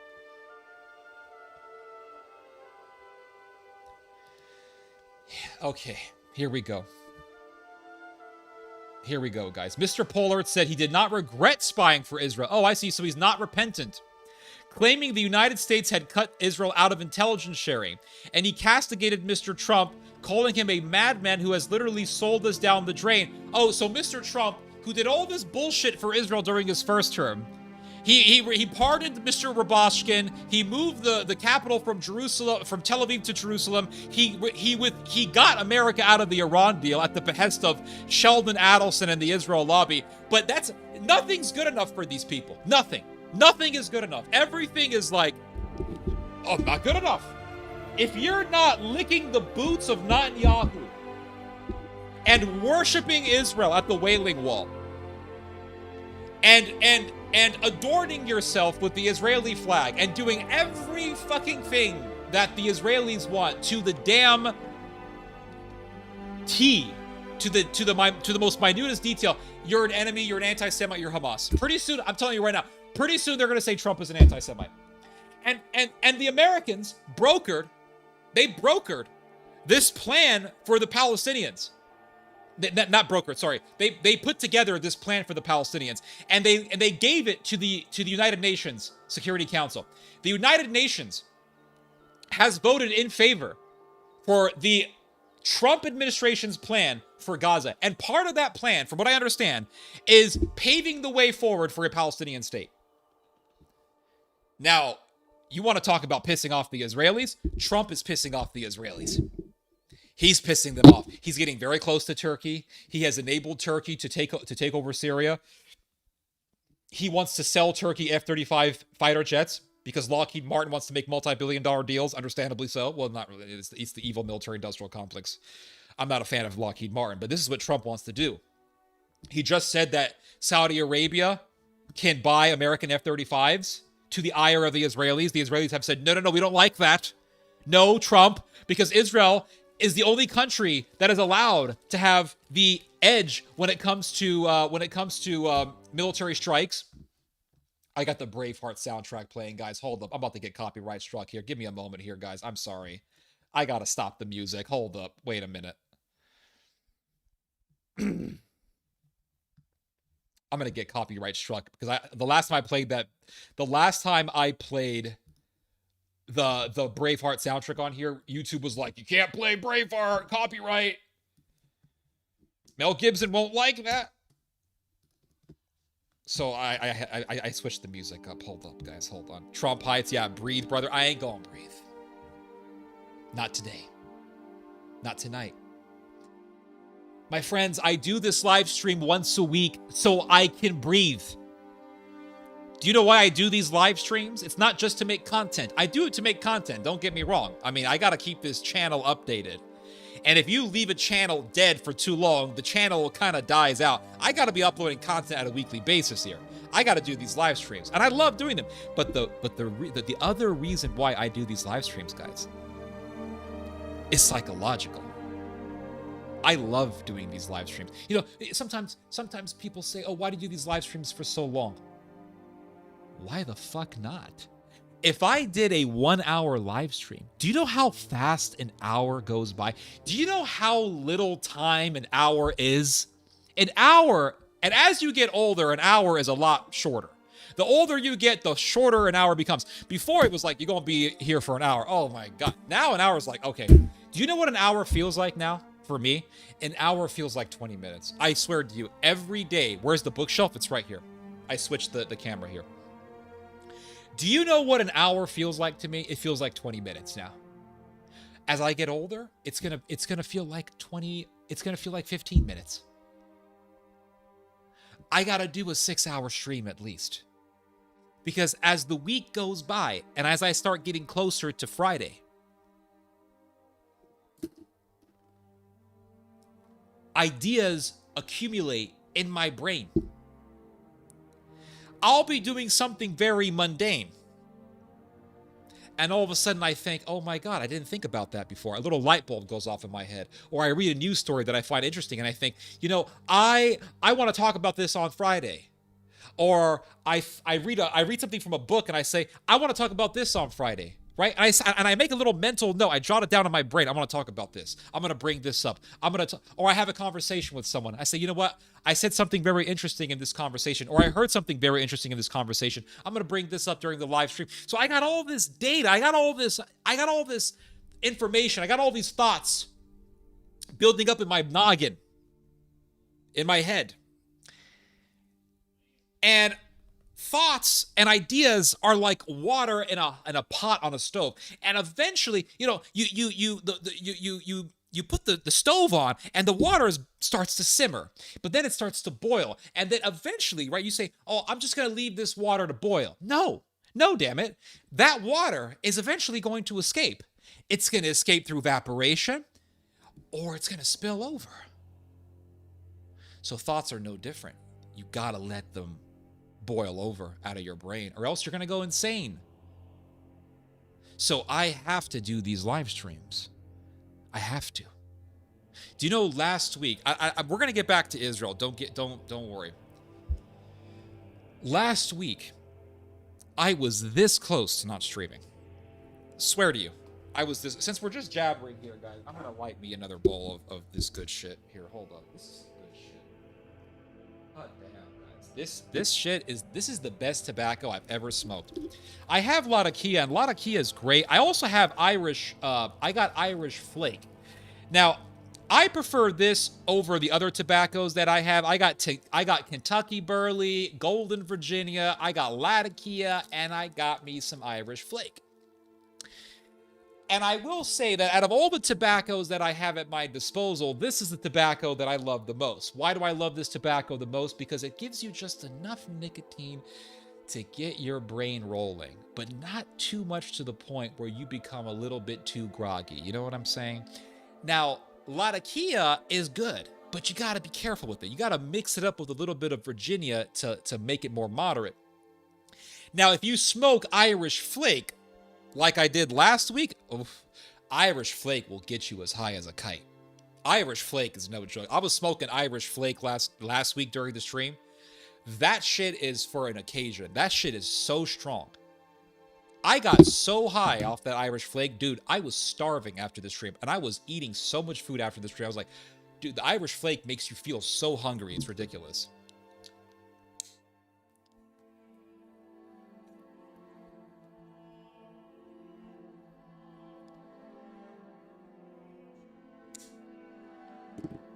But when you got a channel and you want to talk about all these things, and people say, why do you have to stream so long? You got to get your ideas out. You got to express yourself. You have to have an outlet by which to brainstorm. You have to allow the mind to just run its course. Like, the mind is built in a way where you can never force the mind to think of ideas. It's impossible. Like, I've tried it millions of times.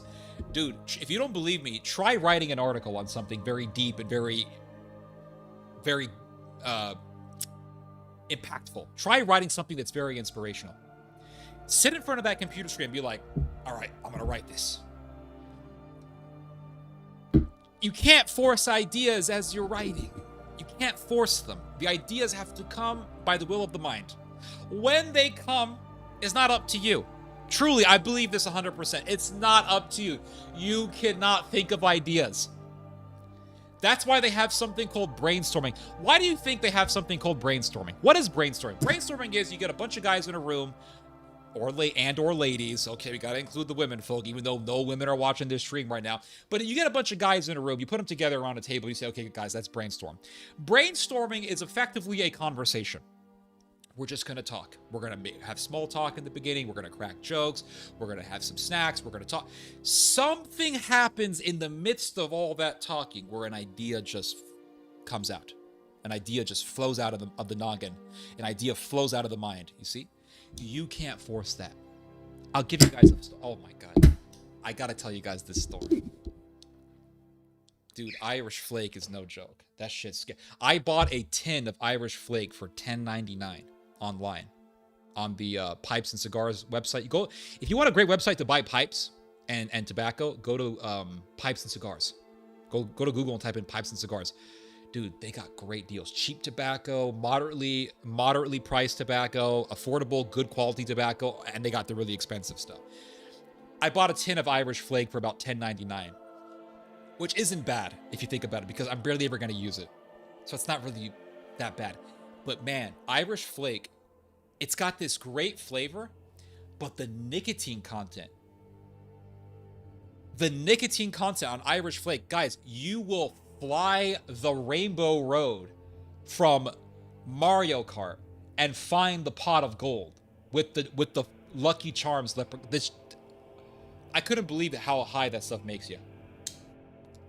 But this stuff,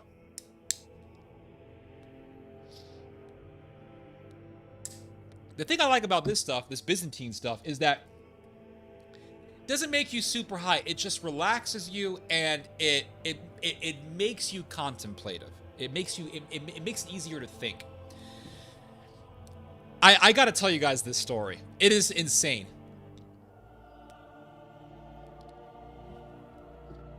Hold on.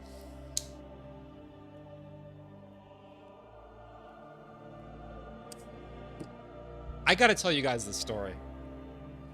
This story is so crazy, I have difficulty believing that this actually happened. So, when I was in middle school, I had this crush on this girl. Her name was Kara. She was gorgeous. I had a huge crush on her. Middle school, high school, very attractive lady. She rarely ever talked to me. She rarely ever gave me the time of day. But I was madly in love with her. Madly. And I remember, I forgot about her eventually, right? Because, you know, time goes on, things, you forget. Eventually you just forget, you move on. That's how life is. So,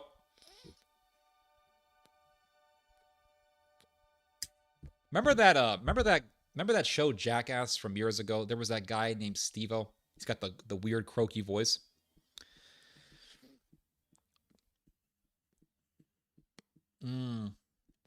Steve-O was doing an interview. And so I started watching this interview. This happened earlier this year. I was watching this interview. Speaking of the mind and having random thoughts, right? So I'm watching this interview, and Steve-O is talking about how he finds, how he finds groupies. Okay, when you're famous, everyone knows this. When you're famous, you have groupies, and when you're famous, it's easier to find women who are interested in you. If you're a regular guy like the rest of us, you're basically like a walrus. No one gives a damn about you.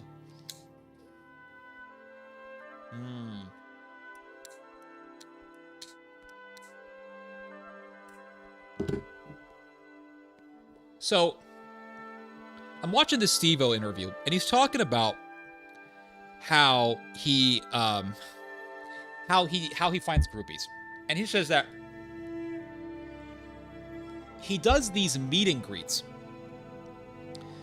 So he'll do a show, stand-up comedy thing, whatever it is, and then he'll do these meet and greets with the fans. So he takes pictures with the fans, signs autographs, all that stuff. And he says the meet and greets are basically my opportunity to find women to sleep with. So he meets a girl, she's a fan, obviously she likes him, right? Because he's on the stage, he's the top peacock in the room, like an Animal Planet. And she, he'll ask for her number, she gives it to him, boom, boom, boom, he's got himself a groupie. Bam. So it goes something like that. So I watched this interview, and I didn't watch the whole thing. I eventually turned it off. I said, okay, whatever, I got other things to do. Turned off the interview. Then, some moments later, I freak myself out. Some moments later, this thought comes to my mind. Whatever happened to Kara? What do? I go onto Facebook, and I look up Kara. So I see her Facebook page. She still lives in the same area that I lived in back in the Bay Area, where I grew up in. And I'm looking at her Facebook page, and she's got her pictures, and okay, blah, blah, blah, okay, looking. And all of a sudden, she has this recently done photo. And guess where she's at? She's at the Steve-O meet and greet. Speak of the fucking devil.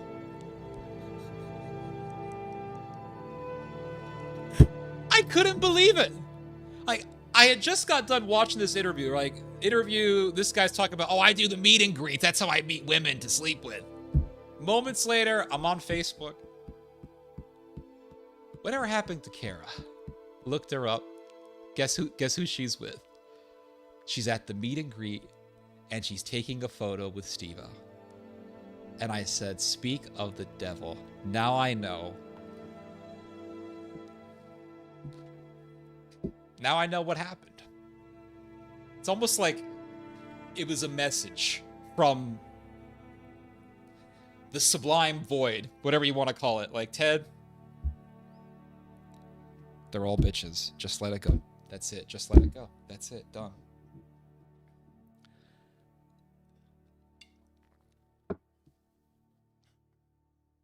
It's hilarious. It's just hilarious. Like, whatever happened to Kara? She got boned by Steve-O. That's what happened.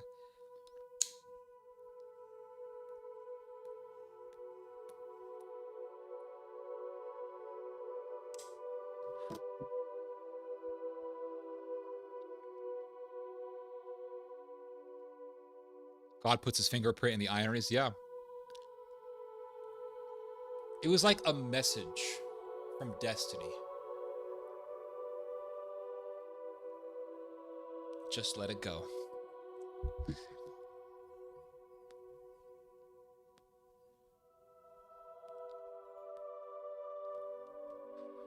Thank you, Edwin. God bless you too.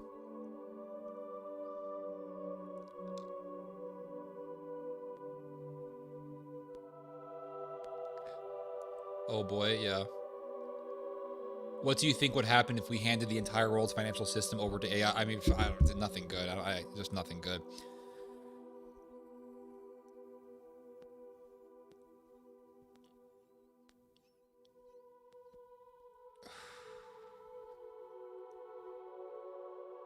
Is anything in your cup? It's just mint iced tea. Russian friend and I, who lives in Nizhny Novgorod, we're thinking of creating the Vladimir Zhirinovsky alarm. Thoughts? I don't even know what that is, my friend. I don't know. I can't have any thoughts on it because I have no idea what the Vladimir Zhirinovsky alarm is.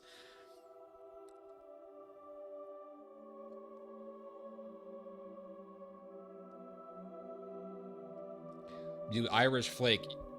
I only smoke Irish Flake when I feel absolutely inspired. Like, I have to feel inspired to write something. I can't be I don't smoke that shit every day, dude. I don't smoke this stuff every day either. Because if you smoke this every day, then it loses the occasion. It's no longer the occasion to smoke. It becomes a habit, and I don't want to make this into a habit. I want this to be a tool for my inspiration. But that's how thoughts work. I mean, thoughts and inspiration and putting the dots together and thinking of new things, all this stuff only manifests in your mind in moments of relaxation. You have to relax. Don't try to relax. You have to just do. You have to just relax. You have to do what that old Armin van Buuren song said. Just be. Just be. That's it. And man, inspiration, all that stuff just comes out. It's amazing how the mind works.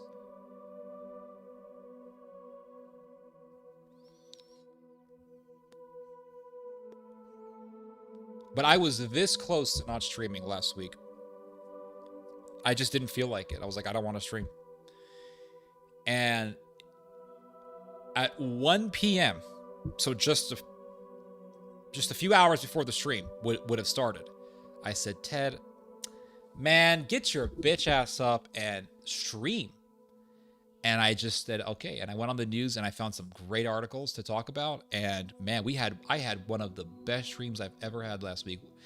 And it's amazing when I plan to stream, when I actually commit to do a stream, when I actually schedule to do a stream, the chances of it being a good stream or a lousy stream is a flip of a coin. It's 50-50. But if I say I don't want to stream, and I really believe it, I don't say that just to play with my head. If I say I'm not going to stream today and I really don't want to stream, but then I change my mind hours before the stream and I stream anyway, 100% of the time, those streams are the best streams. 100%. Why is that? And I think it's because it's like when you're in I'll give you another example. If you, like, I've done a lot of interviews with people. And one thing I notice about doing interviews is you cannot do a successful interview thinking that you're in an interview. You have to do an interview thinking you're not in an interview, thinking that you're just talking to someone, that you're just having a friendly conversation with a friend. And I can't tell you how many times I've done interviews with people where the interview is very mechanical, it's very thought out, it's very almost, not very, but it's almost forced. And the moment I say the interview is over, thanks for coming on, it was great, and I turn that recording button off and we start talking, all the inspiration, all the beautiful thoughts, all the profound thoughts, all the impactful thoughts, all the creative ideas, all the putting the dots together come out of the mouth, either by me or the other person or both in the conversation. And I'm telling you, I remember doing an interview with a guy named Richard Valdemar. He was a former LAPD detective. And I was interviewing him, and he was telling me about all the stuff he saw with the cartels when he was an LAPD guy. And he was telling me about how all these cartel guys are into the occult and they're into Satanism, all this stuff. And the interview was okay. It wasn't bad, but it was forced. And I said, okay, that interview was great. Turn off the recording button. We start talking. It's almost like a weight was lifted from both of our shoulders. Self-conscientiousness died. This dude starts talking to me. He starts giving me the most profound stuff, like stories as a cop. And I'm like, hold up. Just hold that thought. I said, I'm hitting the recording button again. Boom. All right, now go. And the interview, the best parts of that interview happened after I turned the recording button on again. And it was like the conversation was fluent. It was beautiful. Why? Because our minds shifted from interview to conversation. I have learned so much about human psychology from just doing interviews and streaming and recording videos. Like I can't tell you how much I've learned about this. Like the power of relaxation, the power of just letting things flow naturally, letting go, relaxing, not trying to control everything, just relaxing. The moment you let go is the moment inspiration comes. It's true. It's so true. It's so true. And I remember, I remember doing an interview with this Serbian dude, and he was doing the interview, and we were talking, and the moment I turn off the camera, it's like all the good stuff comes out. Like, hold on. Boom, recording again. And it's just, I think that when you do an interview, you should never tell them, okay, the interview has begun. You should just go. Like the camera's on, boom, we're having a conversation. And eventually he's going to say, is this interview going to start? And you're going to say, yeah, we've been doing the interview this whole time. Oh, okay. Bam. Perfect interview. Perfect.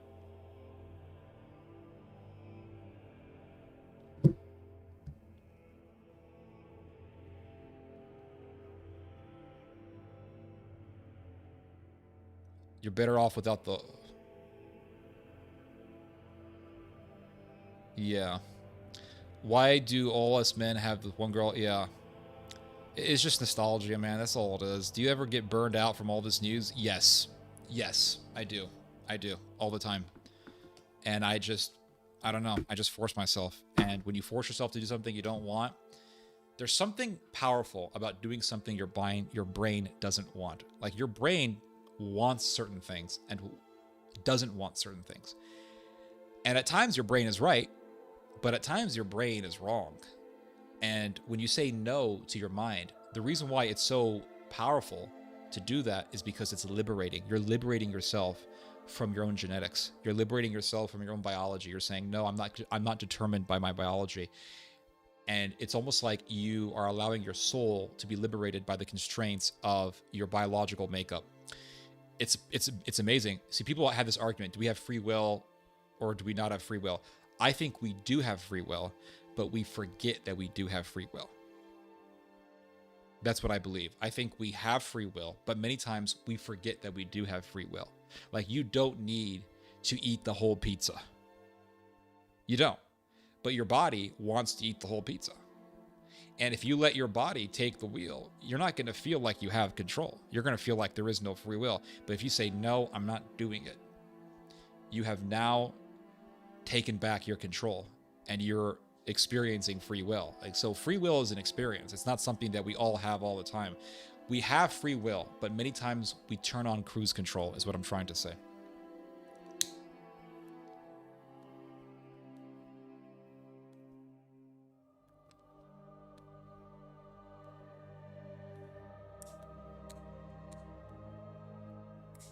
I have so many videos that I need to edit. I'm backlogged so much with videos, dude.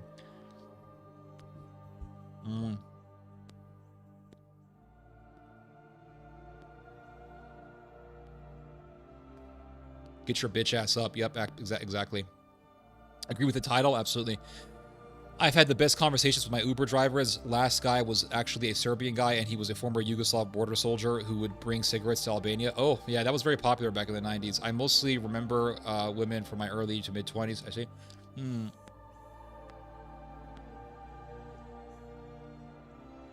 If free will is real, then God would be subject to our collective wills. Why? Why does it have to be, if we have free will, that means God is... No. It's just not the case.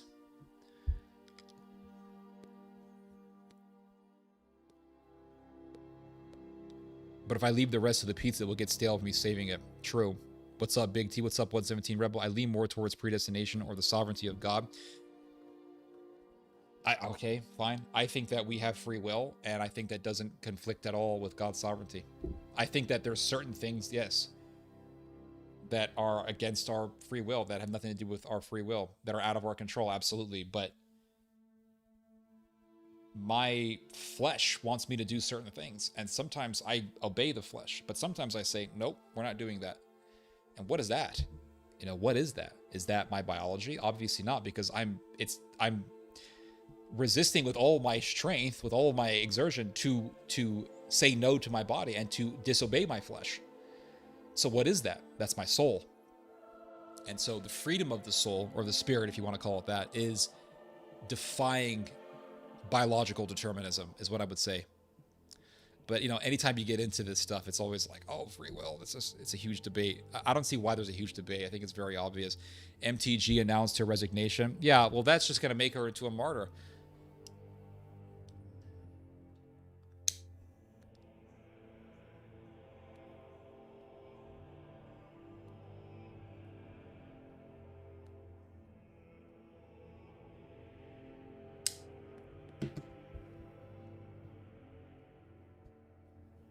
So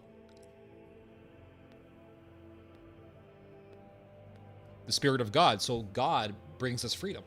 That's what the Bible means when it says there's freedom in Christ. That's what that is. Like, people, there's freedom in Christ. Is it freedom to sin? No, sin is not freedom. Sin is our enslavement to our flesh. But when we say no, that's freedom. There is freedom in God. God gives us freedom. Anyway, that's a whole other subject, but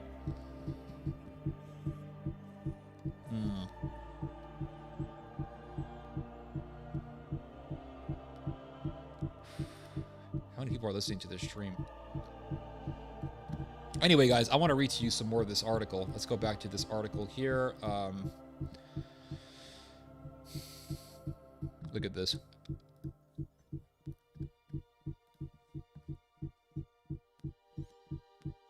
Look at that Gandalf. Dude, I have the Lord of the Rings pipe, and I was thinking of smoking the Lord of the Rings pipe for the stream.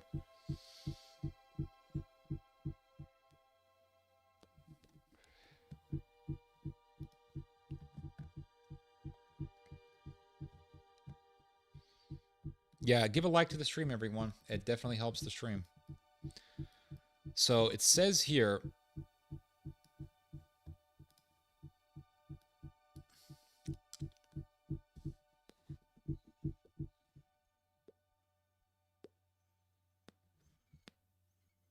Mr. Trump on Tuesday.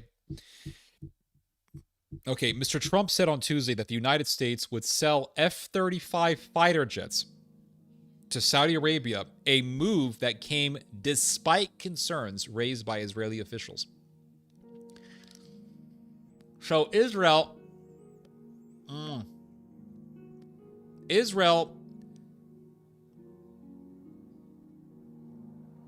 is losing its power.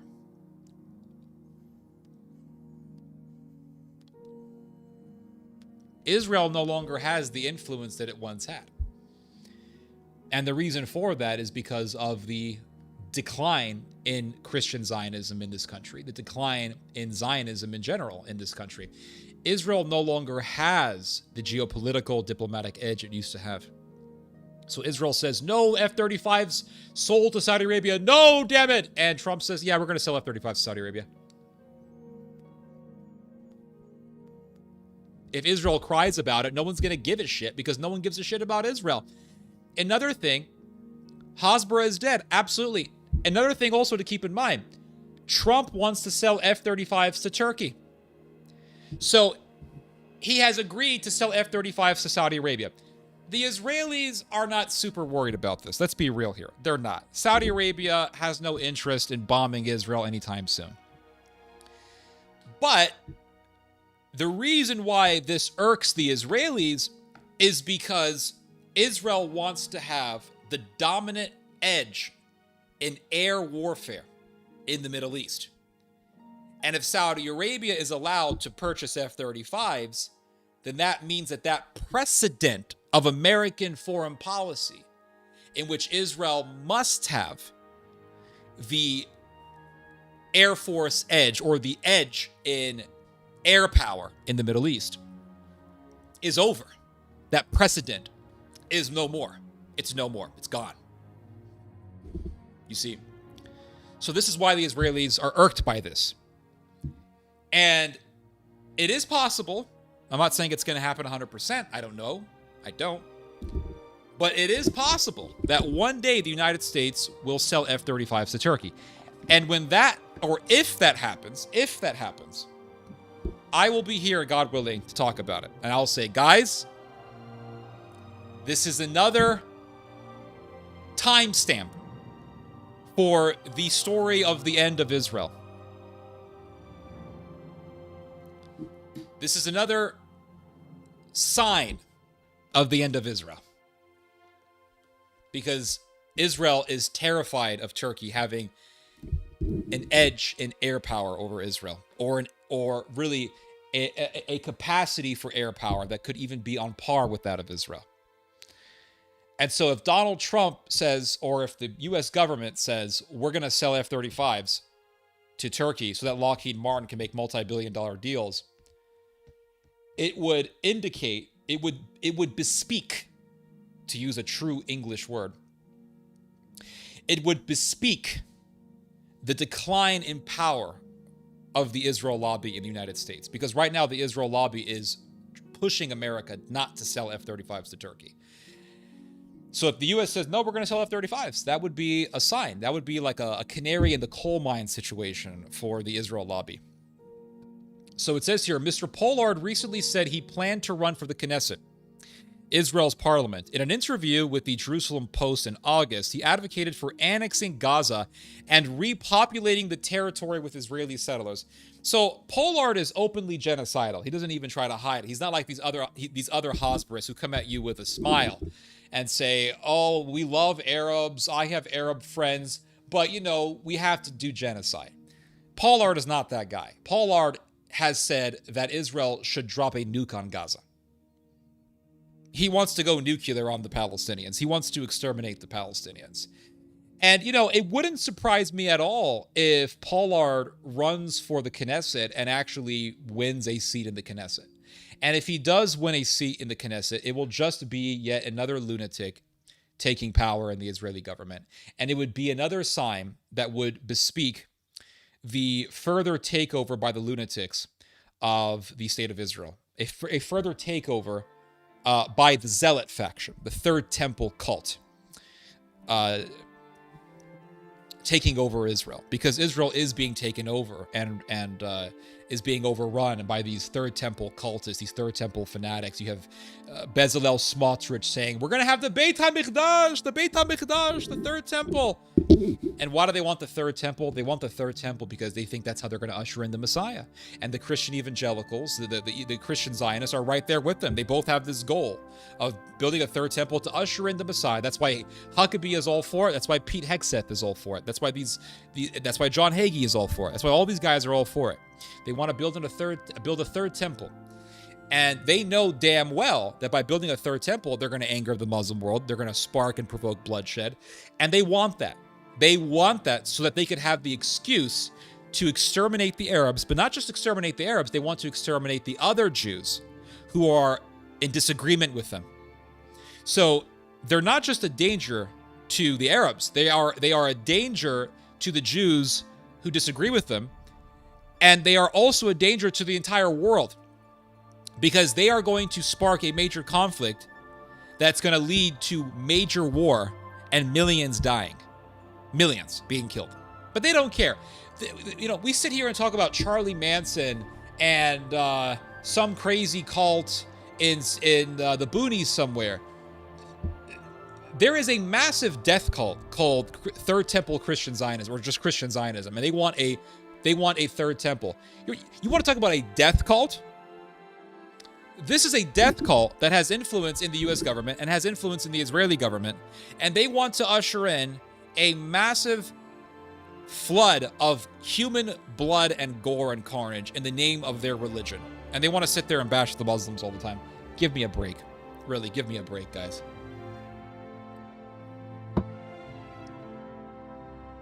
So it says here, between 1984 and 1985, Mr. Pollard gave a range of classified documents to Israel. Caspar Weinberger, the Secretary of Defense when Pollard was arrested in 1985, wrote that Mr. Pollard had handed over so many documents. Now check this out. This is how much of a traitor this guy was. This is how much sabotage this guy created. Or espionage that this guy created. Look at this. Look at this. Mr. Pollard had handed over so many documents that they could fill a space 6 feet by 6 feet by 10 feet. That's how much documents this guy, that's how many documents this guy leaked out to the Israelis. Netanyahu is his friend, but Netanyahu is supposed to be America's friend? Which really goes to show that Huckabee and anyone like Huckabee is not America first. They're Israel first. And you have that guy, what's his name? Ralph, what's his name? Fine, that guy, what's his name? He's a fanatic who wants to drop a nuke on Gaza. He's a crazy pro-Israel politician. Fine. What's his name? Randy Fine. This piece of garbage, Randy Fine. This sack of shit, Randy Fine. Randy Fine will keep talking about how, the Muslims, they're the enemy at the gate. They're the barbarians. They broke through our border, guys. The barbarians are in our border. This guy, this bag of shit, Randy Fine. The barbarians are at our border. They're in our borders. They've broken in. They're in, guys. Meanwhile, you have Mike Huckabee being friends with someone who leaked American nuclear secrets to Israel, but Mike Huckabee is not an enemy of the United States. All these Netanyahu bootlickers are not enemies of the United States. All the people who defend Pollard like Huckabee are not enemies of the United States. They're not barbarians within our borders, but Mamdani is. You see, all this anti-Muslim stuff, this is what people need to understand. And I think a lot of people, and I'm very thankful for this. I'm very thankful of the fact that a lot of people have woken up to this nonsense. I'm very thankful of the fact that a lot of people have opened up their eyes to what Israel truly is. And they've opened up their eyes to the fact that all this anti-Muslim stuff is fueled by Israel, fueled by Zionists. They are fueled, or it's fueled by the synagogue of Satan. The reason why the synagogue of Satan loves to pump up anti-Muslim rhetoric is because they want us to focus on the Muslims and to focus on ISIS or Al-Qaeda or Jihad, and they don't want us to focus on Israel. They don't want us to focus on Jonathan Pollard or the crazy and evil stuff that Randy Fine says or the evils that Israel does.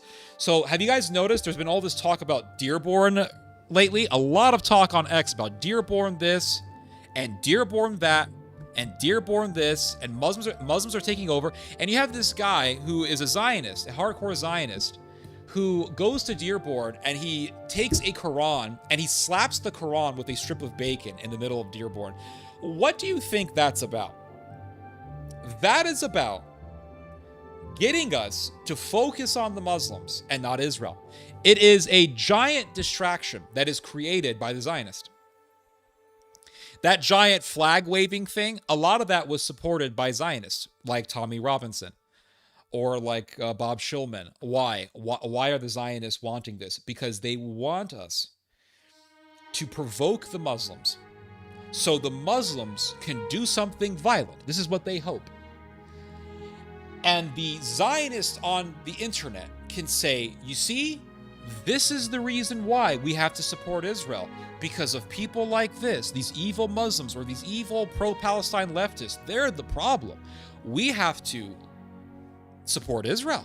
Israel's not the bad guy. We're your friend.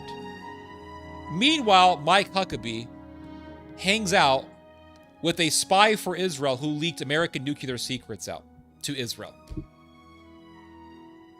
Do you see? And there's many examples that I can show you of this type of propaganda. I'll see if I can. There's one. Let me see if I can find it. But there's this guy. I swear, you want to talk about slop-ass propaganda? Slop-ass Hasbara? Just slop Hasbara, guys. Let me see if I can find this video. Hold up. Let me see if I can find this video.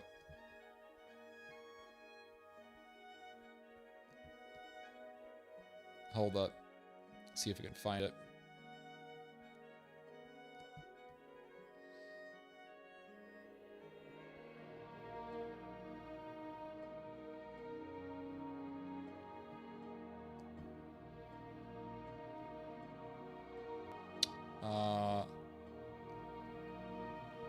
Let me see. Hold on.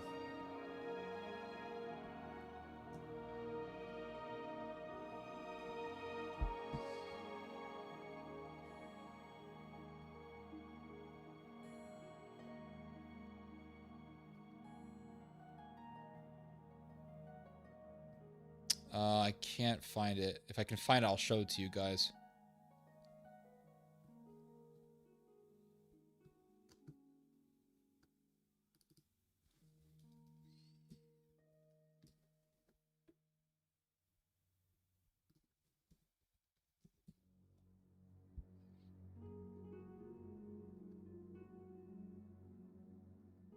Yeah, I can't find it, but if I find it, I'll show it to you guys. I don't know why I can't find it, but it's this, oh, okay, hold on. No, never mind.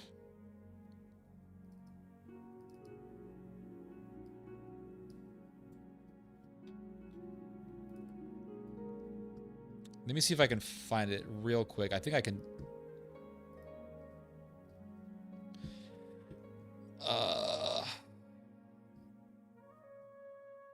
Hold on a second. Let's see if we can find it real quick.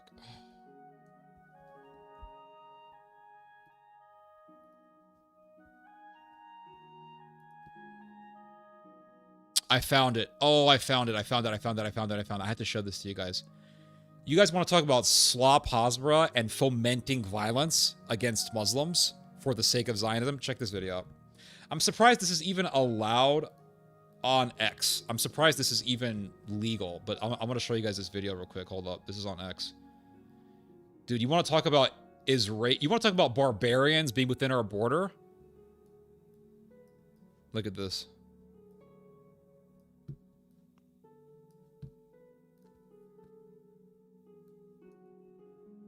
Hold up.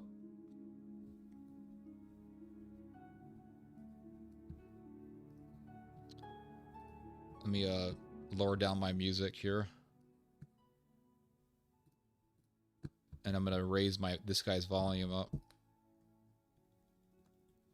Okay, hold on. Check this out. A real-life Halloween massacre was just thwarted by the FBI, who raided a home in hold on, sorry. Dearborn, Michigan, of Islamists stalking. Hold on. My volume was too low. By the way, this guy's name is Sammy Yehud. All right, and the beanie, the menorah, it just shows you where this guy's allegiances lie. All right, so just listen to this. A real-life Halloween massacre was just thwarted by the FBI, who raided a home in, guess where, Dearborn, Michigan, of Islamists stocking thousands of rounds of ammo, planning an enormous massacre just this weekend. Now, on my travels here, I happened to stop in Michigan for a few... Hold up, guys. Have you ever looked into how the FBI prevents these terrorist attacks? Do you know what the FBI does? The FBI has done this many, many times. Like, probably thousands of times. The FBI has been documented many times to send an agent to someone pretending to be Muslim. And this agent's like, yeah, we gotta do jihad, man, we gotta do jihad. And they get people, they get some easily manipulated guy to plan a jihad attack. And then the FBI arrests him and they say, look, we just foiled the plot, guys. No, you guys manipulated someone into planning a terrorist attack and then you arrested him. All right.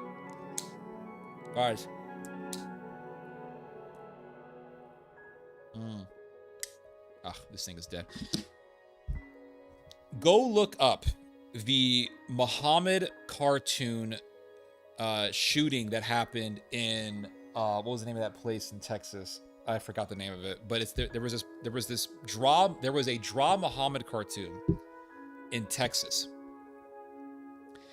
and these supposed Muslim terrorists went to this Draw Muhammad cartoon contest. They tried to shoot the place up.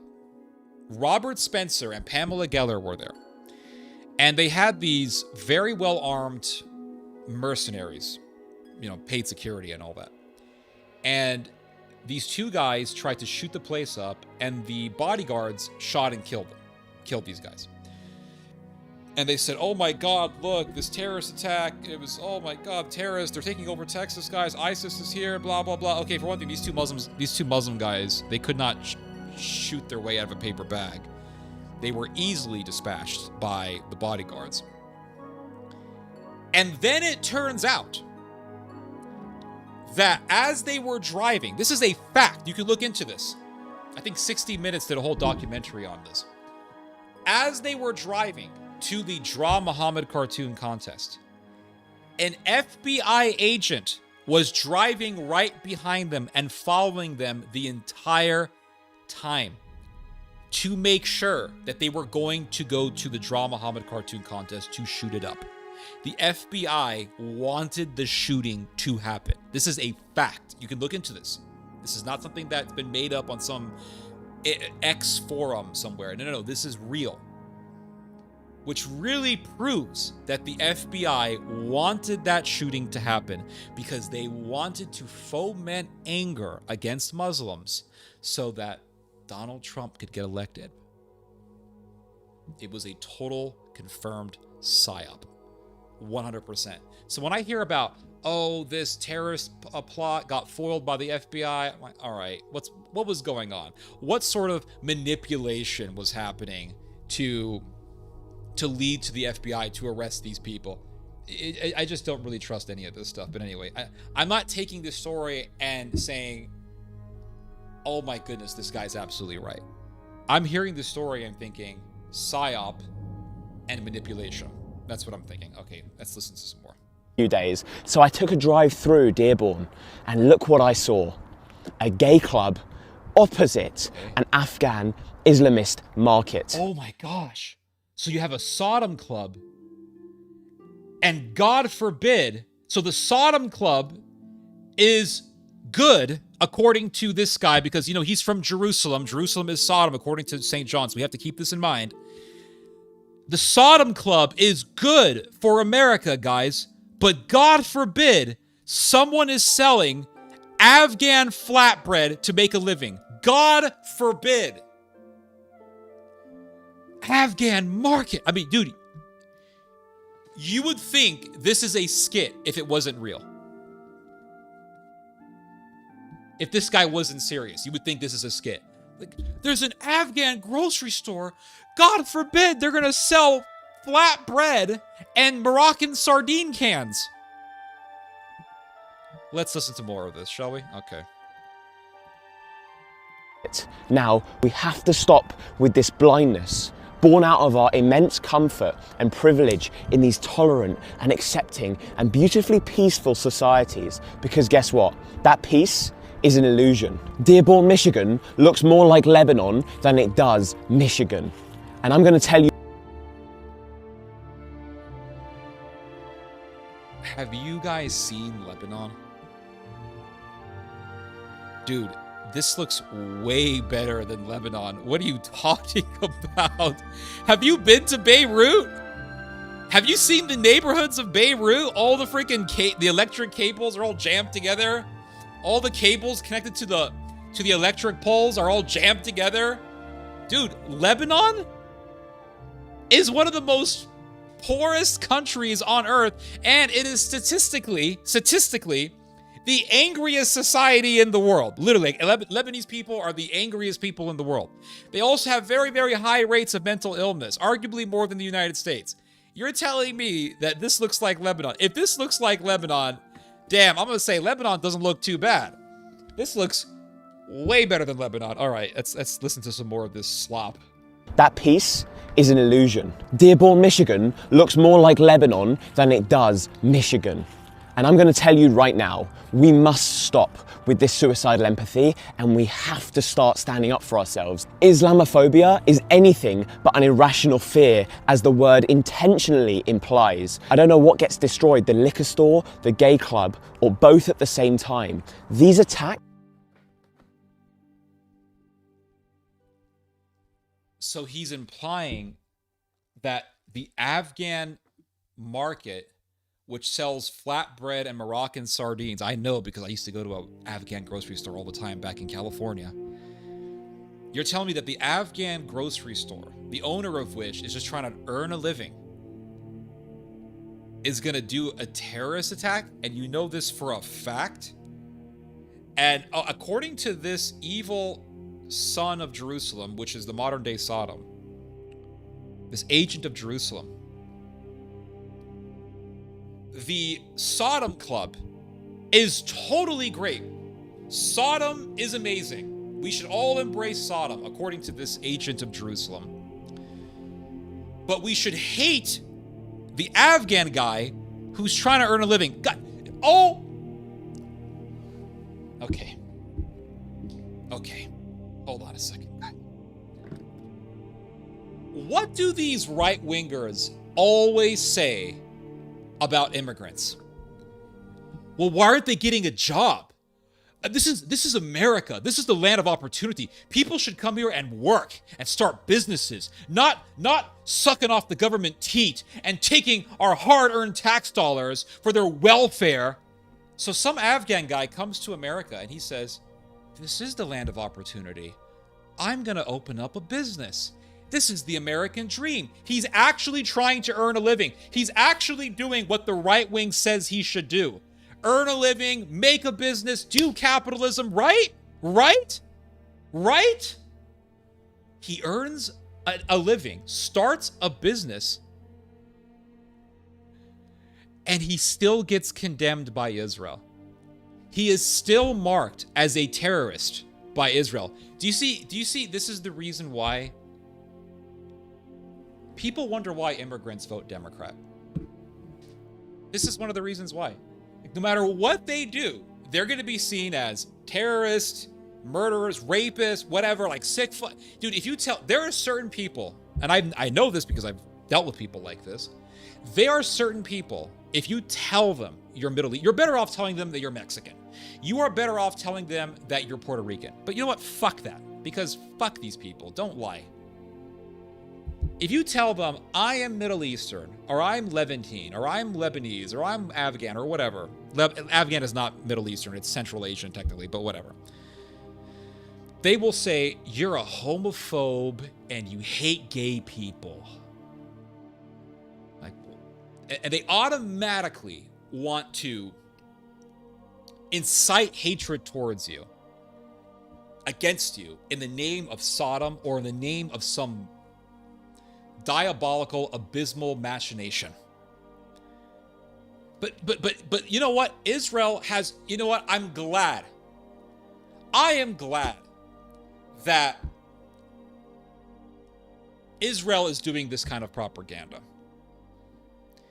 Because people can see with their eyes, they can see very clearly the type of slop that Israel is percolating in the internet. Israel has poured in at least $100 million into propaganda. People don't realize how terrified Israel is of losing the information war. You watch a video, go watch a video of Netanyahu talking about how Israel is losing the information war, how Israel needs to really go into third gear and intensify its capabilities for the information war, for propaganda. Watch any video of Netanyahu talking that way. And what's one thing that you notice about his facial expressions? I'll tell you what I notice. Fear. Netanyahu is scared. He's scared shitless, this guy. Everyone's like, oh, Netanyahu, he runs the world. He runs America.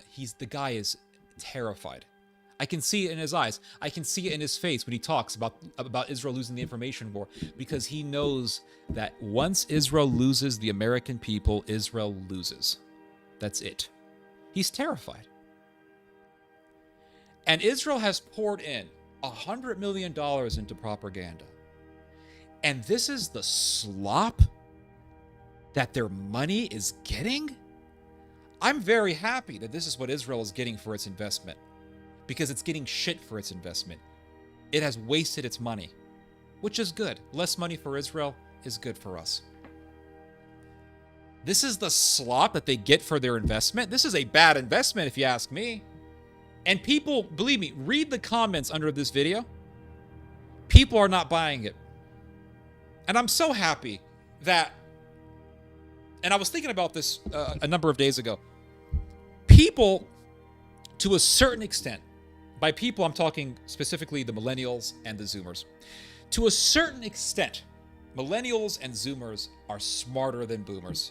To a great extent, boomers are stupid. They're very dumb people. Yes, they worked very hard. Yes, they made lots of money. That's true. But to a great extent, my goodness, were they stupid. Dumb people.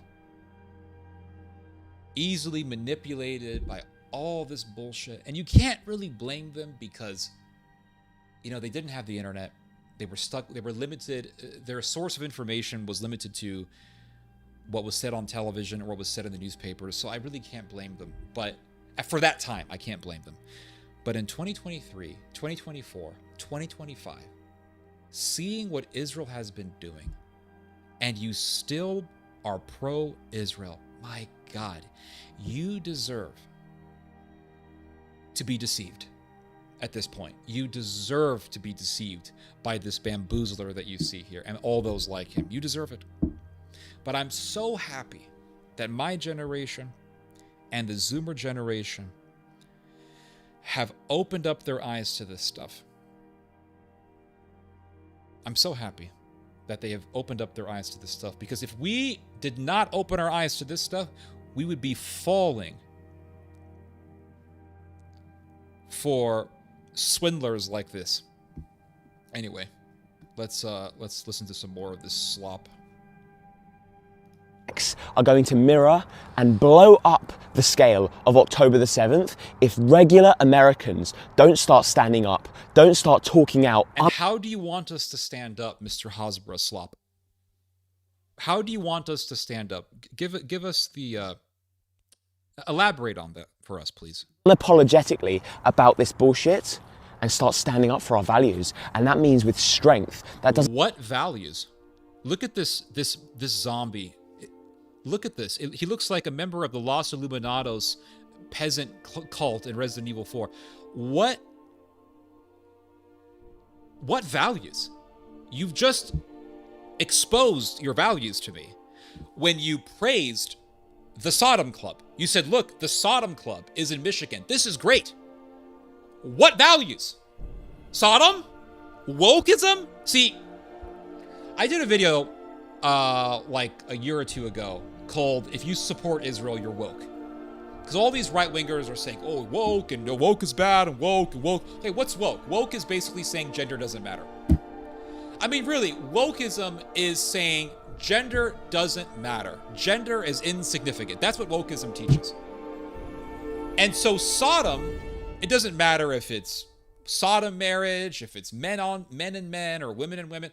Sodom is saying gender is meaningless. That's what Sodom is saying.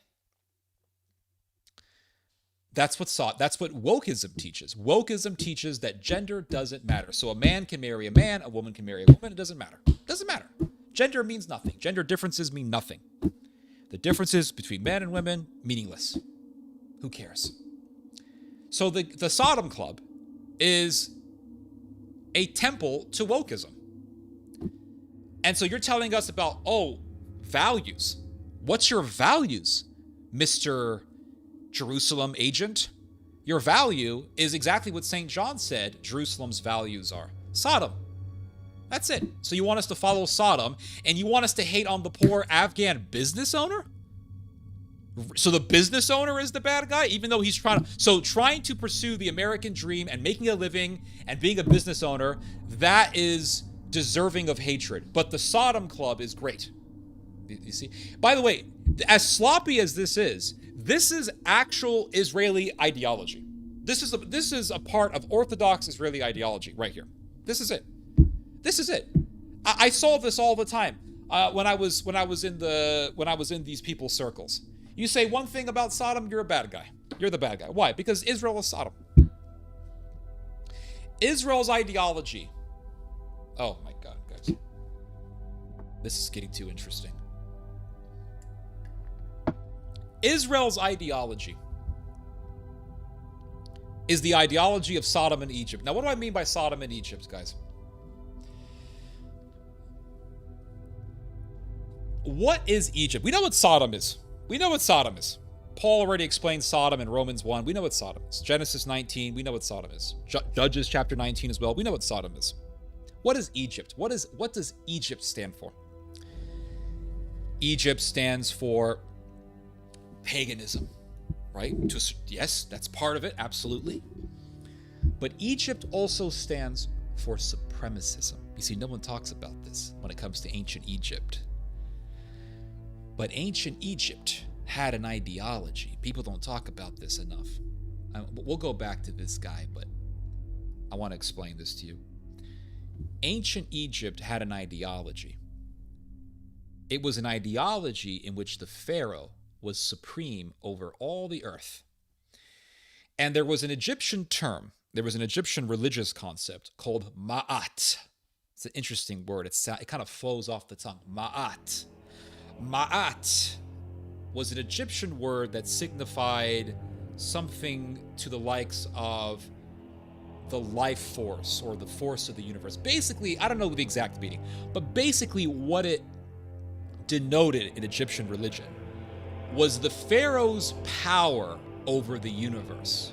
This is how much they worshipped the pharaoh, that he had power over the universe, power over nature.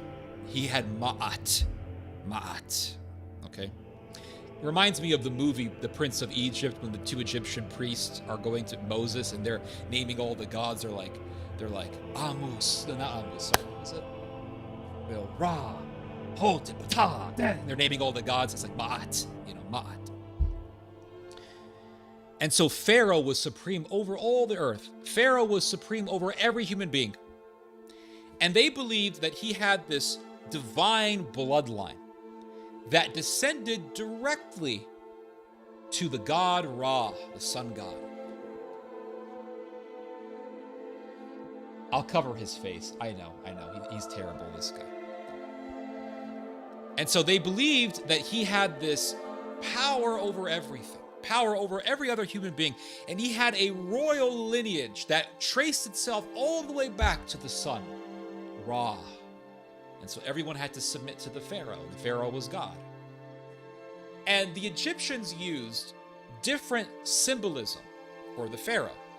But one of the main forms of symbolism, one of the main symbols for the Pharaoh, if not the main symbol for the Pharaoh, was the bull. Pharaoh was the great bull. He was also symbolized as a golden calf.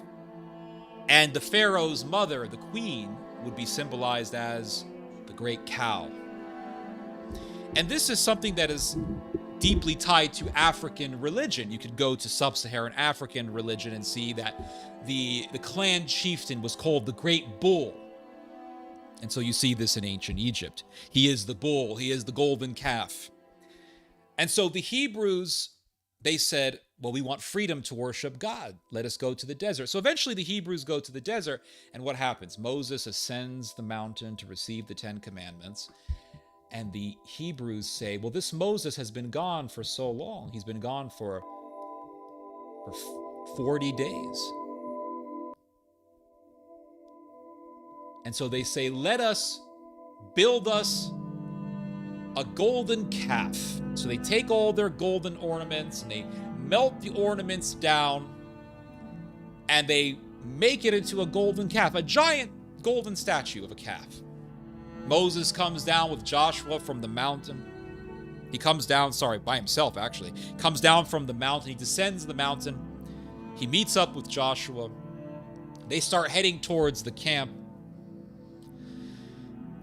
And they hear this loud commotion. They hear this loud, chaotic cacophony of noise resounding in the air.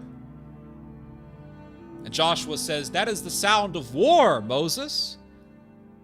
And Moses looks at Joshua and he says, are you oblivious to the realities of this world? That is not the sounds of war, Joshua. That is the sound of dancing and partying. So they go to the camp and they see all these Hebrews worshiping this golden calf, dancing for the golden calf. What does the prophet Jeremiah say about this? He says that when they made the golden calf, they returned to Egypt spiritually. What does St. Stephen say before he was stoned to death? He says, and when your ancestors, he's telling this to the Jews, when your ancestors built and worshipped a golden calf, their hearts returned to Egypt. They returned to Egypt. So what was their plan by building this golden calf? Their plan was to return to Egypt. Their plan was to return to Egypt and say, Pharaoh, you are God. We got swindled by this Moses guy. He abandoned us. You are God, Pharaoh. Here is our symbol of worship towards you, the golden calf. You are the great bull. It was the worship of the bull, the worship of the Pharaoh. That's what the golden calf symbolized.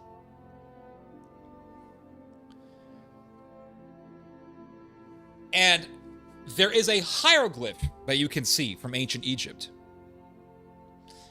where you see 3 men on their knees. One is from sub-Saharan Africa, maybe Sudanese. One is Canaanite. And one is an Arab, a Bedouin. And the hieroglyph says, we eat the flesh of these men for breakfast, lunch, and dinner. You want to talk about horror movies. And behind the 3 men, behind this depiction, or in this depiction, you see the three men on their knees, the three foreign men, a Bedouin, a Canaanite, and a black African. And behind them is a priest, an Egyptian priest for the god Osiris and Ra. And he has a long blade in his hand. And next to these three men is a priest reading a book. He's reading from a book of prayers. And it says in the hieroglyph, "We eat the flesh of these men for breakfast, lunch, and dinner." Cannibalistic rituals done in ancient Egypt. And why was it considered allowed to cannibalize these men? Because, according to them, these three men are inferior to the glory of Egypt, and we have the right to cannibalize them. So ancient Egypt was a supremacist government, and the ideology of Egypt was supremacist. So when John says Jerusalem is Sodom and Egypt, what does that truly bespeak? What does that truly signify? Homosexuality, the evils of Sodom, and supremacism, the evil of Egypt.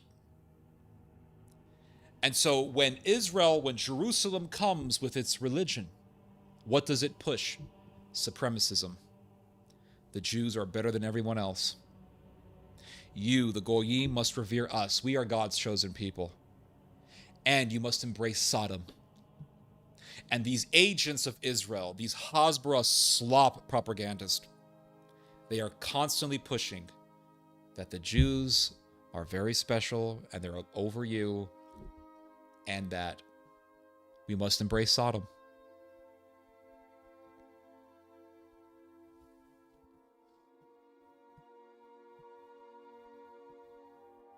You see? So let's go back to this garbage here. Let's go back to this garbage. Let's go back to this.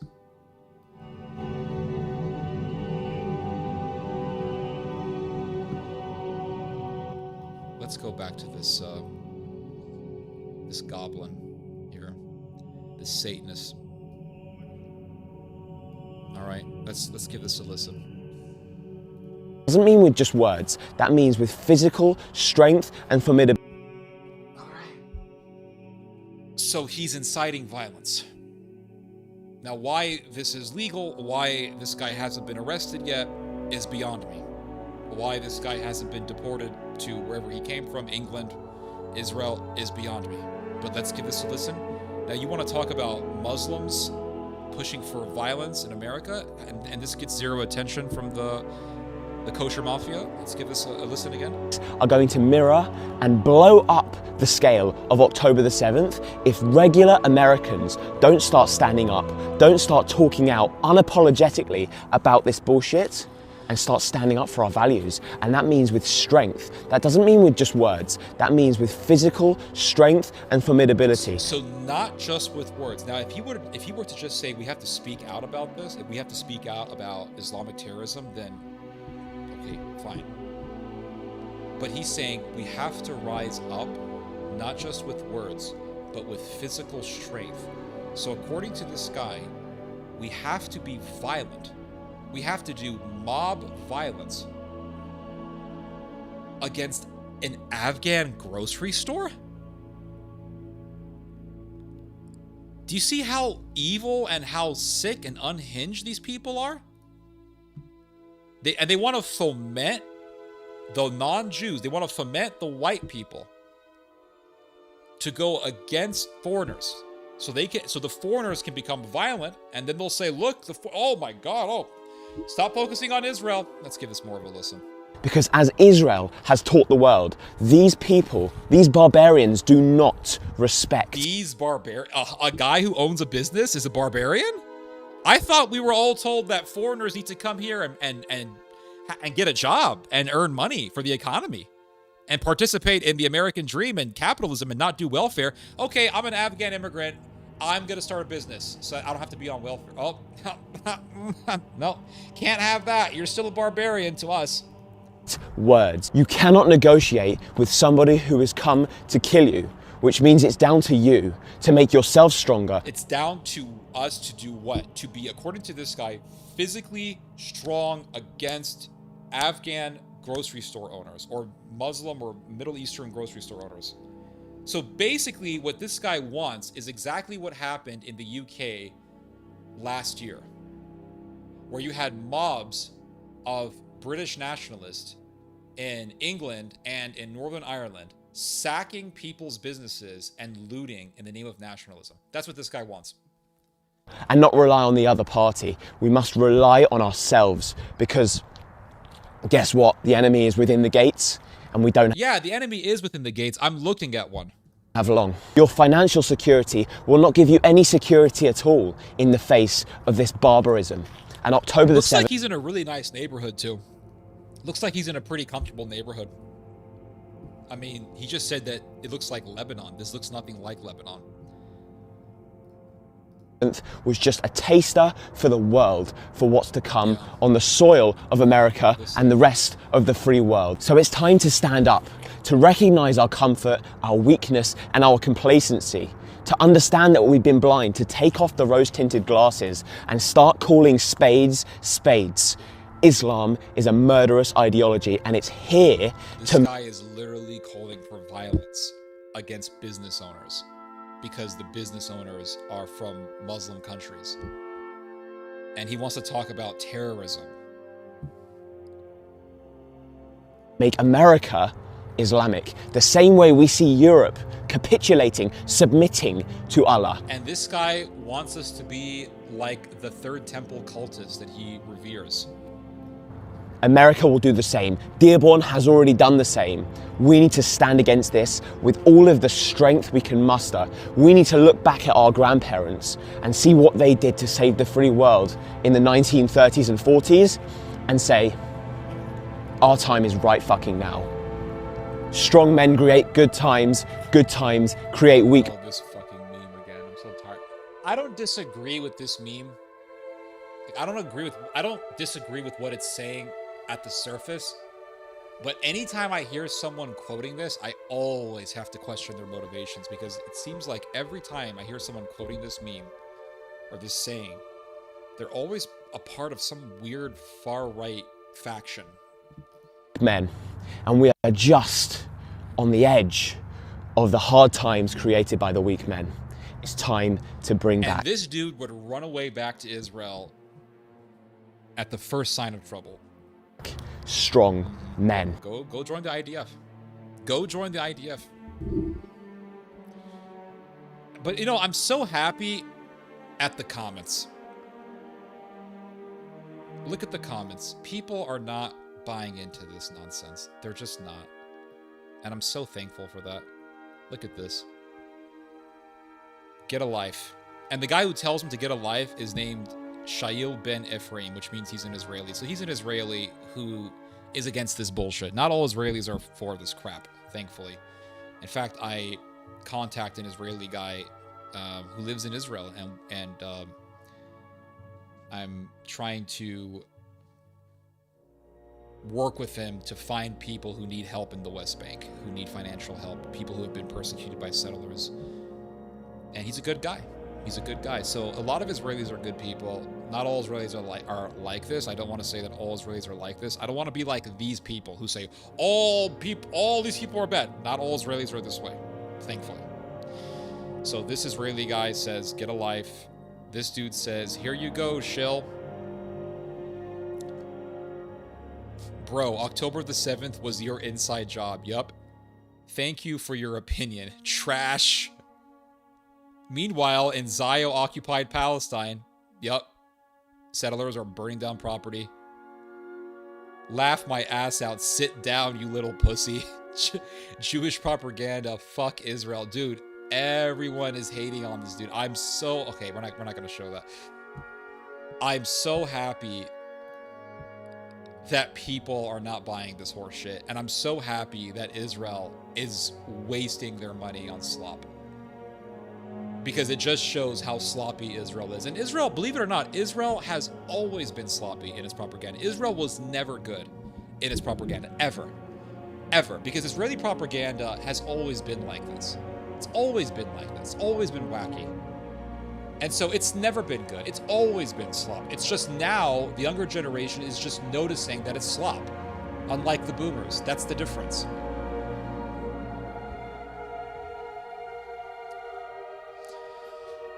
Let's see here. Resident Evil 4 zombie. Yup. I chat with Eider Weinreb, a decent Israeli. Yeah, I know about him. I don't know him personally, but I know about him, yeah. Alo Mitzrahi, too. See here, drawing two sides doesn't help Israelis remember. Twisted, skimming, slippery, yup. The problem is always the extremist crowd, yup. I wish I was there to give my 2 cents to this guy. The guy is a distorted meme. Our Judeo-Christian values. Judeo-Christian means Sodom, according to this guy. He wants kosher crystal knocked? Absolutely. That's exactly what he wants. It's the same old story told time and time again. Jews play victim and say Muslims are terrorizing them, so they'll just weaponize Christians. Exactly. Bronze Age reject. Reminds me of the old US government videos warning people. Yeah. Why don't these people live in Israel? Because Israel kind of sucks, but they should live in Israel. That's where they belong. These barbarians, that's very racist of him assuming that. Yep. Bestiality? Where? I wonder if he got paid his $7,000 for trashing the Afghan business. Yeah, $7,000, I guess. I don't know. $100 million is a lot of money for propaganda. That money's going somewhere. They want us to fight for these cowards. Yup. Egyptian ideology sounds a lot like Carthage and Aztec. It's very similar to Aztec or Incan. And like the Aztecs, the Egyptians had pyramids. I think there is a relation between Egyptian religion and the Aztec religion. I truly believe that. Very primitive, yup. I never understood why Moses did what he did until I realized the golden calf worshippers sacrificed children. Helvetus, let's see here. Even Egyptians were pissed off how many sacred animals those golden calf worshippers sacrificed, or at least that was a complaint against the Hyksos. I think the Egyptians were always into that stuff. Innocent Moses.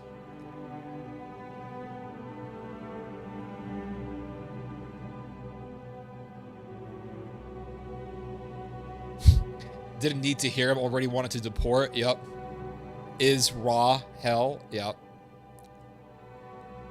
I'm about to blow a gasket myself. Punchable face. More than 60% of Israelis are secular and have no faith. And most stand with the atrocities. Yeah. Because it's not really... They don't worship God, these people. They just worship...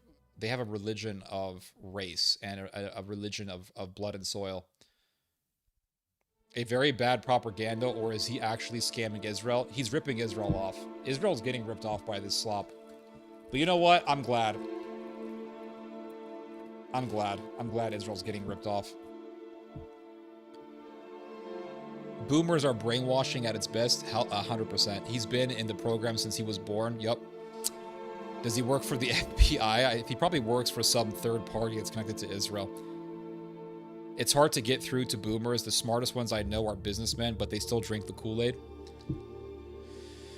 That generation, dude, is just, I don't know, man. You try to tell them anything, and they, like, one thing I noticed about boomers, a lot of the boomers are severely anti-intellectual for some strange reason. I don't know why, but they're just, they can be very difficult to try to advise.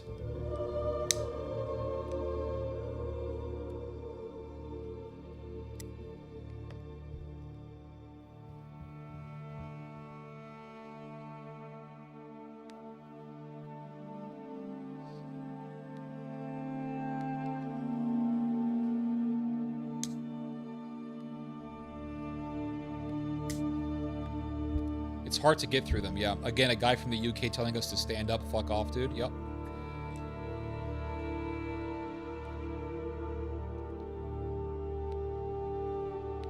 Boomers largely have succumbed to decades of programming. 100%.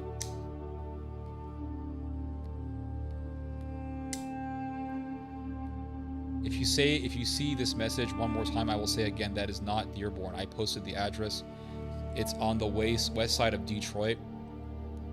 Okay, well, there you go.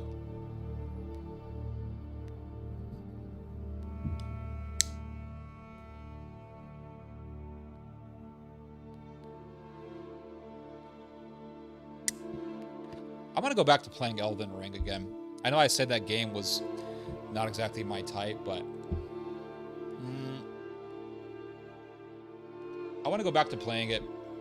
I want to play it with the character that I built up, because I spent a while building up my character, and I remember after I beat the game, I said I'm gonna go to the Tree Sentinel Knight, and I want to see how I stand up, because it took me a long time to beat the Tree Sentinel Knight the first time because my player was so underleveled. And then now that my character was like at around 160 something or whatever, or maybe even more than that, I thought I want to see how my character and my sword goes up against the Tree Sentinel Knight. So I went up to the Tree Sentinel Knight and I beat him without being killed at all. I just beat him the first time and that was it. And I thought, damn, I feel pretty powerful. So I don't know.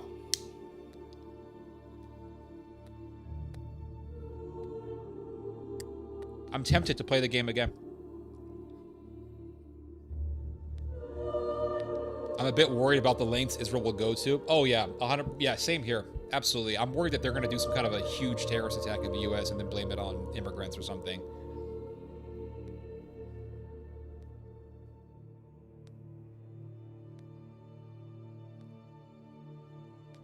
Israel fatigue is going up. Yep. Israel won't make it in U.S. public opinion to New Year's.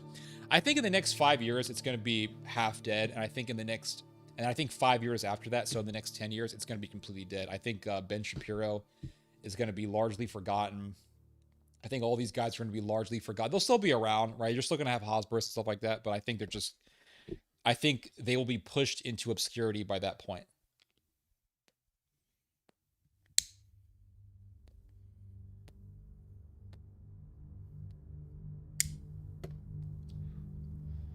Ukraine is a meat grinder that, through the neoliberals, recruits what they consider the scum of society and sends them there. Imagine what they'll do with the IDF. Yeah.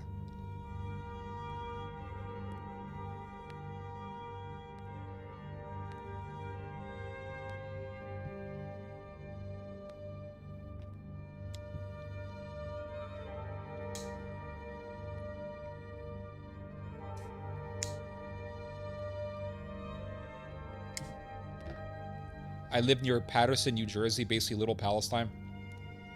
Mostly Muslims, but they always give me free stuff on or discounts when they find out I'm Palestinian. Wow.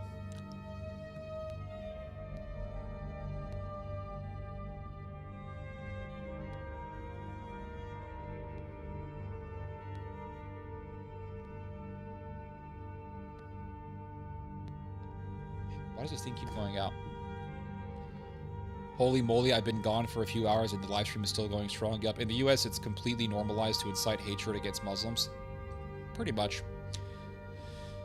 Let's see here. Never thought of that. You're right. I told you Russia bombed a building near a Nigerian church in Ukraine. You won't believe me. An evangelical Nigerian church run by some dodgy Nigerian pastor. Interesting. That is not Dearborn. Okay, I read that already. This is so low IQ. What grown man is going to listen to this MI6 Zionist fuck? That's pretty funny. This MF from UK talking about we need to do something. Yeah, I know, like, fuck you. Fuck off.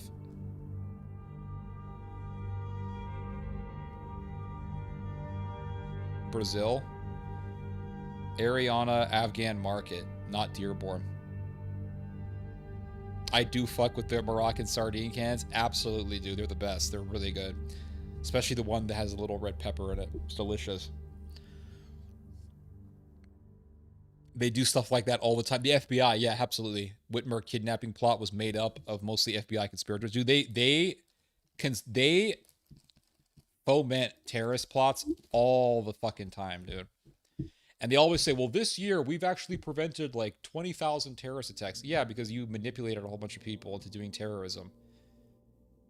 And then you entice them, and then you arrest them, and you act like you're some kind of hero. Entrapment. Yep. What's that exactly? Why does this Hasbara have a British accent? Because a lot of those people are from the... There's a lot of those people from the UK, dude. There's a lot of them. The effect is exactly the opposite. Dearborn, Michigan, the birthplace of business module and anti-Semite Henry Ford. Oh my god, is that true? I think you're right. I think I remember reading this somewhere, that Henry Ford was connected to Dearborn. Henry Ford. Dude. The Henry Ford Medical Center. Oh, dude, he died in Dearborn. Dude, that is awesome. So the birthplace of... The place they're complaining about now is the place where Ford was born. That's so ironic. I'm glad you touched upon Dearborn. I used to live in Dearborn Heights, and this is also to the chat. Dearborn has the most industrious Americanized Arabs I've ever seen. There's a lot of Assyrians who live there too. Assyrians, Palestinians, Maronites. Manufactured propaganda fueled by their controlled opposition terrorist groups. Yep. I came in late. I need to learn more about Randy Fine. Yeah, he's an evil sack of shit. The evil Arab propaganda will serve to increase the number of Muslims in the US, only for some liberal to come along later and split the country in two. Huckabee worships money, like Joel Osteen in his prosperity gospel, just profit-focused salesman. Pollard was flown out on the Adelson jet and personally given a red carpet reception by Bibi. Yup. Yeah, I saw that Bibi welcomed him. Because they're not friends of America. They're enemies. This is the bottom line.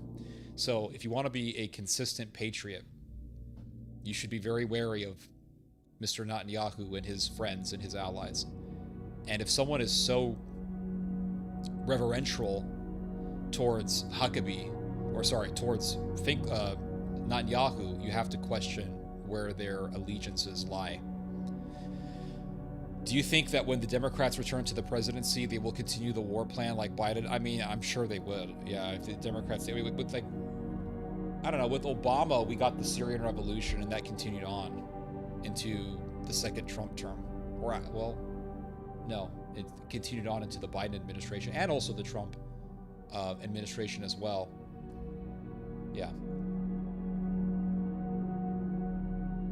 Pollard is just another psycho in their government. What's new? You're right. Huckabee is a traitor to America? Absolutely. 100%. He should be in prison. Later adopted by CIA to create a culture war. Lots of Chaldeans in Chicago. Yeah, Chaldeans, 100%. In Michigan, too. Chirac makes sense with them. Yeah. What's funny, people today lump liberalism in the commie camp, when actually it was created in West Germany as a counter to conservative communism. Liberalism is not what people think it is. People think liberalism is like wokeism. It's not. Dude. Liberalism is actually closer to Peter Thiel's ideology. Liberalism is actually closer to the alt-right ideology, to the far-right ideology. If you look at original liberalism from the 20th century, it was all about social Darwinism and eugenics. And so the far right today, or the tech Nazis today, like Thiel and like Elon Musk, they're really just liberals. They're closer to the 20th century progressives. Is it safe to say that Martin Luther was evil? Which Luther? The Martin Luther King Jr. or Martin Luther the Reformer? The answer to both is yes. Martin Luther King Jr. was evil. He was just a... I don't know, he was a very subversive individual. And then you have Martin Luther the Reformer, who was basically a Satanist. Also, he showed the most average-looking strip mall and said it looked like Lebanon. Yeah, I know, right? We all need to unite, three-part of one body. I dated a Chaldean woman briefly, and she was beautiful. Dude, Chaldean women are gorgeous. They are absolutely gorgeous women. And you know what? No one talks about them. Everyone talks about Brazilian women, Italian women, whatever, Russian women. Chaldean women, dude, they are absolutely gorgeous. They're very gorgeous women. I've been doing a lot of praying and really feel that. That's good. What do you feel? Oh, that we need to unite. Okay, I appreciate that. The Father, Judaism, the Son, Christianity, the Holy Spirit. Okay, dude, you lost me. You lost me, man. My dad was a super Huckabee fan when he ran for POTUS against Obama, named his dog after him. See, this is the bullshit that boomers do. named his dog after him, and waved campaign signs on street corners. This is the bullshit that boomers do, guys. It's so, like, I don't know. I don't want to insult your dad or anything like that, but it's just cringy, man. I remember when Paul Ryan was running for vice president with Romney. Remember that bullshit, guys? Do you guys remember Romney versus Obama? Dude, I was so happy when Obama won. Dude, I was so happy when Obama won. You have no idea. I did not want Romney to win. I didn't want some Mormon and some jackass Paul Ryan guy becoming the leaders of the country. I just didn't. And I remember telling this moron that I knew years ago. He was like a hardcore Republican, neocon, pro-Israel guy. And I remember telling him, I was like, dude, Obama's gonna win. And he's like, no, Obama's not gonna win. It's impossible. The American people have had enough of him. And I said, dude, Obama's gonna win. He said, no, Romney's gonna win. People love Romney. Romney is very presidential. He looks very presidential. Paul Ryan looks very presidential. They're gonna win. They're gonna win. And I said, dude, how much do you want to bet that Obama's gonna win? I said, I will bet you a meal at your favorite restaurant that Obama is gonna win. And if I win, if I'm right, you buy me a meal. If you're right, I'll buy you a meal. You know what he tells me? This is the pro-Israel people for you. He says, I'm gonna go to the most expensive restaurant that I know. I'm gonna send you the check. And I said, okay. Okay. I knew Obama was gonna win. Do you know how I know that Obama was gonna win? Because people were sick of fucking Bush, and they were sick of the Republican Party, and they were sick of all that bullshit. But you know what? The fucking stupid boomers couldn't see that. I could see that because I have a radar for these things. They couldn't see that. So, dude, they just voted for Obama because they were sick of Bush. They weren't gonna vote for that dumb bitch Palin and that evil sadist John McCain. They were gonna vote for that guy. They were gonna vote for those people. They didn't vote for those people, thank God. They voted for Obama. Then Romney was running. And I remember I was at this family's house in El Paso, Texas. And they asked me if I wanted to watch the debates with them. So I sat with them, I watched the debates. And there was Romney, quoting statistics, referencing statistics, this, the numbers were this. And I remember seeing Romney, and I remember seeing Obama.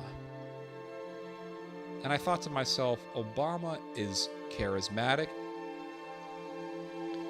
He's inspirational. He's a good speaker. Romney looks like a ruthless businessman who's giving people statistics. People don't give a shit about statistics. People care about what inspires them. People want to be inspired. People want beauty. They want aesthetics. They want... People have no idea how much evil has been accepted in the world, in history, because that evil was clothed with aesthetics. People want aesthetics. So I said, Romney's gonna lose.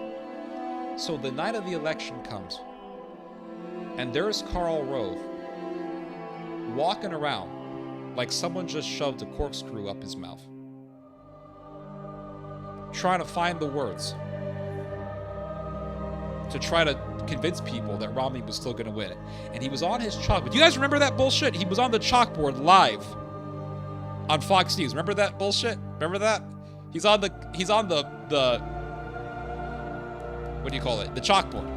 And he goes, no, the whiteboard, whatever it was. No, Romney's still going to win. He still has a chance. He can still win this county. He can still win this county. And I'm sitting there, and I called that asshole up, and I said, who won the bet? Who won the bet? And I said, you don't have to buy me anything. I'm not a fucking asshole like you. I said, oh, I'm gonna make you buy me the most expensive. No, fuck you, dude. I don't want money from you. I'm just smarter than you. Bottom line. Bottom line, I'm just smart. I know more about America than you. That's the thing that people don't understand. Like a lot of young people, millennials and Zoomers and all that, a lot of them, they are more aware of certain things than the boomers are. Boomers think a lot of them are still living in 2006. You know what I mean? Like, they're still living in 2003. They're not living in reality. It's 2025, dude. One of the most famous speakers in the world is Tucker Carlson, who hates Israel. All right. I mean, it's just, you got to get with the times. You know what I'm saying?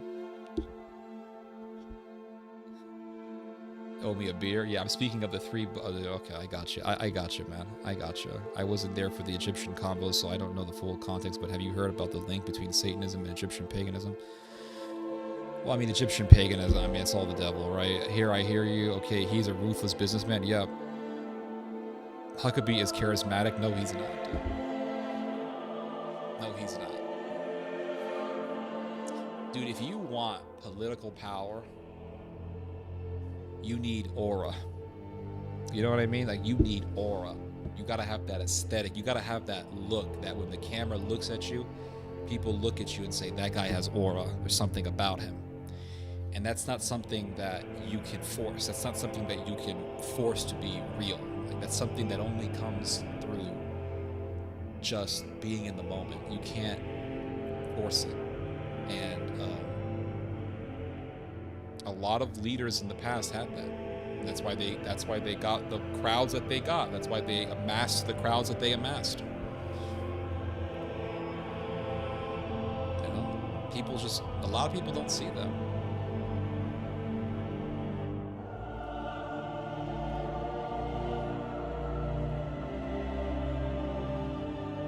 Let's see here, hold on. Have you or anyone else here of Colonel Michael Aquino? Yeah, he was a devil worshiper. Tucker merely asked Netanyahu why armed Israelis were in the Church of Sepulchre. Netanyahu asked if he was an anti-Semite. Really? Did this actually happen, dude? Where the fuck have I been? Tucker, Netanyahu.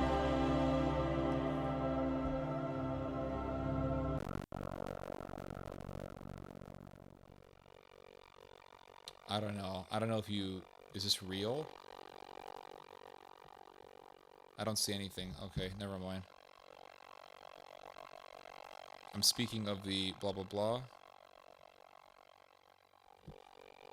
People should have paid attention to the hatred Obama had for America. Obama divided our country. I'm not saying Obama was great. I'm just saying the guy... He had aura to him. Let's see here.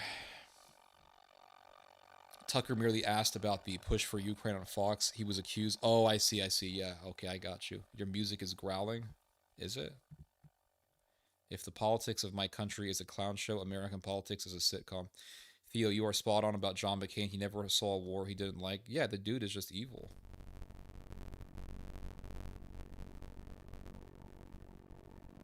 Music is growling? What does that mean?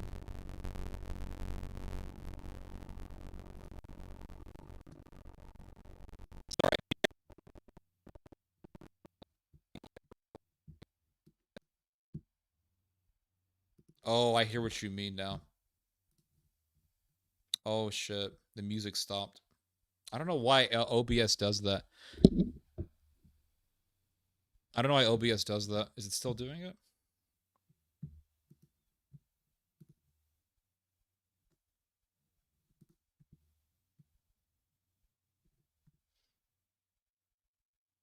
It's glitching? Is it still glitching?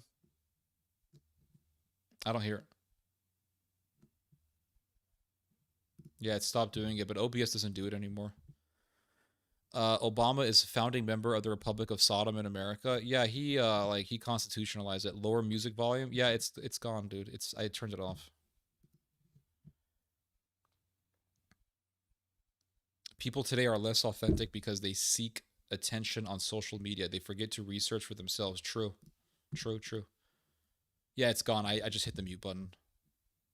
OBS does that. I don't know why it does that. It's so annoying.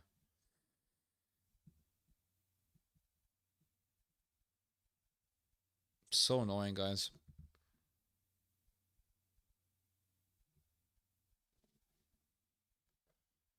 Yeah, it's gone. Anyway, guys, I think I am done for this stream. It was a great stream. We had a lot of fun. It wasn't as great as last week. And this is no fault of anyone else. This is my fault. Some streams are just high energy, full of thoughts and inspiration, and some streams are just a little bit drier. This stream was a little bit on the drier, so my brain was a little bit dry. But with the help of good old Byzantium tobacco, we made it a lot better. So I made it, I helped to make it better. I'm saying I, not to be prideful, but just to attribute, it's just to make a point that a stream is only as good as the streamer, not the audience. So, but yeah, wasn't exactly, is a little bit of a dry stream, but it was good nonetheless. It was good. Ted, who was winning 2028 election? I don't know. It's too early to tell, but I think JD Vance is going to have a pretty big chance, pretty big shot. Almost at 20,000 subs. Yeah, man, it's great. Yeah. Ted Cruz won't win. Ah, dude, that guy ain't going to win shit. He's done. He's done. He's totally done, that guy. Obama campaigned as a civil union guy at the Saddleback interview. Yeah, I remember him and Rick Warren were buds. Rick Warren is another slimy guy, but he's Rick Warren is totally like obscure. He's nothing. It's garbage. Almost at 20,000 subs. Congratulations. Appreciate that, Guts. You look like you need to get some sleep. Probably, yeah. Probably. Masawa. Interesting name. All right, guys, I'll see you guys later. I'm going to say goodbye to everyone. See you later. Voltaire, Jag, Masoa, Guts, Kim Langley, Jacob Glowstick, Short Farrell, Sweet Body Fit, Helvetus, Jacob Glow, Palseer, 4307. I think I said Jacob Glowsticks. Yep. Rayashin, Eyes Wide Shut, Remix, Kim Langley, Ali Siadati, Troy 6267, Master Driver, Laura Skelsey,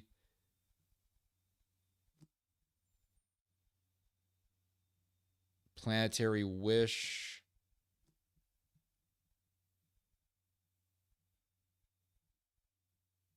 BTT, whatever, all you guys, Susan,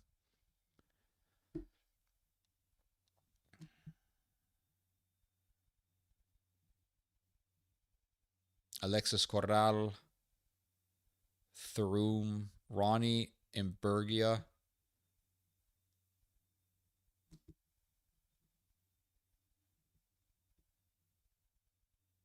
TND,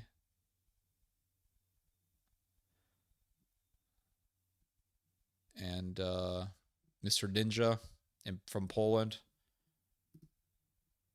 Good topics tonight. Thanks. Pleasant Friday night. Absolutely. We had a lot of fun.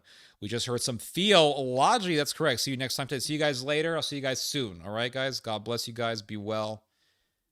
And we had a great night. And I'll see you guys soon, God willing. See you later, Jose. God bless you. Happy Friday. Thanks, Ted. Have a good one. You too, sir. God bless you guys. Be well. And have a good weekend. All right, guys. God bless you guys. Be well.